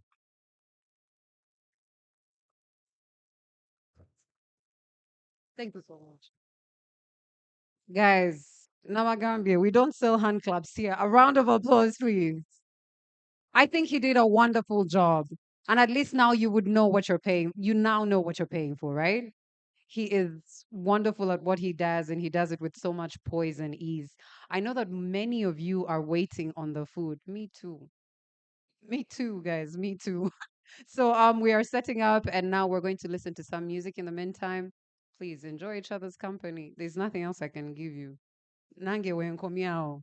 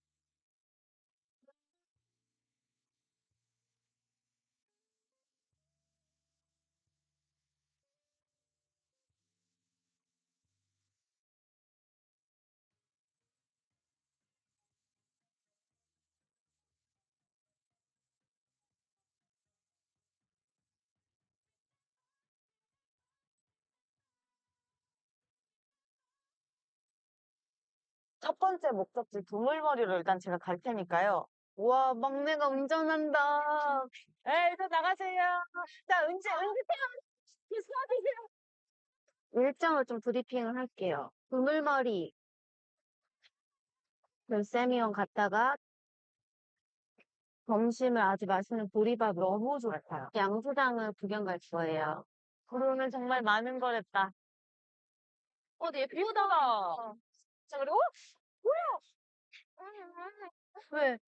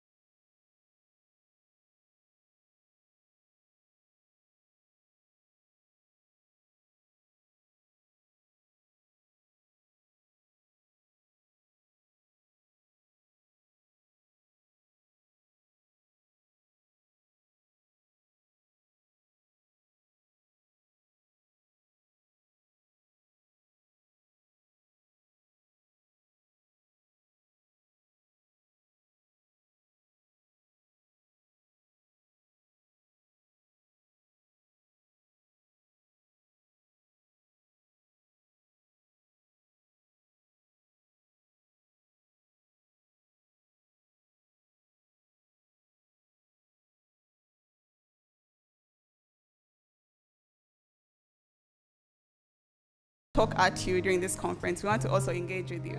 So the point of the World Cafe is to have you give us your feedback about some of these topics. So what's going to happen is, for example, Emily is going to come up here and tell us about the creative economy, and then pose questions to the come up here and tell us about the creative economy, and then pose questions to the audience. And the mic is going to go around, and you give us your feedback on the questions that she has asked. And Vanessa is going to be writing down your answers here. And then we're just going to have a small debrief. Is going to be writing down your answers here. And then we're just going to have a small debrief on each of those sessions. Does that make sense? Yeah, those sessions. Does that make sense? Yeah, I think we just need to get into it. But please participate again to it. But please participate again. We want to hear all your voices, and all of you here have something to say that I think will add to the dialogue. So yes, when the mic comes to you, please do not feel shy to say something. Start with, I hope she's here. So Emily is today.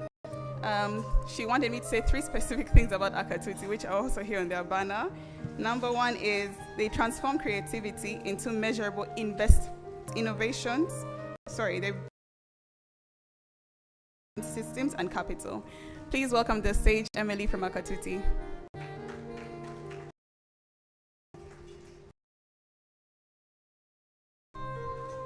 My name is, and before I first I would like to bring up Nunu the creative and Toby from Kelele Collective, because they are the creatives on the ground. I would like them to paint a picture of what's going on with working creatives in their space. So Nunu, please start and come and tell us.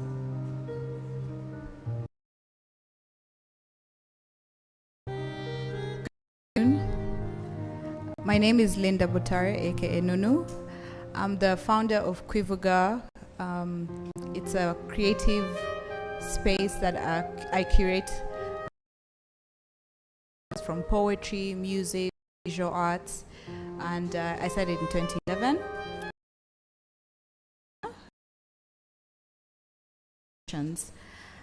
The conversation I've been having with Emily the last few weeks is in regard to what we creative go through in terms of getting access to funding, platforms that we've created for ourselves. I have a running, would I go to a them, hey, I have 20 pairs of earrings, use them as collateral. So another time we're invited to it's a government situation. As creative, able to have access to funds and loans. One lady said, I'm a filmmaker that I'll go to the bank and my 10 movies. What are we going to turn what we use us as creatives, I specifically designer, am I able to get access to grants, to funds, to loans? And I think this is a conversation to be had, because if Nunu, I've been doing this for 15 years. I am educated, I'm exposed, I know stuff, speak out there. Who wants to start their brand? Who wants to start creating? But if they do not have a place where I can stand here and speak to, so what spaces are we going to create where we can discuss financial literacy? How are we going to get into schools, get into spaces and encourage? 6 people signing up and then people coming from all the country. So I was collaborating with a nice 3D studio. So my name is Toby. I run a humble initiative called Kelele Collective, and I'm a motion graphics designer. I try to peers, people in the similar digital creative field, and we have a meetup that is bringing people together and teach young people like that. The thing I found young people are struggling in that field a lot is, I would say, just a gap between talent and put in their art, their creations, and then making a business and a living from it. And I feel like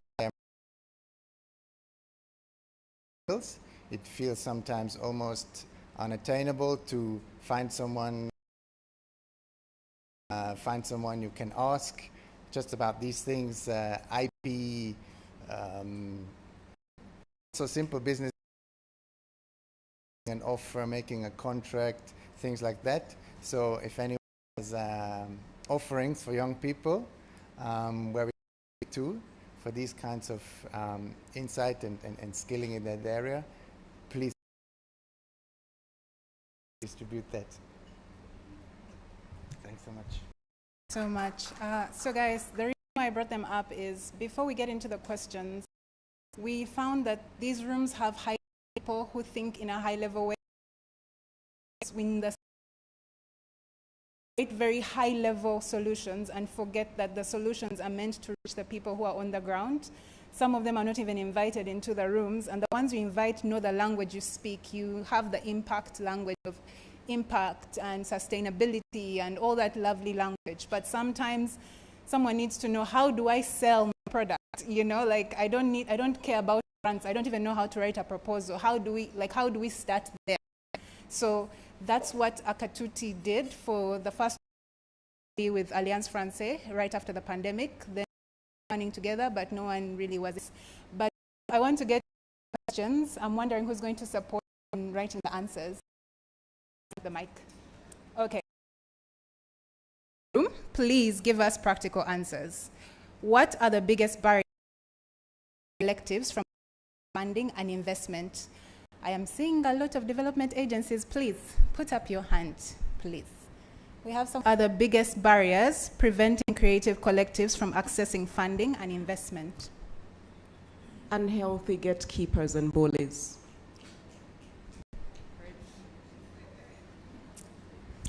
Okay. Anyone else? Yes.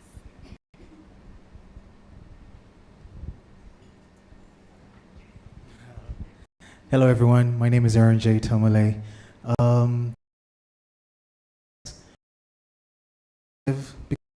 Creatives understand what business means and what it means to actually create a business.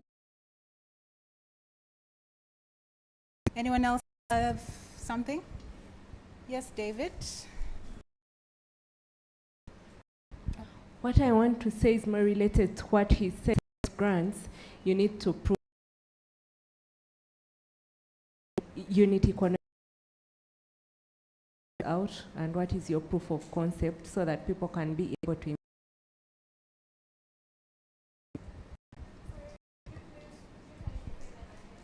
Thank you. So know how your business works, comes in and what goes out, because if anyone is going to invest in your business, they need their return on investment. A business, it has fundraising.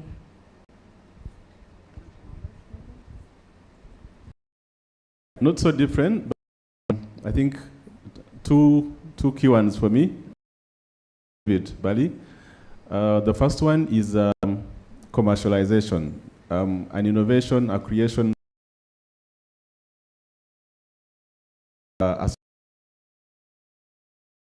Can it go to the market? Would you get your own money and pay for it? That is one. Number two is scalability. It's great, but can it be scaled to change lives?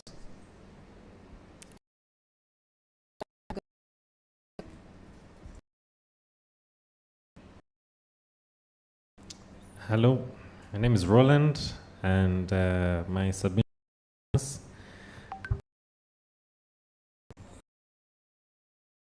capital, because a lot of the ideas we are trying them out from the first time. So if you have immediate returns, then we need more patience for the investors. I'll go in. I don't know if you're noticing the high-level language that is being done. How is he going to know market access, you know, speaking in high-level language, opportunity to come in and say you're helping me. I don't know if that makes sense. So the second question is, how can we measure creative impact to satisfy both artists and the investors, the funders, and the policymakers? Yes. I will say, recently found out very saddening numbers that pertain to the creative industry. Apparently, for the national budget, we for the creative industry, that's cultural, also any other creative works. That means you don't even account for 1% of what goes out. So how are we supposed to create? Like he said, we don't have enough investments. Furthermore, we don't have capacity building. But I am basically writing on talent. There are other masterclasses online that I've managed to sign up, but I haven't seen maybe encourage people. We're so obsessed with saying, oh my God,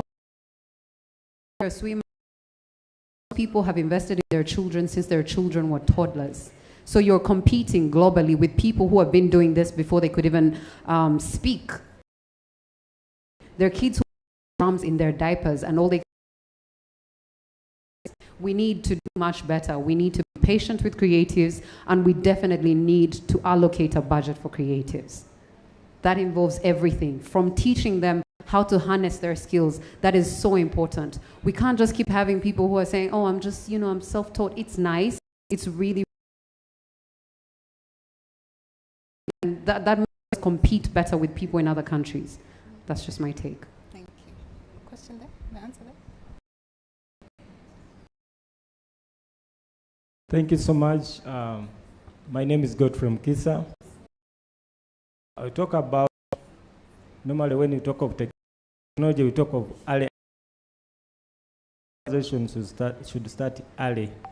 These people are creative in primary, secondary, tertiary, and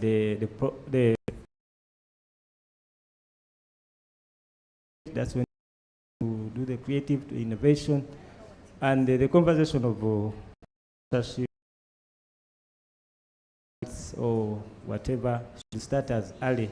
Even the intellectual property, when a child comes up with an innovation, is it for the teacher? Does it belong to the lecturer? So we need to find out on how we can start. Thank you. One more, then we go to the next question. You talked about how to measure, and I feel like it has been addressed, but you are locked up before, but I think you need, as creatives, to have some sort of monitoring and reporting. I hope that doesn't lock you out, but you need to show your impact and you can document it. Maybe create digital systems where you can be able to demonstrate this impact so that other people can view it and be able to say, okay, the creative industry has this kind of impact. They can have these numbers of people, and then they can be able to help you to the data that you have. Okay, thank you. Should we, okay, before we go to the next question. Thank you. I would like to, my name is Achaye Keranen. I would like to stress a point. In all this, we're forgetting something about it's need to credit worthiness and everything. But how do you expect, for instance, in this room, there is about 3 dozen baskets, yes? 3 dozen baskets representing about 36 makers. 36 makers coming from systems that are around wetlands.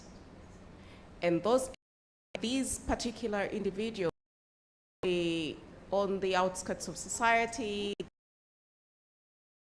and that is what they're doing. Okay. When we look at them in terms of mapping to give them access, one, of course, they will not have the language. That is number one. 2, they're not in this room. But 3, how are you expecting this person to be worthy because they wake up between seasons? That basket is the result of 3 months of work. Because for the nanofiber to grow to that about 6 months, it's harvested. The raffia takes 3 month cycles for a pack to be harvested and everything. So already that person has within their own life how much they're committing that basket, as neat as it is. We don't know how long it's been there, sorry. But so in terms of context mapping, when we come into these rooms and we're given data samples and we're given tables to fit, have we sat down to think about becoming data farms ourselves, that we create a set of data principles against which we can apply for funding, not have to prove and then fit into a box? For me, the problem is, and when I about talks, we get all these prototypes from the West and wherever, whoever is the fund, and they instill their own gatekeeper reported about, and in the process, the actual doer in the economy. And I'll just about who are answering the questions, it felt like there was a divide in the room. The creatives had a very specific way they were answering, and you could tell who was motive was like, we already are, we're just not speaking your high-level language. So lawyers, who are the ones who have set this up, please help us with the language barrier, because we're all in the room, but we're speaking completely different languages, and maybe that's actually why the creative sector is not becoming legitimate, because you guys are here, you say you're helping each other, but everyone's speaking in a different language. So yeah, thank you so much. Round of applause for Emily Banya, ladies and gentlemen. And a round of applause for yourselves, everyone who participated as well, a round of applause. Next.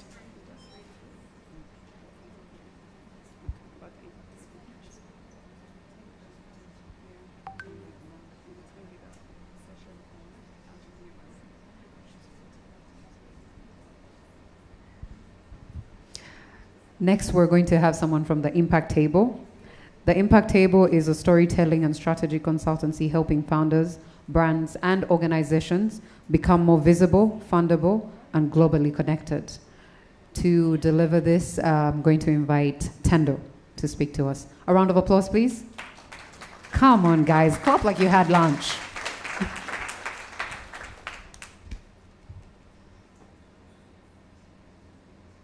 Okay. Good afternoon, everyone. So as she mentioned, I am Tendo Namunga, founder of the Impact Table, and we are a business storytelling and strategy agency. And so our work is around helping businesses to showcase their business results and translate that into capital. So touching on a lot of what was just shared, similar, except as she pointed out, what we focus on at the Impact Table is that high-level communication. So it is being the bridge of taking, how do we take this business data and translate that into capital? And so you can think of it as a storytelling as a capital strategy. So the purpose of this conversation today is to talk about discoverability in the digital era. And so what does that mean as a Ugandan founder? What does that mean as an entrepreneur? How do you get more funding? How do you become more visible in your space? And so before I dive in, just a show of hands so I can see who I'm talking to in the room. How many people here are entrepreneurs? Okay, awesome. Cool, so there's a good number of us are in the entrepreneur space.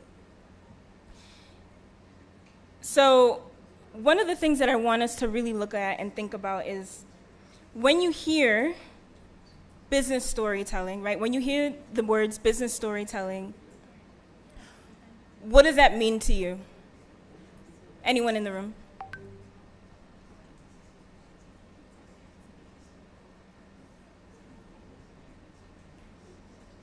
Is someone going around with the mic?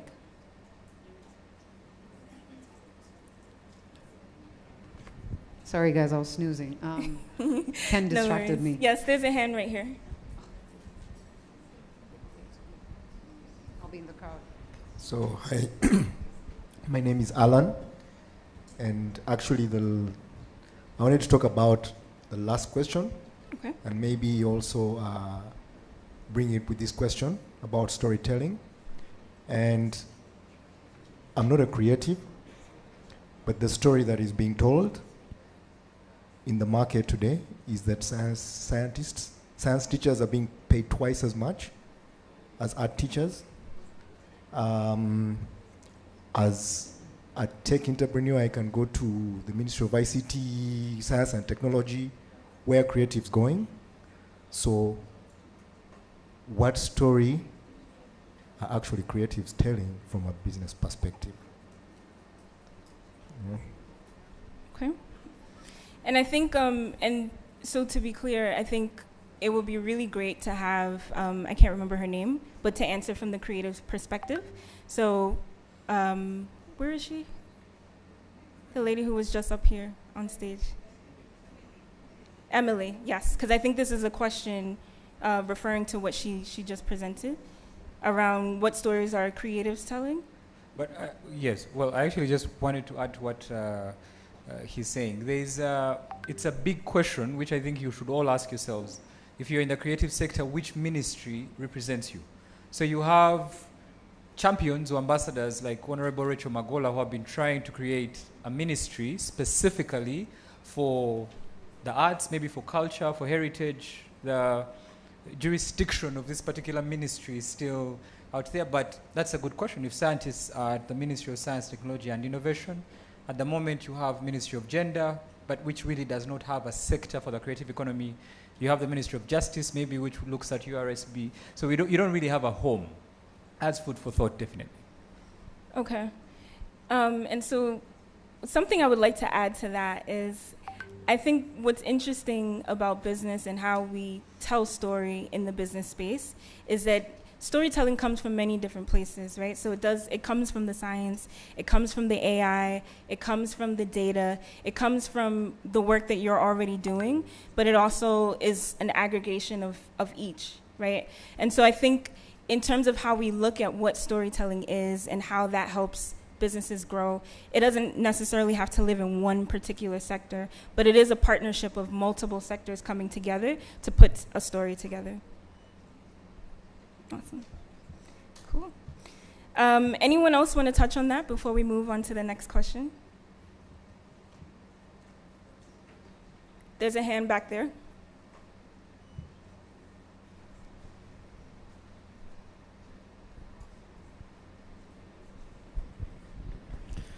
So I would like to try and answer the question that you asked around business storytelling. My understanding would be it's a lot of what people do on LinkedIn, where they try to distill the work that they do or the work that the organizations do in a way that the layman can understand. They were talking about high-level language, so just saturating it for the common man. Yes. Nice. Awesome. And so when we think about what business storytelling is, this is how you connect with your customer. It's how you connect with your audience. It's how you connect with the people that you are having an impact with. But it's also, at the high level, it's also how you connect with your stakeholders, right? So it's how you showcase the value that you are bringing to your customers and show that to your stakeholders, to your potential investors, if you're in the nonprofit space, to your grant makers. Storytelling is really how you show your market fit and bring the two together. So that's translating your business influence into visibility. So the next question that I'd like us to dive into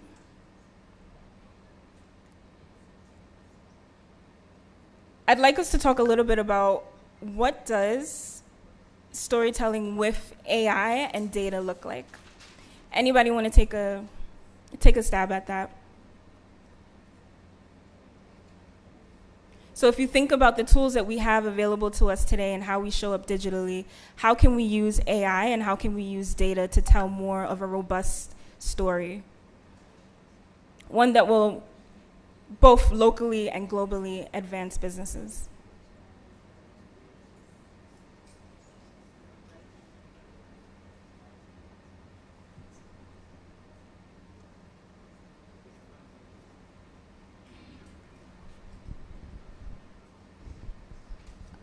Raise your hand so I can see you when you raise your hand. I Sorry. would say you tell your story, that you tell a story that is very authentic and relatable.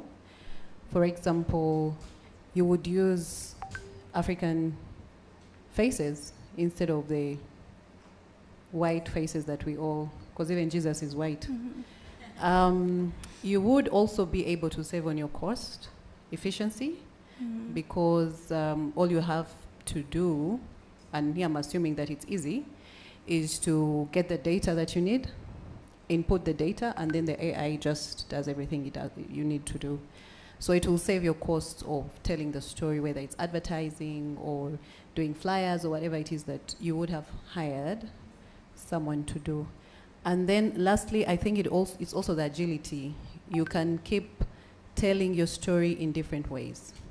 Gone are the days where, you know, maybe like businesses, you have a budget, you've hired this marketing company, and they've come up with a concept, and you have to stick with that concept for the whole year because you can't change because you have to pay. But I just sense that with AI and data, it allows that fluidity that today, if I wanted to use my business story to influence and tell the value I bring to my people, then I could wake up tomorrow and just say it in a different way, but also thinking about cost and accessibility and how efficient it will be for me. Yes. I hope it's not too much English. That was a great answer. Anyone else want to answer? I think there was another hand. Yes. Okay. Yes. Good afternoon. My name is Dr. Yakub. I've been a storytelling fellow from the Konrad Adenauer Stiftung's Leo Africa Fellowship for Storytellers. I think to me, AI gives us a lot of the flesh. We have a lot of skeleton, we have a lot of ideas, but AI helps to flesh out the statistics, the concepts which are hard to come up with on the spot. Awesome. Okay, so we have 1 minute left, but I'd like to end on this question. If we were to think about how we can collaborate, how we can bring those different pieces of AI, of data, of storytelling together, and policy, bring those pieces together to make entrepreneurs in Uganda more visible, more fundable, globally connected. What are some ideas that we have from folks in the crowd? Anything. If you had a Christmas wish list, a big, bold idea that you're like, if I had all the funding in the world, here's what I would do. Please say that again for the crowd. World peace. So the question is around, if you had all the tools and all the funding that you needed, in the ideal world, what is one idea that you would bring to the table to bring together the different pieces of what it looks like to be a visible and fundable entrepreneur? So AI tools, data tools, storytelling tools, etc.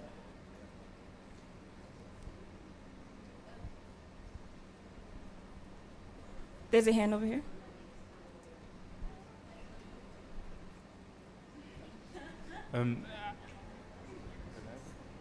For AI, I would focus on making the data a lot more around African stories. A lot of the data that is scraped by all of these AIs is mostly around westernized information, but there is not so much data around and about African people. Mm-hmm. And our stories, the Chintus, the Nambis, the Mansa Musa. There's not so much information about that. There's very little depth. So if I were to create an AI, I would want it to focus very, very centrically and deeply on African stories and African narratives. Thank you. I love that. Great. Do we have time for one more answer? Yes, go ahead. Yes, just to add, I think Africa's story needs to be told and be brought to the global stage. So I will concur with what you shared. But also to add, I think we're talking AI, but there are fundamentals that are missing for AI. So data, how do we collect our data? How do we, even the algorithms that we need to build to sensitize our data, how do we also present this data? Right. The African child is missing in this conversation. We're in Kampala right now, but if you went, let's say, to Yumbe and see the kids there there's a very interesting story. Some kids were having water for lunch in Yumbe, right? So the conversation that we're having here, how is that kid ever going to, one, get computer skills, learn what AI is, like we're talking about AI, learn how to build these algorithms. So for me, it is the bold idea I would have for, if I had all the money, would be giving every child access to actual creative person. How are they going to make money? How are they going to, that conversation? But also when it comes to the environment, the impact that AI has on the environment is quite alarming. I ask you all to just look into it and consider that the next time you're thinking about incorporating AI into this and that, let's consider the long-term impact that it has. That is my take as a creative, as a lawyer, and as a human being that is concerned about the environment. I have a question and then we can move on. Is it possible for us maybe to use AI as a tool that augments our creativity? It's not necessarily that you're leaving all the work to AI. I think that while we are still in the age where people still want to craft their things from scratch, there's people who are getting ahead by, working with AI as a collaborator. So is augmentation in the room, or are we also just, I don't know. Let's just think about it. Are we using it as a tool or is it using us? Sorry, I cannot give you the microphone anymore. I'm going to get fired. So you have been such a wonderful audience. No, we're not done, please. I see some of you smiling. Hey, no, we're still here. Next we're going to have Donna Sava, Senior Programs Manager, Hive Collab. Yeah. And it's a one-on-one chat on strengthening MSMEs through strategic collaborations, aligning development partners, local BSOS. Can we please have Donna Sava?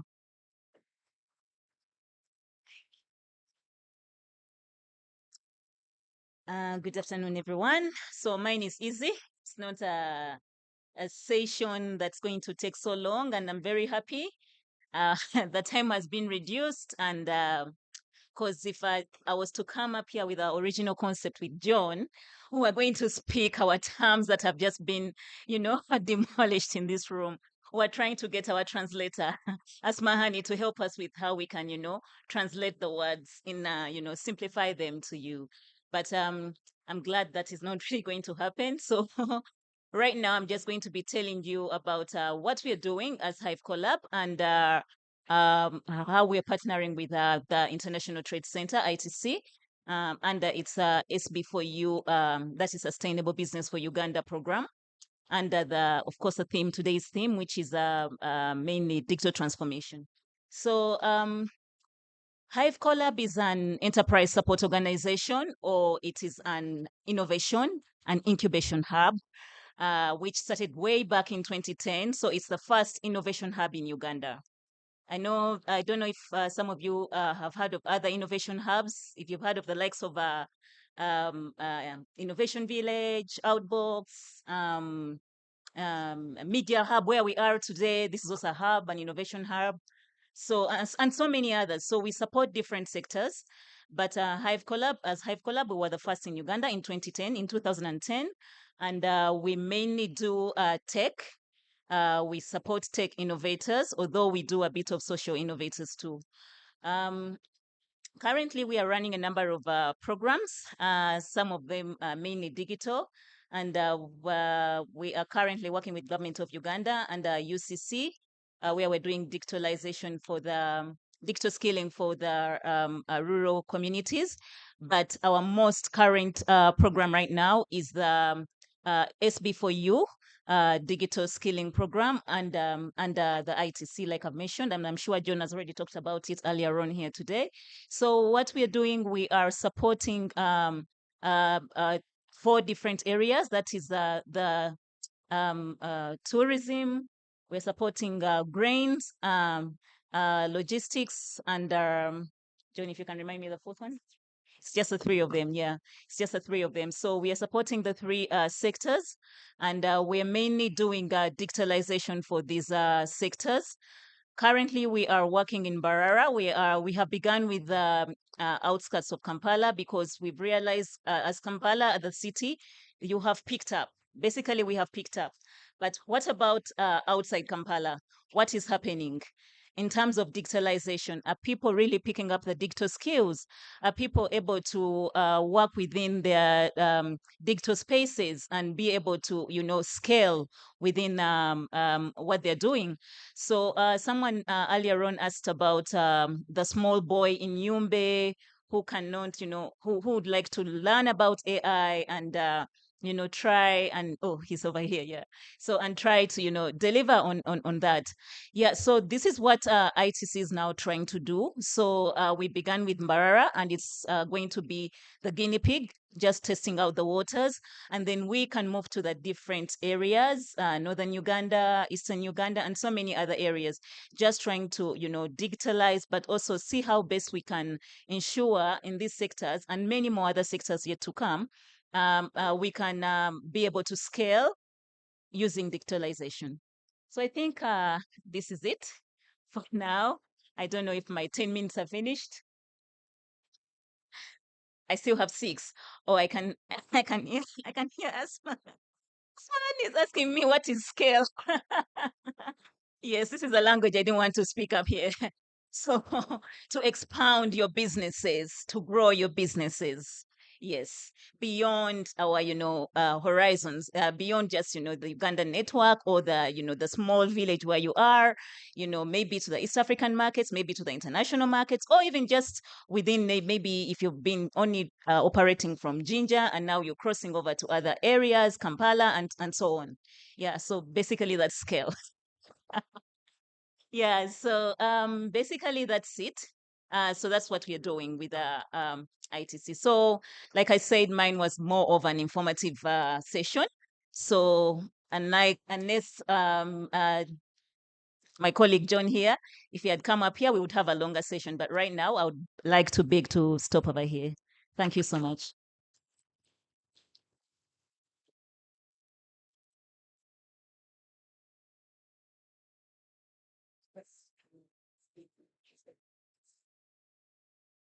Thank you so much, Donna Sava.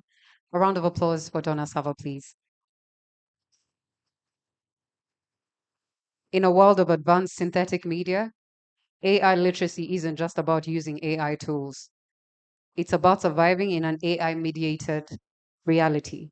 We're seeing and hearing are no longer believing.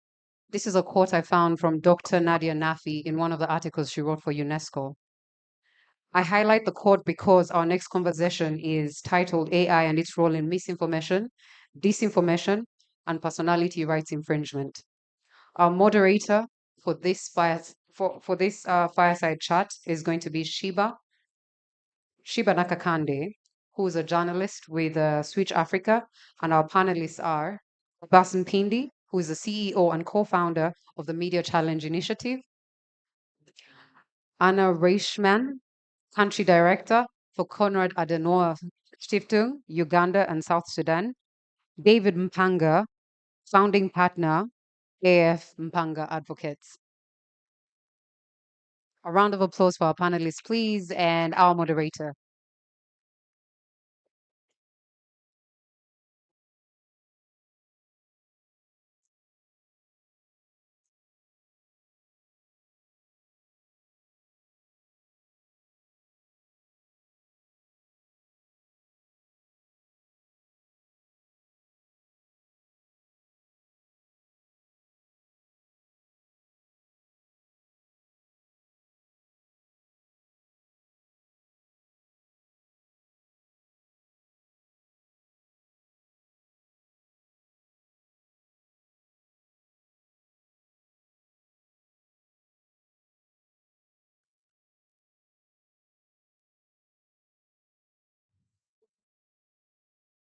Uh, Thank you so much. My name is Shiba Nakakande. I am a journalist working with Switch Africa and Solutions Now Africa, a newsroom here at the Media Challenge Initiative. Well, today's conversation, it's about disinformation, misinformation, and personality rights infringement and the role that AI plays in these three. Well, the online media space has given a voice to millions, especially the younger people in business, in technology, politics and governance, accountability, especially during a time where we are going in for the 2026 elections. However, it has made the truth harder to find.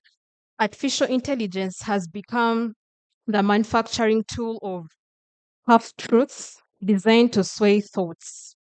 Yet, if applied correctly, it is an answer to many questions. So, how do we navigate this double edged reality? To unpack this reality, I'm joined by three distinguished voices who each bring a unique perspective to this conversation. My first panelist is a leading media development expert, a CEO of the Media Challenge Initiative, MCI. He works at the front line of empowering young journalists and strengthening ethical storytelling in the digital era. He is a 2024 Elevate Prize winner and a 2023 Africa Visionary Fellow. Ladies and gentlemen, please put your hands together for Mr. Mpindi Abbas. Next on my panel is the head of Conrad Adino Stiftung, CAS in Uganda and South Sudan, a development partner deeply engaged in governance, democracy, and policy dialogue across the region.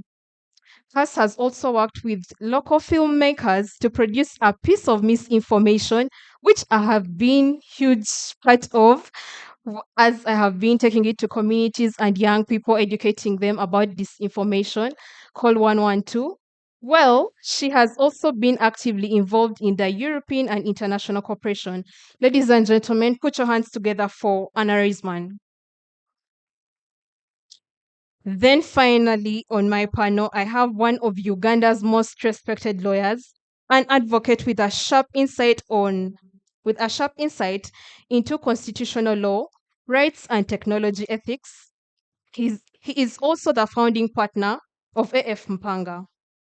He is the Minister of Lands and Properties in Buganda, a First Nation institute headed by the Kabaka of Buganda. Ladies and gentlemen, let's put our hands together for David Mpanga. As a matter of fact, before I came for this conversation, I asked my friend ChatGPT to help me get the must gets from this panel as we dive straight into it. And I got three. Understanding the threat, which is the nature and evolution of AI-driven misinformation. 2 is building resilience. And 3, regulating with responsibility. Let me start with Abbas. I hope I'm not reprimanded for using ChatGPT. You will see. All right. What is the existing information threats at such a time as someone who is working with young journalists and building the next generation of journalists? Good evening. Good evening. Good evening. Okay. Thank you so much, Shibra. And thank you, KTA, for bringing us together once again. Congratulations on this convention you put together every year. So there are many threats, but I think I will just specify just one thing. We have what most people are calling the authenticity fatigue. So people are just don't have anywhere to go for truth or for facts. So we've created an environment where it's really hard to believe anymore what's right and what's wrong, or what's factual and what's not factual. And when you have an environment where people no longer know or even where to go for facts and truth, whether it's going to be journalists, where it's going to be institutions, then that's really, really dangerous. So you have a vacuum in terms of news, and because everyone thinks and believe that they are part of like the news production process, which used to be an exclusive of journalists. Now it is no longer that. So most people are talking about disinformation, but I think the real danger that is also being, especially in media literacy, that is being studied is what now we're calling de-information, where you actually don't have any news anymore because the landscape is full of unfactual things. So when we get to that state, we can have another conversation. But for me, I think the biggest gap is not knowing where to go for the truth. Right about when you say we do not know where to go when it comes to the truth, I would take my next inquiry to Mpanga David. Where do we draw the line when it comes to getting into someone's business and not getting into someone's business when it comes to accessing information about them? Thank you very much. I'm not sure that I understand the question, but I'll give it a stab. Like my colleague, I'll start by thanking KTA and the organizers for inviting me here. As with all, the regulatory landscape for AI is not different from, because we don't have a particular laws, is not different from the regulatory landscape for any other form of information. In our constitution, we have the right to privacy. In our constitution, we have the right to freedom of speech, and a number of other rights all set out in Chapter 4. A couple of them, such as the right not to be the right to a fair trial, the right not to be subjected to inhuman, degrading treatment or punishment, are non-derogable. The rest are derogable. What does that mean?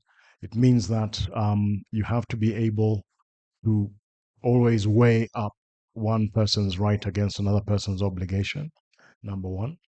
And number two, any derogation, this is constitutional still, can only be to the extent that it's permissible and acceptable in a free and democratic society. That's the theory. When you come to our personal information, how it's used, and how it may be misused, if we also consider that, the internet, social media has put a huge platform for anybody, anywhere, very cheaply and anonymously to say anything, which is freedom of expression, and to use your information sometimes or your image in a manner that may not be pleasing to you. We have the laws that we have at the moment could try and deal with that in the sense that if it causes harm, if it's used to deprive somebody of money, it's fraud. You can charge that as fraud. It doesn't matter how the method of deception.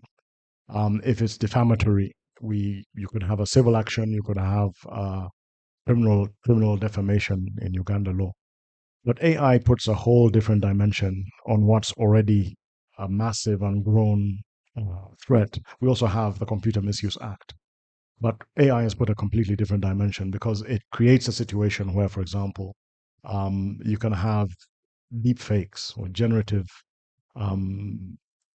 AI, which enables you to sound like, look like somebody and create a situation that maybe implicates someone in something illegal, whereas they were completely not implicated, or where you could use somebody's voice recorded at an occasion like this and their image and likeness to defraud them, in the sense like you could use it to override, say, bank security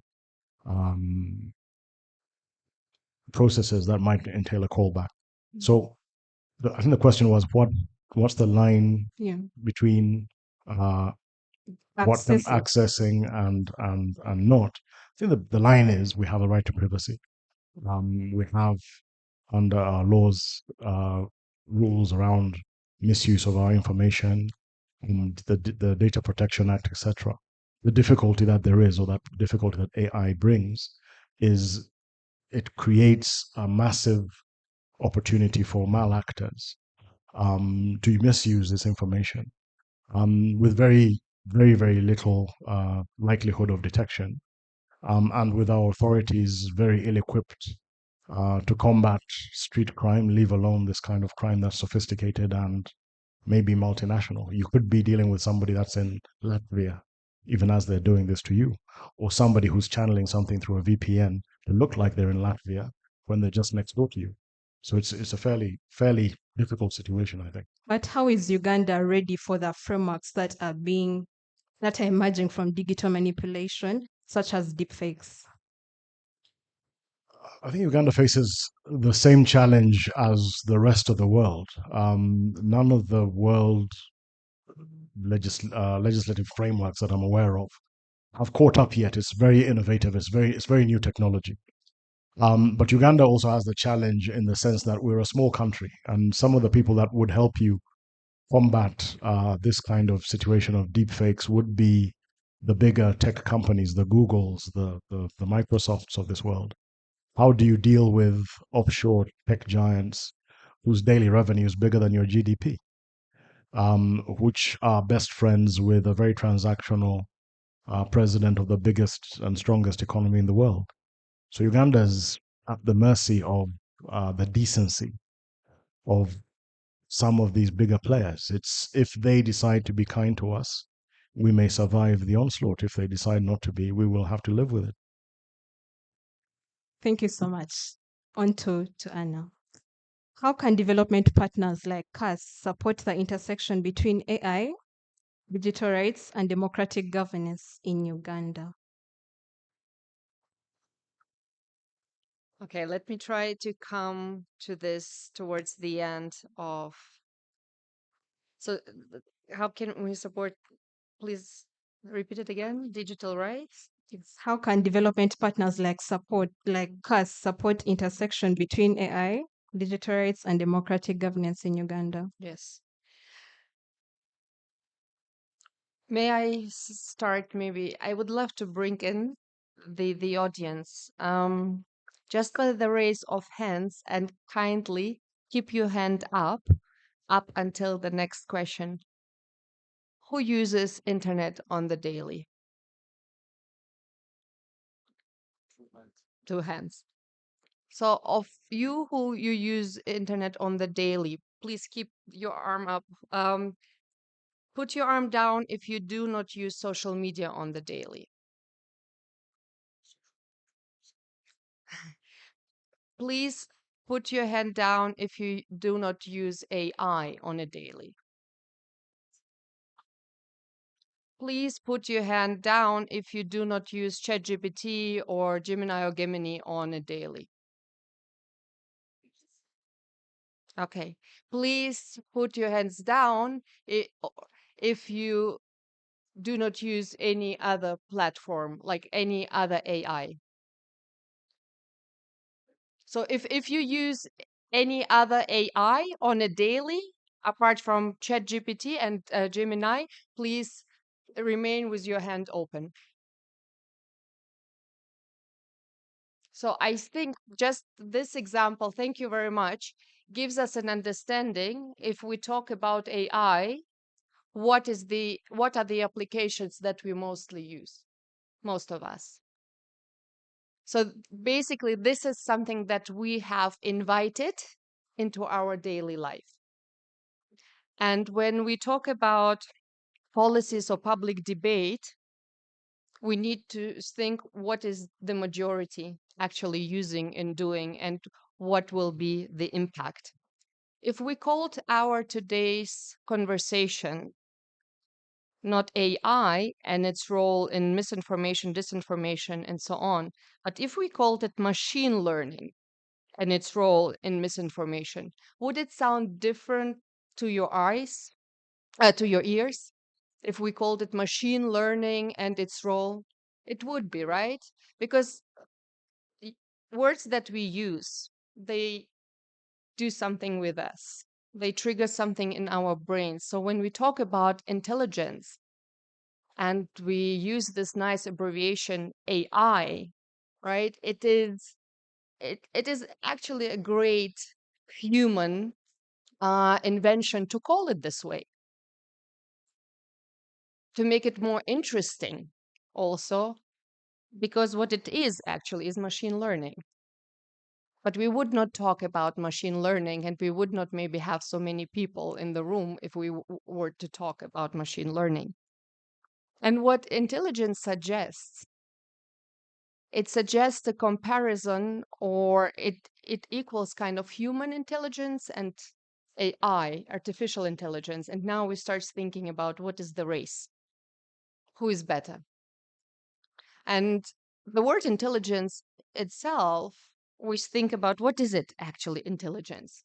Okay, it's learning, it's reproducing, it's being able to compare things, to produce solutions, to apply experiences, and to judge. So, but not all of it AI can do. And yet we still call it intelligence.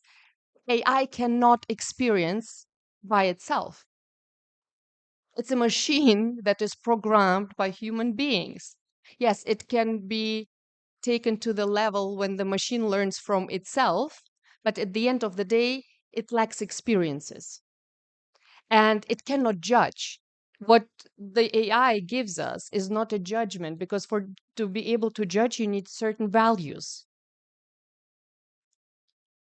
AI does not have values. It can be programmed in the way that, it has like good, bad, and then it basically produces a probability. So what I'm trying to say that and oh, by the way, AI needs energy and rare earth to be able to run. So if we as human beings decide not to feed AI with data, not to feed AI with energy, and we are not able to feed it with raw materials, and those rare earths is 60 to 70%, the production and so on is in Chinese hands. Now you maybe get to understand what it means, which impact it can have on democratic conversation. If what you need for it to work for it might be in the hands of a country that is not a democratic regime, but an authoritarian regime, and might have certain interests, and what happens if the data that we feed into AI is actually absolutely biased. It's already biased, because currently it consumes the reality that we have created for us human beings online. But we have been creating this reality without thinking, how will I manipulate people? We were just putting out information there, and it's already biased, because most of information that is online, for example, comes from what we say global north, or like Western countries, because they started feeding those uh, basically the internet earlier, which with much more information.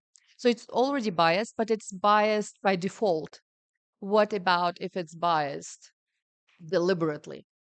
And this is the reality we will be then living in. So what we now have start doing is, how do we prepare for this reality? I like how you started, because you said, the truth and reality, those are very different things. AI cannot experience the truth. We can as human beings. AI just feeds from a certain reality that went through a process of translating the truth in the reality. So but as human beings, to remain human, we still need to know what the actual truth is, which is mostly by going out there and interacting with people and getting information from elsewhere. So our contribution as a political foundation is exactly in that, starting the conversations as the one that we have today, to become aware. One last thing, because I've heard this morning, and it has been brought up by David so well. Most of the times when we talk about regulation, we already talk about the regulation of AI that is already in place, the tools that already exist. But what about the process of releasing an AI tool and an artificial intelligence tool? Have we interested ourselves in what the regulation process is in it? So the truth is that most of us, as we are using ChatGPT and so on, the release of these tools does not require or does not go through any regulation. So when we release, there is an Christopher Wiley, who is a whistleblower in the Cambridge Analytica scandal. He says there are more regulation on releasing a toaster on the market that you will have in your household. Now think about the impact of a toaster in the family or on the community. There is more regulations to this, not even to think about pharmaceutica, and there is no regulation right now to release AI tools that most of us are using on the daily. Thank you so much.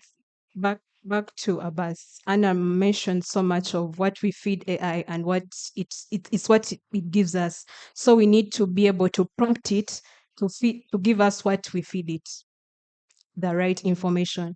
So as a media practitioner and a person so much involved with the young journalists for the brighter future. Yeah. So how have you been able to train journalists and equip them with skills to be able to detect deepfakes? And not only journalists, but citizens. I think I just want to add on to what Anna also mentioned. So when you listen to these terminologies, but one of the things when I was reading through, just preparing, one of the things that is looking at artificial intelligence in terms of the word as is, but also when it comes to its relationship with the subject of disinformation, there's also looking at it as an influence. So you can replace the intelligence with sort of the artificial intelligence, artificial influence in terms of how, for example, it amplifies the speed of production and manufacturing of deepfakes. What used to take people years and years to produce now is taking a very short period of time and will be posted and will be viraling on social media. But also I think Mr. Mpanga also talked about, like the fakery of like voices and likeness of people and how that has become even more realistic now compared to maybe a year or two ago, leaves a lot of people who may not have the knowledge and the literacy levels to discern which one is factual and not. And so to the work of MCI, Media Challenge Initiative, I wouldn't want to go so much into building journalists. I would want to talk about, building human curiosity, because what we are dealing here with is the capacity of an individual to think critically about the information they are consuming. So each one of us has the power to, decide the reality that they are experiencing. So it's more important for us, before we even talk about digital literacy, to talk about the human curiosity and the critical thinking that we can extend to each and every young person. So in our case, young journalists here, before they even think about, what tools to use, they have to think about this world in terms of how they want to influence and create a better world, right? That begins at vision level, that goes to critically shaping their mission, and then thinking about what kind of information they want to use to create a better world. But also that goes into, of course, media literacy work, the fact-checking tools that they're exposed to, technical things that they can use, which are also AI-driven, that helps them to have tools to interface with when they meet a deep fake, when they meet an image that has been, photoshopped, so. But what is critical, at least for us to really, really emphasize, if there's anything you can take out from here, one is, even from a young age, human curiosity, critical thinking is really important, and it's what will help us protect everyone from the challenge of disinformation. Thank you so much. Back to Mr. Mpanga. While you were at a panel in Hoima, you mentioned a statement of not everything new is important. And that was my key takeaway from your discussion.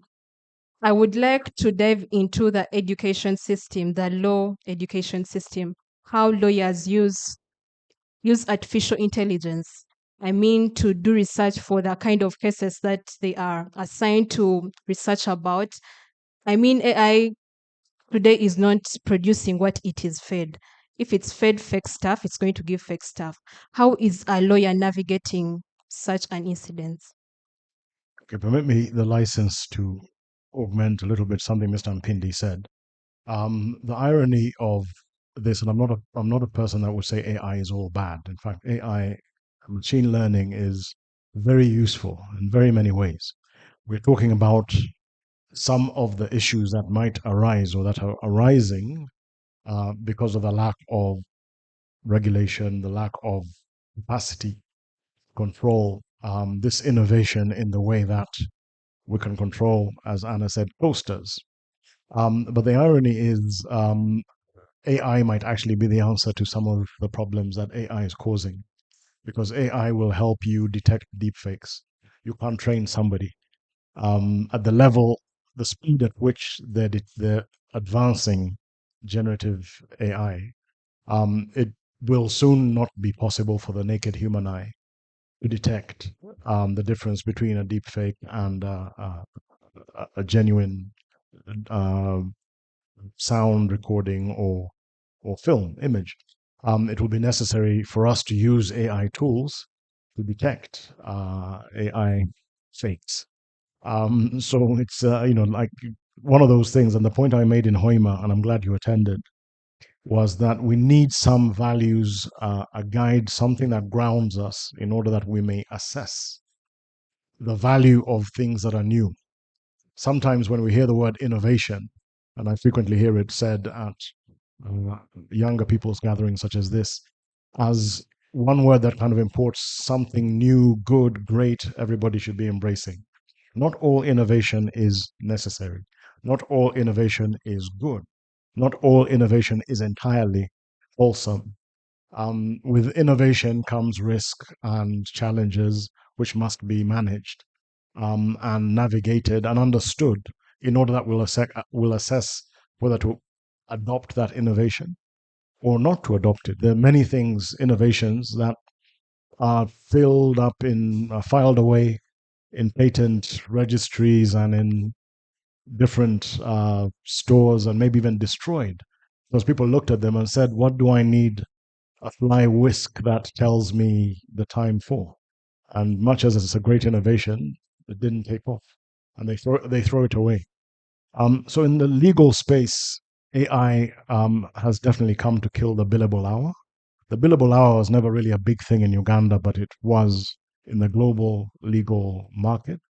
That is lawyers being able to charge by the hour.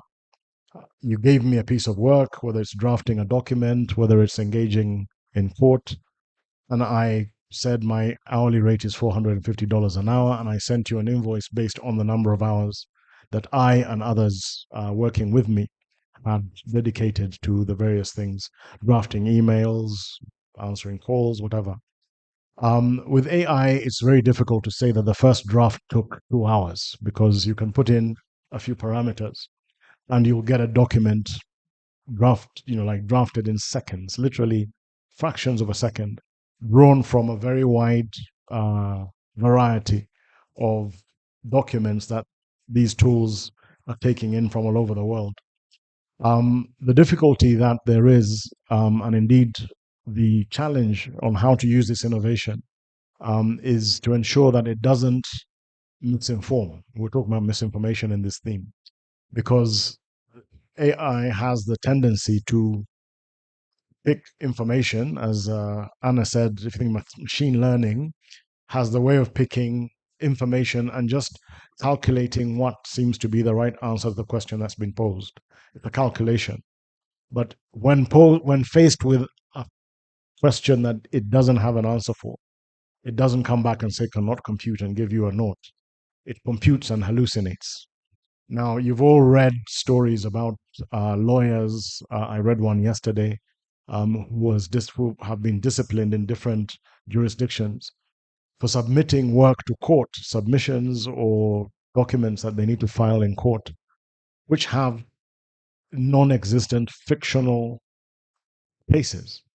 So it looks at a legal proposition and it thinks there must be an authority for this. And it just says in the case of Pindi versus Reisman, it even gives it a citation. And it says what the judge said in the case of Mpindi and Reisman. And there was no such case. It just made it up. Now, do machines lie? No, they don't. Because it's not a sentient being. It doesn't have a moral virtue. A moral compass in order to determine whether this is dishonest and strong. It's simply giving an answer to the most approximate number, and that when it translates through the number of filters that stand between what we see on the screen and what's going on underneath in the programming, it's just ones and notes. But these ones and notes bring Mpindi and Reisman. Never happened before. So lawyers who are using AI must, one, check the work very, very closely, for hallucination, but also for plagiarism. You might be misusing proprietary information, which this program has picked off the internet, and it will be immediately identifiable to the owner of it as proprietary confidential information. And here you are putting that document out and selling it, because that's what we do. You're selling it to a client and saying, oh, KAS, here's the document that you wanted. KAS presents it somewhere, and another law firm is going to come and say a third of that document is information that belongs to us, and you shouldn't have had it. And KAS might be liable for that. And of course, guess what? KAS will turn around and say, well, AF Mpanga, you misled us, and you made us pay for something that doesn't belong to you. I've said you should be looking out for mistakes, for hallucinations and non-existent cases. But you should also be looking out for inapplicable and inapt answers. You see the ease with which things come. And this also goes a little bit to what Anna was saying. A machine cannot judge a right and wrong in the moral sense, but the machine also has difficulty assessing nuanced positions or situations where there's no right answer. There's simply a little bit of opinion, a little bit of Reisman. You be the judge. And then you'll determine on the basis of, I don't know, person I prefer, age, race, sex, if it's lawful distinction, to say we'll take option A rather than option B. Machines are not good at that. If you're a lawyer who is dealing with a client who needs an answer to a question to which there's not necessarily a correct answer, you should be checking that you're not giving your client the facile thing that came out of the machine, which doesn't work in real life. That, if you go there, it means they're going to spend 3 months when you could have given them something that was slightly different, and it's going to end in a month. Very lastly, on the legal interface between AI, misinformation, disinformation, and proprietary rights. Of course, one of the challenges for lawyers in this whole thing is maybe young lawyers, the lower end of the profession could be lost because their engagement has largely been at the drafting stage, the creation stage. They make something which is then assessed by their seniors and sent out. If it's the first draft or two can be done by AI, and even the research can be done by AI, what's this person going to do? Those people, highly trained intellectuals who have been expecting to go into the path of becoming elite lawyers, suddenly find themselves in a job market that's becoming slim. And if you read Peter Turchin's End Times, you will be aware of the fact that in turbulent times, what he calls the counter elites are the people who drive revolution. And the biggest supplier of counter elites across time has been the legal profession. So I hope that the AI doesn't push lawyers out of employment in order that they may then go and join a disinformation or misinformation industry to try and cause and foment revolution. But, facetiousness aside, or light side, if I may be more serious, I think that with the legal profession, as with many other professions, consulting, architecture, any form of advisory, you will find that AI is going to revolutionize how we work. I'm old enough to remember life before the internet. I started practice before the internet really took off. Everybody thought the internet's going to change the whole. It hasn't really changed things. I'm old enough to remember life before GSM telephony or even smartphones, and very widespread. Every time there's this innovation, people think it's really going to change the world. I still think that there'll be a lot of space for human interaction and human need, for human judgment. It's going to make us make decisions faster. We'll move quickly on things that we can move quickly on. We'll still pause and ponder and need human assessment for things that a machine cannot judge. And I think we'll probably be doing more work. Everybody back in the day used to literally type on a typewriter, mortgage documents. Right now you can produce them on a word processor. That hasn't meant that there are no lawyers working on mortgages. It just means they do more. So I think that there'll be a lot more work, and I think there'll be opportunities that will open up in ways that we've not yet thought about because it's new. Thank you. Thank you so much. From Anna, I'm going to come to the audience. I would love to involve you in this next session, which is about the data protection measures. The EU Act speaks so much to the transparency of these AI-powered tools. How do we make sure that these tools are localized for young people on the continent? I'm not sure whether I'm the right person, to be honest, to answer the localization, because the legal mind is here and the much more local mind is here. Like, so as well, because you exactly work on these areas. Therefore, allow me to maybe to get a little bit more back to, because I think there are two elements that Abbas and David have mentioned that speaks to the localization. When Abbas talks about media literacy, but more than this, about critical thinking, the question is, who is in charge of training people in critical thinking? Because sometimes we just say, oh, critical thinking, and we do it in this organization, but critical thinking starts very, very early in the family for a child growing up. So I think one of the parameters is also to ask ourselves, and I'm for example, mother of two, am I challenging my children in the way that they become critical thinkers? And a lot about how we educate our children is also a cultural issue. So I remember my grandma would tell me, okay. so as well, because you exactly work on in these areas. Therefore, allow me to maybe get a little bit more back to, because I think there are two elements that Abbas and David mentioned that speaks to the localization.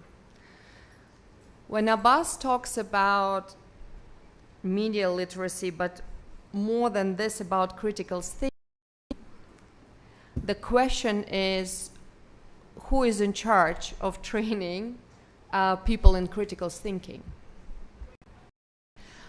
Because sometimes we just say, oh, critical thinking, and we do it in this organization, but critical thinking starts very, very early in the family for a child growing up.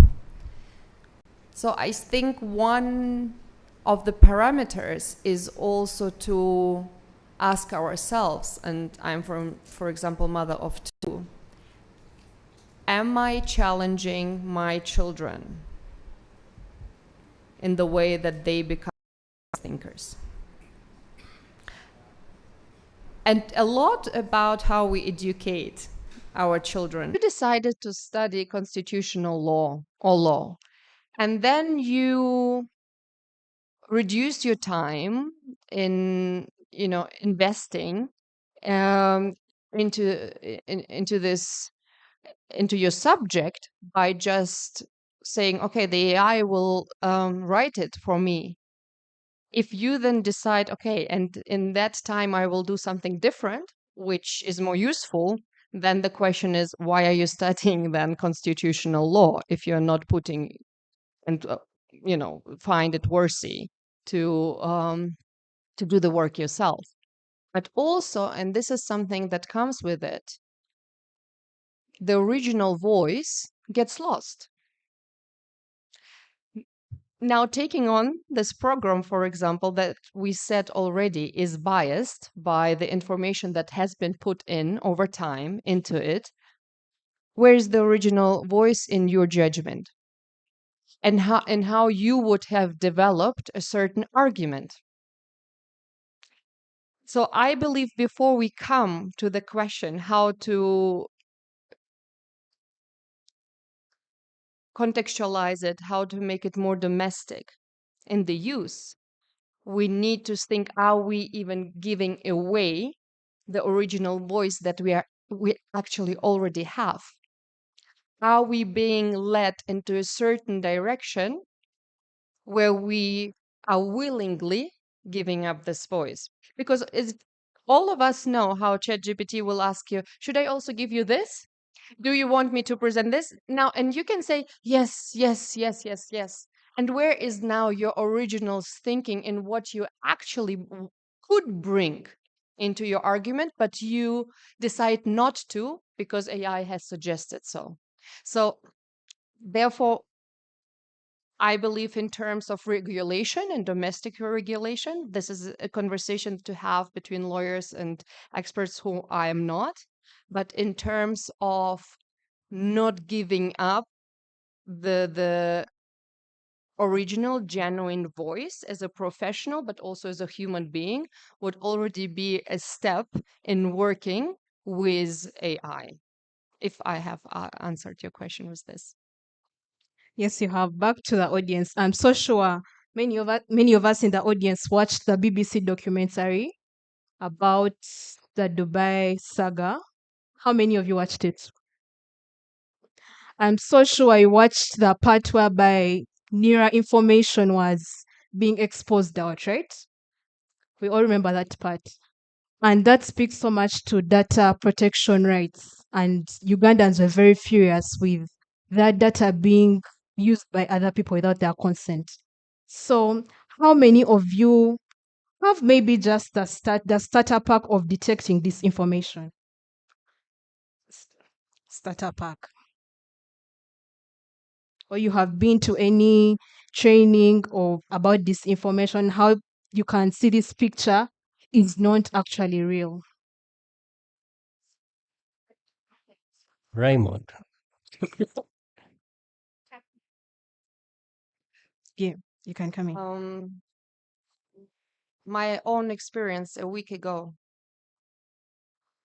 I applied for a visa to go to a neighboring country here. And this application has been pending for a few months because when I first wanted to go, I could not, so I left it pending. I closed everything, and then you know how you can resume the application. So I put my number into it, my name. The website opens again, where I think right now I just need to put in my actual flight data as I'm going. The entire mask, literally everything is from a different person. Under my name, under my number, so immediately decided, okay, that means that somebody else now already has all my data that I have put into that application. So I immediately closed it and decided to go to the embassy of this country to now apply physically. This is scary. This is scary, and this is where you kind of can assume this can happen, but this is now an official system that you are actually asked to use to apply for a visa. So sometimes you put data also into something that is official and so on, but it's not protected at all. Forget about those cases where we just say confirm, confirm, confirm, because we quickly want to get actually to what we want to use.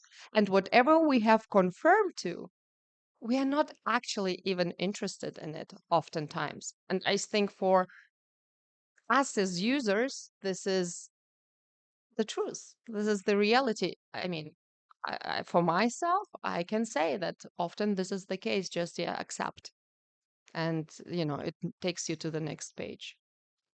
Thank you so much, Anna. Before I have my parting shots from my panelists, let me have a word from Raymond to have us have a starter pack for detecting this information.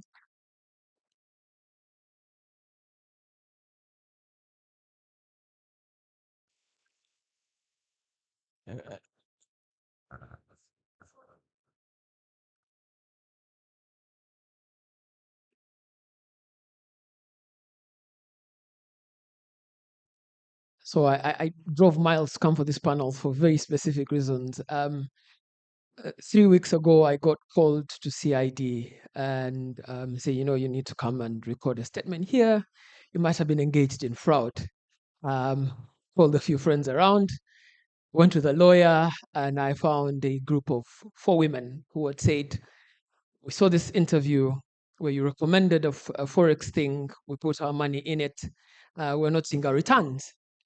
To which I told them that this thing is false and that I put out a statement a long time before that this thing is false.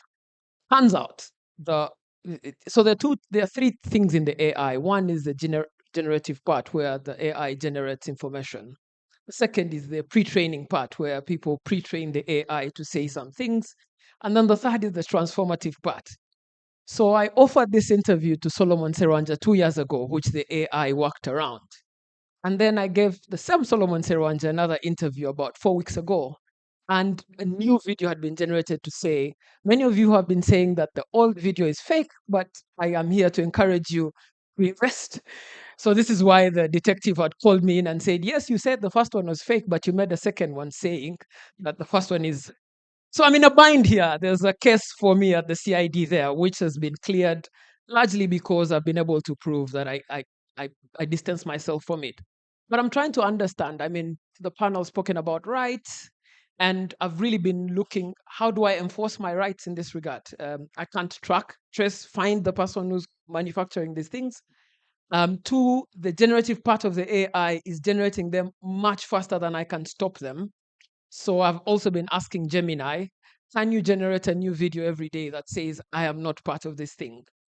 And in which case, I don't know how we will populate it. But these are real concerns for me now, which might affect my life going down the road. It might affect my credit score with my bank. It might affect my visa applications. It might affect many other places where I work if this thing ends up there. And so I am happy to hear from the panel what might I be able to do? Should I call a press conference uh, in this regard? But I'm happy to hear some thoughts that on what I can do. I think Mr. Mpanga is the best one to address Raymond's issue. I'm afraid, Raymond, what I can tell you now will be very shallow, because what I can really tell you, I need to invoice you for. But no, your predicament, for which I'm really sorry, illustrates for us all here the dangers that there are with this innovative solution, which does many good things. You can, do videos of puppies and kittens playing. You can imagine your dream house and show an architect what you'd like it to look like. You can do a children's storybook and make some money off that. But there's a fraud industry. The people who wake up in the morning to do nothing but fraud. And what they'll have to be is perhaps more awareness in the CID, that in situations such as this, they need to be looking out for, whether this is generative AI, and get a tool.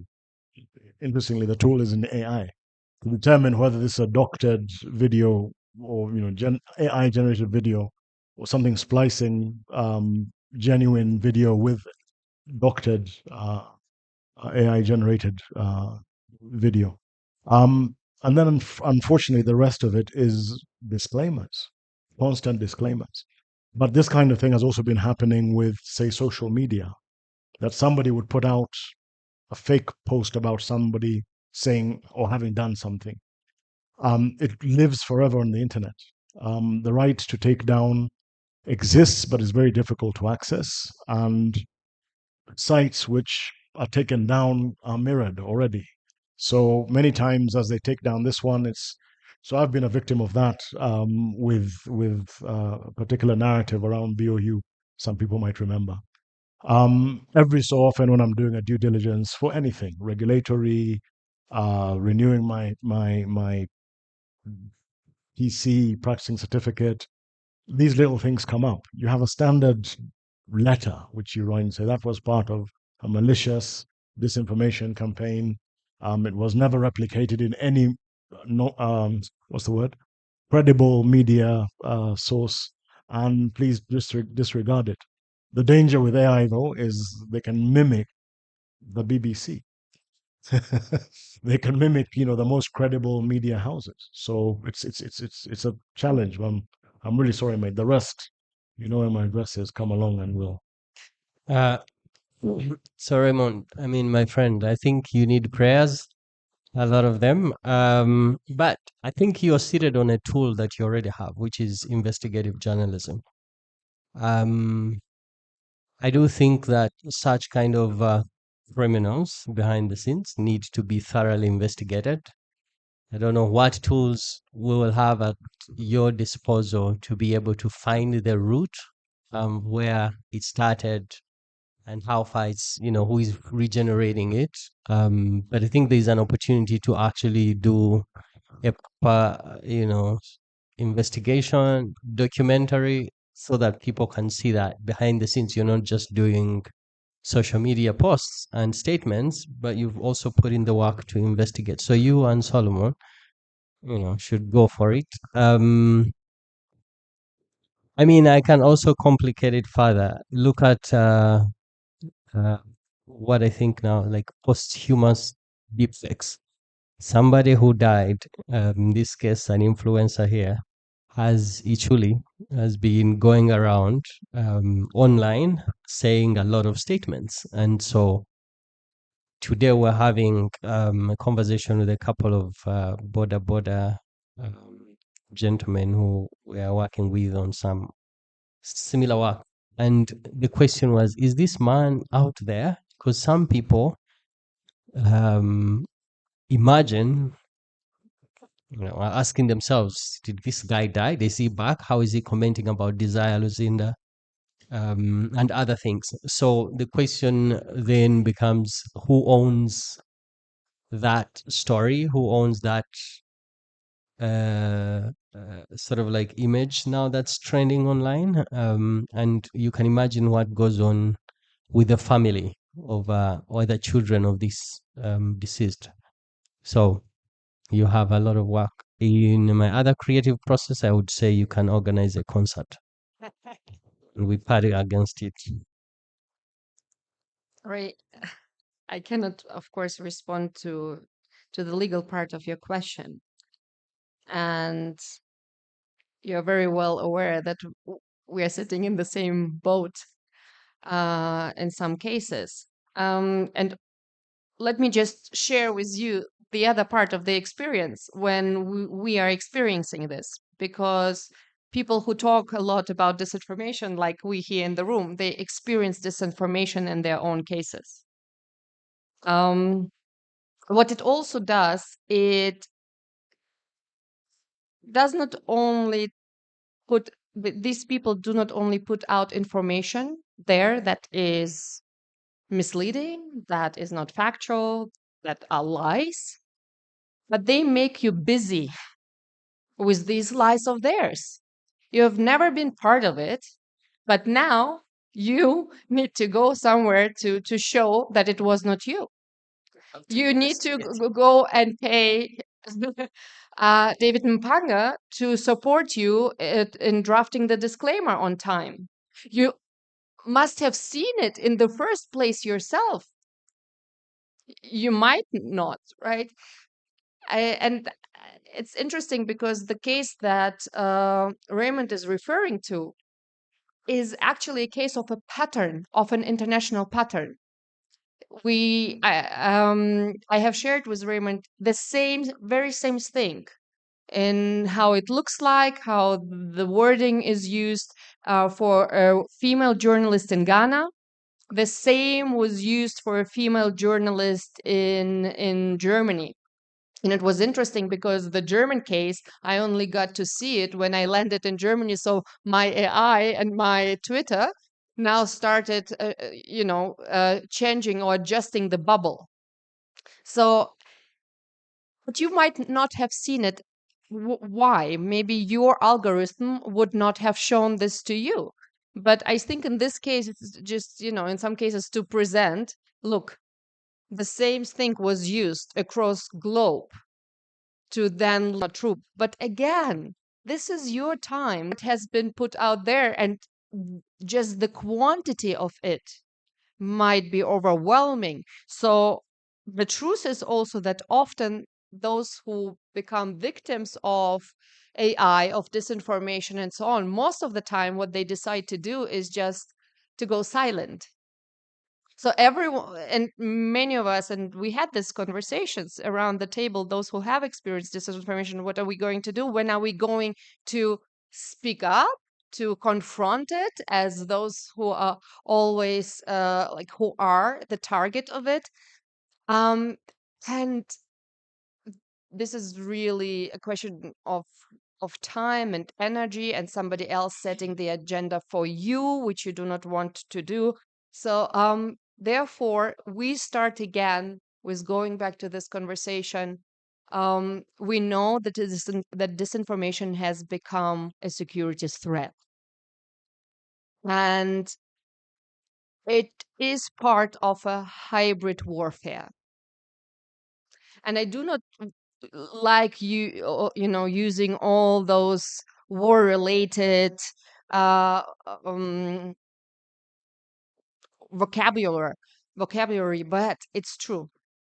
So in the traditional warfare, we have learned which instruments we have. We have come up with national armies that protect us from the enemy. In the hybrid warfare, in the psychological warfare, we are still at the beginning of developing these tools of protection. And this is the legal system, this is the critical thinking. But at the end of the day, right now, we do not have an organization that just protects us from being attacked. So what we decided to do is to work on the individual resilience of people, not to become attackers by default because they do not know. Because sometimes we spread disinformation or misinformation. Sometimes we cannot tell what is what, because we are triggered by it, because our biases are triggered by it, because it fits the agenda of ours. And the question is, do we want to be the perpetrators of it? Because if a piece is released, a piece of disinformation, and everyone ignores it, because everyone is like, what do I care? Like, it has triggered my emotions, but let me sleep over it. There were no facts to it. There was no information that is really of any interest, and so on. If we start ourselves being resilient and fueling this machine, that would already be a step forward before we come up maybe with more elaborate responses to it, and the legal framework that we have been also talking about here this morning. Let me take just one more question from the audience before I get back to my panel about disinformation, misinformation, and personality rights infringement, because this has been a topic that has been discussed globally, but it has come to the attention of Africans just recently. So there is so much that we don't know and would like to know. Just one more question.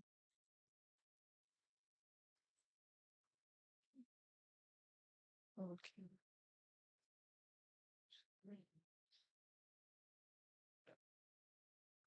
Who has the mic?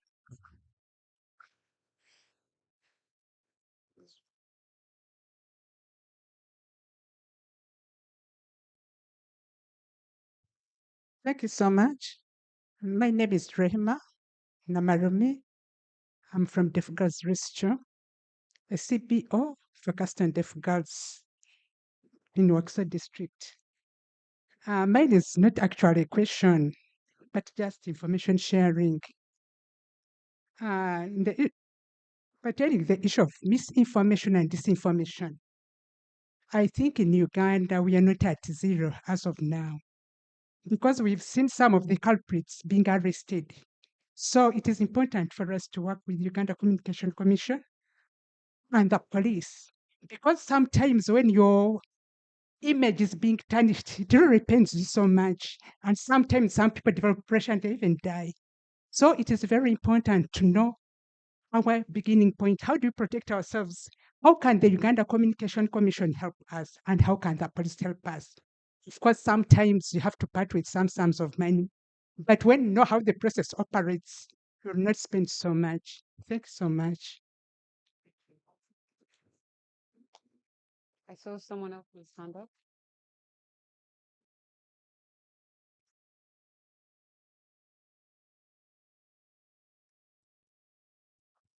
All right. Thank you very much. Mine is Kwasa, about AI. So something that you talked about, and maybe David can comment about this. I have read your book. It's something that I've thought about in terms of we are inputting this information in something, yeah, and we don't know who has come up with this. Today we had a presentation from Times. They say when you come up with an AI tool to assist you to ease your work. So my question is on critical thinking, but also the ability to work with a tool. We're inputting. Could it be a risk as Africans that we've received this tool and we're receptive of this tool? Where every day you're attaching information, but you don't know who you're corresponding to, and they are essentially maybe taking this information and using it for a particular maybe use. And how should we be concerned as citizens who are using this the tool, to continuously interact with it? It just comes from a point of concern that this is something that we've been handed over to. We're not questioning. We're putting in the information. It's a bank. And for me, the flip flop of that is that should we now go back to where I actually have to sit with my senior colleague David to consult him in a conversation for him to say this is how you need to build your critical thinking and not feed this bank. I hope my concern, or mostly probably David.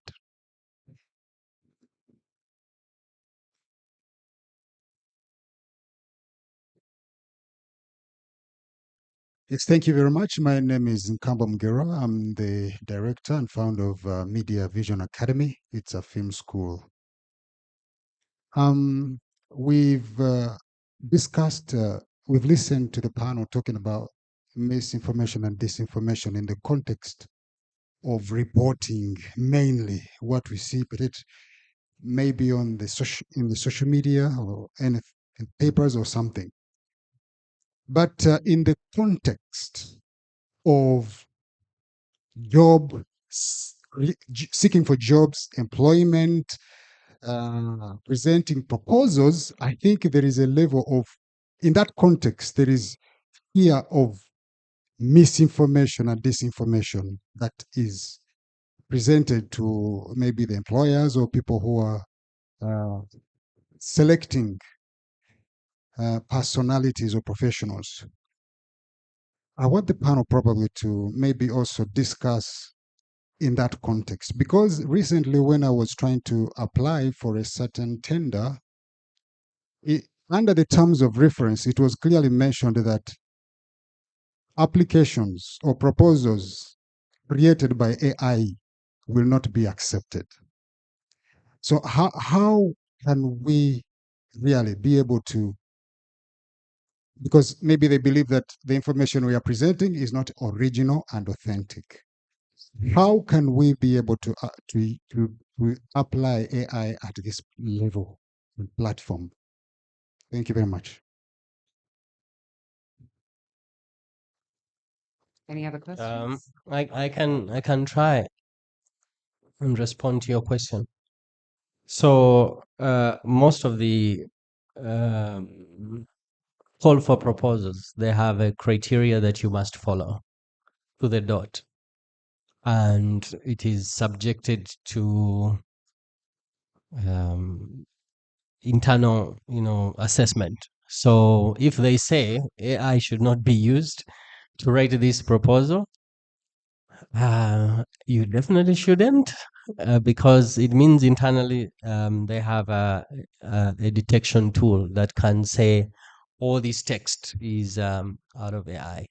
But also, really, when we go back to the work that you do, to fully be able, using your own voice, original voice, the voice of your institution to represent that work is important.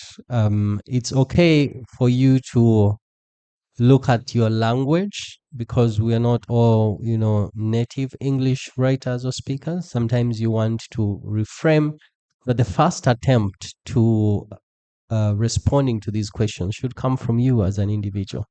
And then you can seek support or help when it comes to, because I've seen like where you have a proposal where your description of something doesn't fit.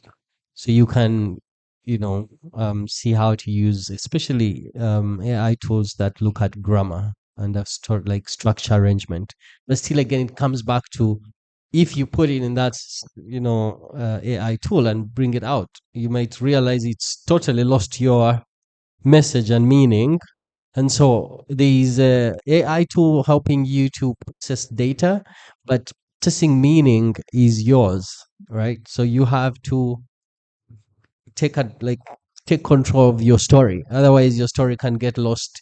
The other thing that I can also add is a lot of like the content that AI is speaking from is also opinions and not factual. So you might be quoting a lot of opinions, wrong dates, wrong statistics, wrong percentages, and representing, everything. So this is what I can advise you. Yeah. So if I may jump into the question at the back, even before AI, technological advancements in ICT and the use of ICT at different levels, banking, shopping, everything that we've been doing, has created a big issue around personal data. I'm old enough, I've kept saying how old I am because I've noticed how young the room looks. I'm old enough to remember a time when we used to have phone books, large books that had the names, addresses, and phone numbers of everybody. We used to have these books. Maybe that was personal information that somebody could go in and look for David Mpanga and then find the number 256706 and call them. But there weren't that many people with phones, and most of the people that had phones were responsible, and you could tell which phone called which one. So if they called, if they misused their phone, maybe that'd be easy to track, etc. But this has gone to a level where we're typing in everything. Google knows what you're ailing from, maybe before you know it, because you started Googling symptoms slowly. And somebody, once said, do they have a responsibility? They've taken legal advice on this. I hope I don't sound like I'm giving away Google's. I read it somewhere. If I Google headache, and then next week I Google achy joints, and then after that I Google a week later rash, and those three things to a medical practitioner spell, just for the sake of argument, cancer. Is this company, because it has all this information, under an obligation to send me a little email and say, David, we know you Googled this and then you Googled that. You may have cancer. You want to go and see a doctor. You should stop Googling symptoms. But the point I'm trying to make is, that we're inputting so much information about ourselves into these things already before AI even comes in. Now, any data collector, data processor is under a duty under our Data Protection Act to keep that data securely, to ensure that it's not transferred without consent and everything. This is all great, but we, the inputters, are putting out so much of our own lives. We're putting out, our machines are designed to keep track of us, etc. And we keep all, how many people reject cookies? Because that's supposed to be a protection. I said these people are being followed everywhere on the internet. Let's give them the opportunity to reject cookies. Everybody just clicks accept. All right. So you'll find that a lot of the data danger, the bigger risk is with us. The people who don't realize quite how valuable this data is and how easily we give it away, number one. Number two, as I was saying earlier, we do have an act. We do have a a regulator here, the PDPO, forgive me. The PDPO, but the PDPO recently subpoenaed or called in a big tech company to talk about its obligations in Uganda as a data processor. They didn't come. They didn't come, and they can't come. I mean, you're Uganda. I don't know if you remember that. All right. So, one, we have to be very wary of the data that we put out about ourselves. It may not be possible for us to operate completely analog and keep all our data to ourselves, but you know certain individuals whose internet presence or social media presence is slimmer than others, and others who have extensive, the name of their cat, their dog, you've seen their living room, bathroom, and everything, and you just see them and you think, actually, I know you are, and you know everything about them. And the others were a bit cautious. All right. I think in our situation we have to be cautious.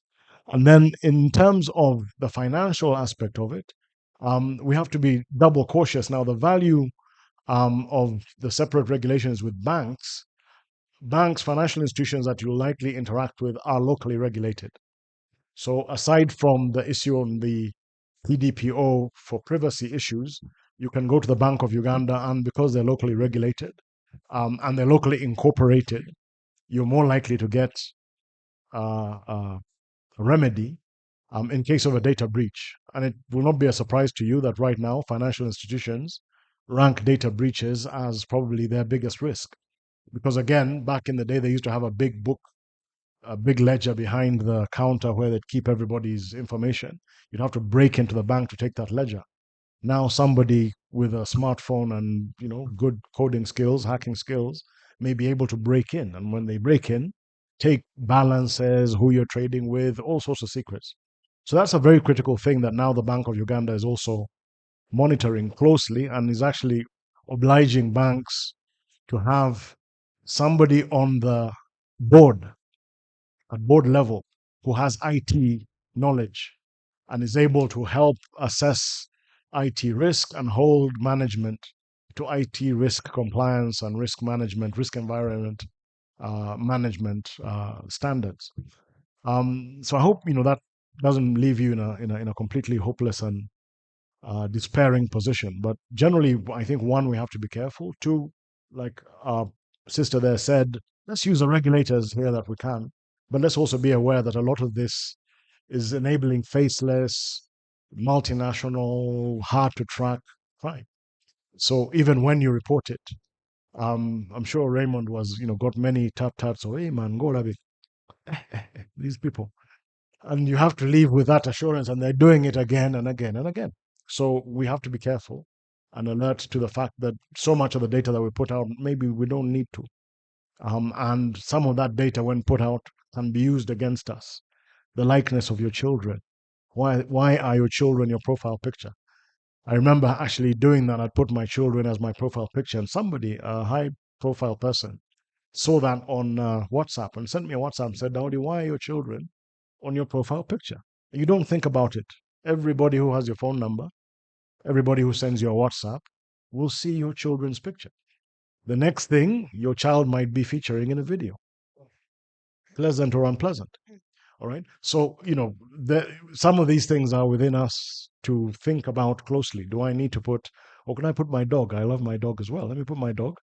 And if my dog's in a video, well, but yeah, that's it. Thank you.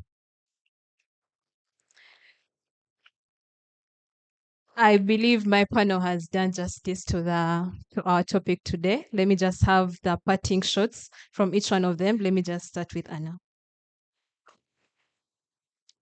Parting shot is it all comes down to the individual responsibility.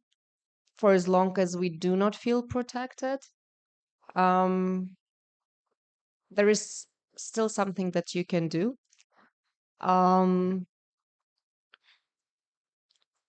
And my parting shot would also be to, I guess, make an advertisement, because it also speaks. First, it is to answer your questions about what we as organization can do and the individual responsibility. So in front of you will see this flyer for a movie Call 112. So that movie has been produced by a Ugandan director, Osama Mukwaya.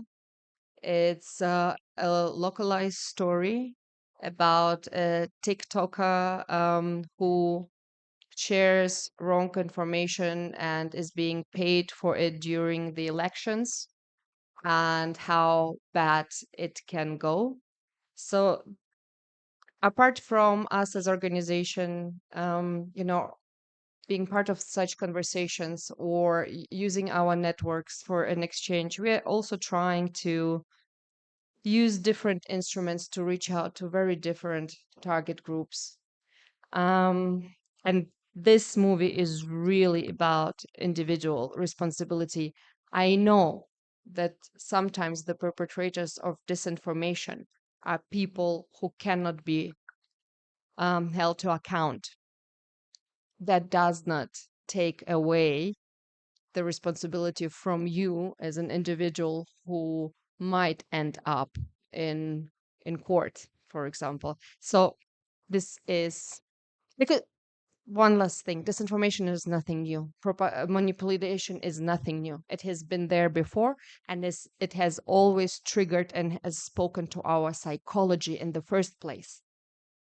So protect your psychology, be aware of what triggers you, and those will be really the best protection mechanism. Thank you.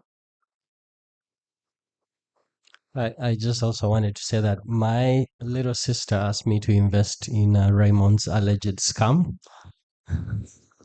So you can imagine how far it can go. I would like to add my voice to Anna's to say really the power of protecting ourselves against dis and misinformation lies in our hands, because you are the only one who can determine what you're consuming. But two also is that I think the structure of the topic made us discuss entirely like portray AI as this huge, danger, and yet it's more than just how it applies to misinformation and disinformation. There's lots of ways it's really, being used to support the work of journalists across and even in other fields. So educating ourselves and becoming more AI literate is really important, because then you know how to protect yourself if it's getting out of the way. Just a quick announcement as well in terms of what we are doing as an institution.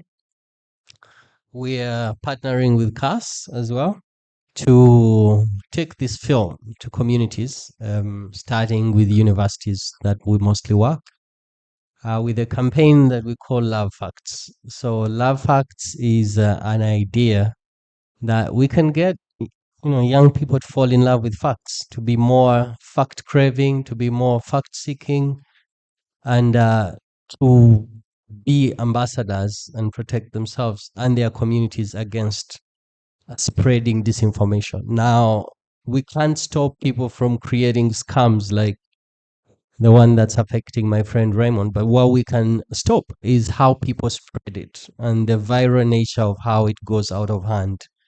And so that is the power we can give to the young people that are using social media, or all of us. So before you share it, as exciting as it is, even if you hate Raymond, please think about the impact that you're creating and how dangerous it is. Finally, an announcement. Some of you, maybe you don't know, but we run here a newsroom called Switch Africa, which is a dedicated studio space for young journalists producing news content that goes on social media platforms, focusing on young people and what impact they are creating in communities. A few months ago, we started thinking about how we can create a dedicated platform for the creative space. And I'm happy to announce that my team yesterday created a Switch Creatives platform, which is on Instagram and TikTok, which will be a dedicated vertical video fast platform that will document and profile stories of creatives across music, fashion, culture, food. And our dedication also is going to be at least identifying 2 or 3 young journalists to create a news desk here, that they wake up every day to focus on the creative sector. So we'll be reaching out to all of you who have those stories so that they can be documented. Thank you so much. My parting shot would be that, like Anna said, misinformation and disinformation are as old as the hills. AI really just creates a new avenue that puts the whole thing on steroids. Our own behavior, our own awareness will help us, one, discern our knowledge, behavior, and awareness will help us know and discern misinformation. I think Anna also talked about the fact, which is very simple, that if we detect misinformation and stop it from spreading, there's a reason why it's called viral, because a virus needs a host and then a host to spread it to another host. When you get the message from Raymond, allegedly, don't pass it on. Perhaps if you know him, ask him. If you think it's dubious, just keep it, because when you keep it, it dies with you. it doesn't then move to the next person. So if we're aware that the thing that I send forward is the thing that I can really vouch for, in much the same way as in ordinary real life conversations, we don't simply repeat everything that we've heard. We use discerning methods and kind of politeness. Maybe I've talked too much and stop talking. But it looks like, you just simply, on when you receive messages, you feel obliged to just keep sending them on. People who are in this fraud industry rely on that. And the people who are in the deep faking and the misinformation, disinformation industry rely on our willingness to spread things we're not sure of. Even as we put little things, I don't know, allegedly. Well, if you don't know, don't send it. It's a simple thing. And also, as our sister said here, to the extent that there is some capacity to discern, detect, and maybe apprehend people in this game, report, don't suffer quietly, report to the authorities. It may very well be that they've made a mistake somewhere and they can be detected and apprehended. Don't suffer quietly, report it. And very lastly, to the extent that you can help others get awareness about AI, fakes, misinformation, and disinformation. Be the candle that lights other candles. It costs nothing. Everybody else had an announcement of something exciting happening in their organizations and in their lives. I have nothing but to wish you a very great weekend. Thank you. I have an announcement to offer on your behalf. There's just two things that I forgot to share. Also exciting, really. One other thing, especially in line with disinformation, that we are also excited to be, I think, launching in November. If you're going out of this building, you'll find we have a cafe, which is our coffee shop. So we are transforming that into an anti-disinformation cafe and museum, and it will have a disinformation graveyard. So if you're stressed with disinformation, you can come there and you bury it forever. Our fact checkers will then land on it and check the hell out of it and then give you fact checked information. But really, it's a gamified space where you'll get a lot of tools, and we'll also be showing other tools that have been developed by like the team at Agora. If you're on YouTube, we have a news bulletin called The Fact Lens, which we premiered last week. And it's already in its third episode. So if you have time, please go there. You will see the process that our young journalists go through to really fact check disinformation. Thank you. Thank you to all my panelists. I know the mind is usually attracted to conflict. The moment someone sees conflict, yeah, this is time to share to all my friends. But let us take care of our consciousness when sharing things. And just for a starter pack, for you to detect disinformation, check out the Debunk Media Initiative platforms on their website and their socials. Once again, my name is Shiba Nakakande, and I'm a journalist with Switch Africa and Solutions Now Africa. It has been a pleasure having this conversation. A round of applause once again. Come on, let's finish strong. A round of applause for our panelists and the moderator while they make it back to their seats. The whole time this conversation was happening, I was reflecting on the fact that when I was an MCI fellow, we had different problems, you guys. The problems we had when I was a Media Challenge Initiative fellow was that all of you became citizen journalists. Then I told myself, if that guy is posting his news from wherever he is, I'm sorry, I'm out. Now I empathize with you, Raymond. Raymond was actually my mentor. And to see all of this happening, the deep fakes, I mean, I'm sure many of you in the creative space are familiar with what happened with Scarlett Johansson when OpenAI used a voice that was eerily familiar to hers. And this also had to be, this is something that she had to confront. And this is something that OpenAI also had to, come out and speak about openly. Because, I mean, they had approached her to use her voice. So it's important that we actually pay attention to this conversation, not just here. The same way you appointed yourselves to become citizen journalists and post from wherever you are and tell us about what's happening in your life and giving us all the unnecessary information we don't need sometimes. In the same way, fact check everything that you're sharing. The same thing Shiba said, and everyone else on the panelists that they said, just because it's hot news doesn't mean you have to share it, you know? Do you have the discernment to actually know that, is this information right? Do you have contextual awareness for that matter? I think they've wrapped up everything. And so thank you once again. A round of applause once again for our panelist and moderator. And for our closing remarks, I want to invite Celine Janice Nantumbwe to help us wrap up this session. And yeah, thank you.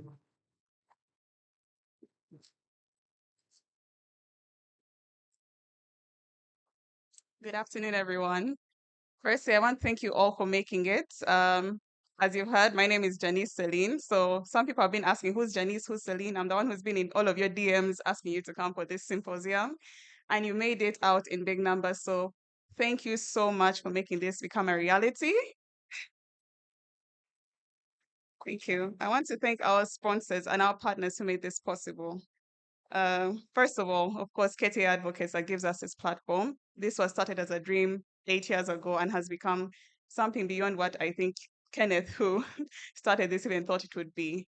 I want to thank CELPI, which is a policy arm that we've started in KTA Advocates to do work just like this and work on projects which are impactful within the innovation space or entrepreneurship space, but also to connect policymakers to people like you in the industry so that we leave this miscommunication, this gap in communication that we saw today, and we understand one another so that our policies can be more inclusive and effective.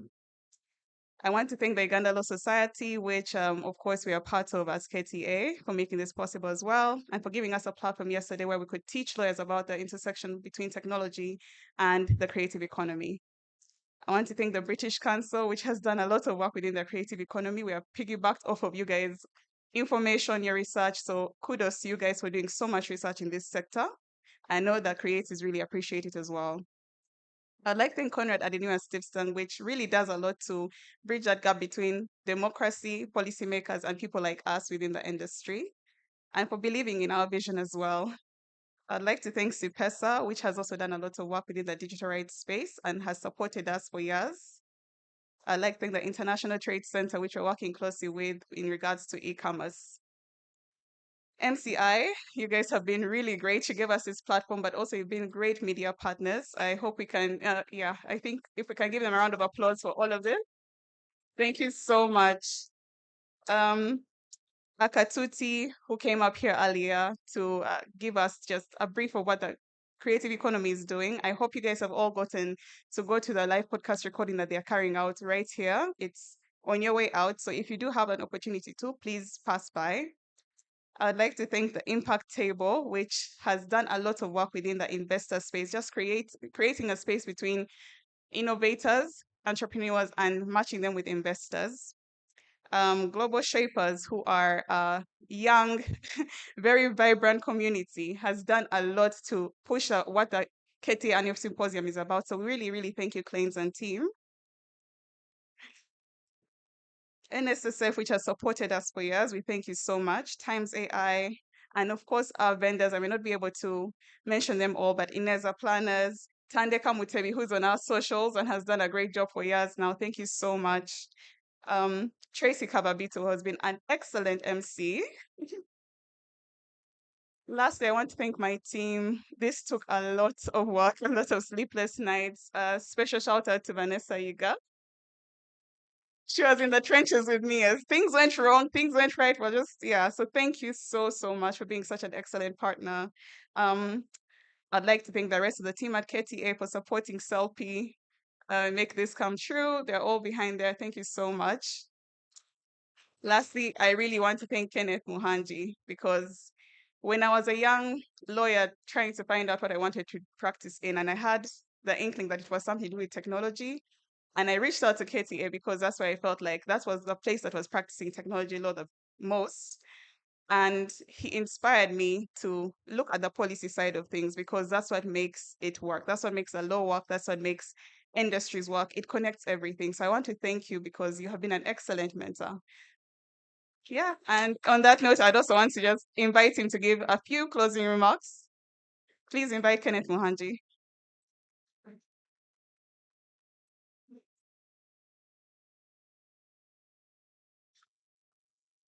Wow, Celine, thank you very much for that. I was asked by Anna Rashman to also share on her behalf and on behalf of Conrad Aduna Shiftang. That was a very, very, very nice fireside chat. David Panga, thank you so much for your time, and the moderator was fantastic. Well done, and of course, Abbas as well. Please, another round of applause in that regard. And I think during that session, especially the question that was asked by Raymond, many of us in the room are thinking the exact same things. If you have legal minds that are in the room and are also grappling with, okay, if you came to us with this particular, question, how do we solve it? Who do you go to be able to get redress? And I think that fragmented approach to answering these questions is why it's important to have forums like this. And we hope that in the coming months, in the coming year, would be able to find actual solutions. And for me, being a policy lawyer, I think first and foremost, the answers are in policy. And beyond that as well, it's being able to encourage government, hold them to account, and to be able to show them how to regulate, how to be able to solve some of these things in a way that would make sense for Ugandans. Because we have a cybercrime unit at the Uganda Police Force, but can it handle these cases? We have committees in parliament that are looking into regulation of artificial intelligence, but are we looking at things like deepfakes? Are we looking at things like disinformation or misinformation? We had an opportunity with our Computer Misuse Act. For those of you that don't know, we have a Computer Misuse Act, but that act is focused mostly on things like uh, online bullying, which you would think is an important thing, especially when you look at social media. But we're looking at it more from the aspect or angle of politics, not from something that would affect you and I, at least in the day to day. So it's important for us to continue to have or foster these conversations, but most importantly, for us to see how we can all work together collaboratively the way we have.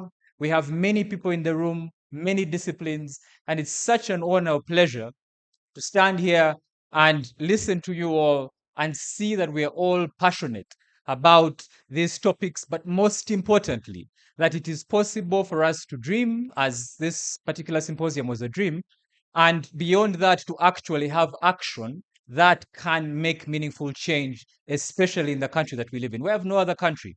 Uganda is our country, and if we are not the ones that are thinking for ourselves, if we're not the ones that are innovating, if we're not the ones that are actually making meaningful change, then, my friends, it becomes a world where the stories we tell ourselves are one of defeat.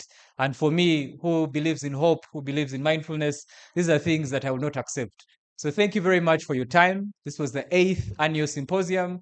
We'll have many more symposiums to come. I think Celine has really done a good job thanking all our partners and sponsors. I will not do that, save for really to add and say thank you so much to the team at KTA. Thank you so much to everyone who has worked with us on this journey.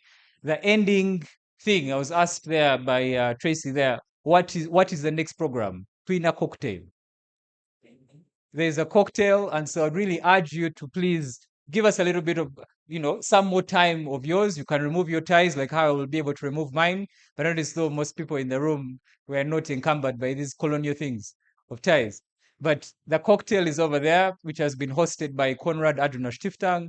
So please feel free to be able to network, to interact, and please rest assured that for the lawyers that are in the room, we've had a number of lawyers online who have attended this as a CLE training, and for the younger lawyers as well who are looking for direction, looking for a place where they can be able to practice law in a manner that speaks to what they are passionate about. CELPI, KTA, Uganda Law Society is a place where you'll find a home to be able to discuss, to be able to practice law in a way that is more meaningful. So thank you so much. And really thank you as well to Senior David Mpanga for making the time. You were with us last year and here as well. It's very nice to see that you have lawyers like you that are still intentional about civic responsibility. So, tugenda tunywe. Thank you so much, Kenneth. Thank you, Celine. Thank you all. I want you guys to also clap for yourselves. Ladies and gentlemen in the room, you've been the most important people today. The brilliant minds, the visionaries, everyone here, the policymakers who are here today. A round of applause for yourselves, please. Come on, let's finish strong. A round of applause for yourselves. I think we have many blueprints now. So I urge you to go out there and make something blue. And you, as you network with each other, please, please, please make sure that you are mindful of the other person, whether it's in this space or digitally, whichever way you choose to connect with them. Also, we've talked a lot, right? We've talked about a lot of things. Yes? But let me tell you that citizens cannot eat conversations. Please, let us execute. One thing about us as creators, sometimes we have lots of ideas, we just never execute. Go and do something about the things that you want to change. My name is Kababito Tracy, and it's been such an honor to serve you. May you be happy.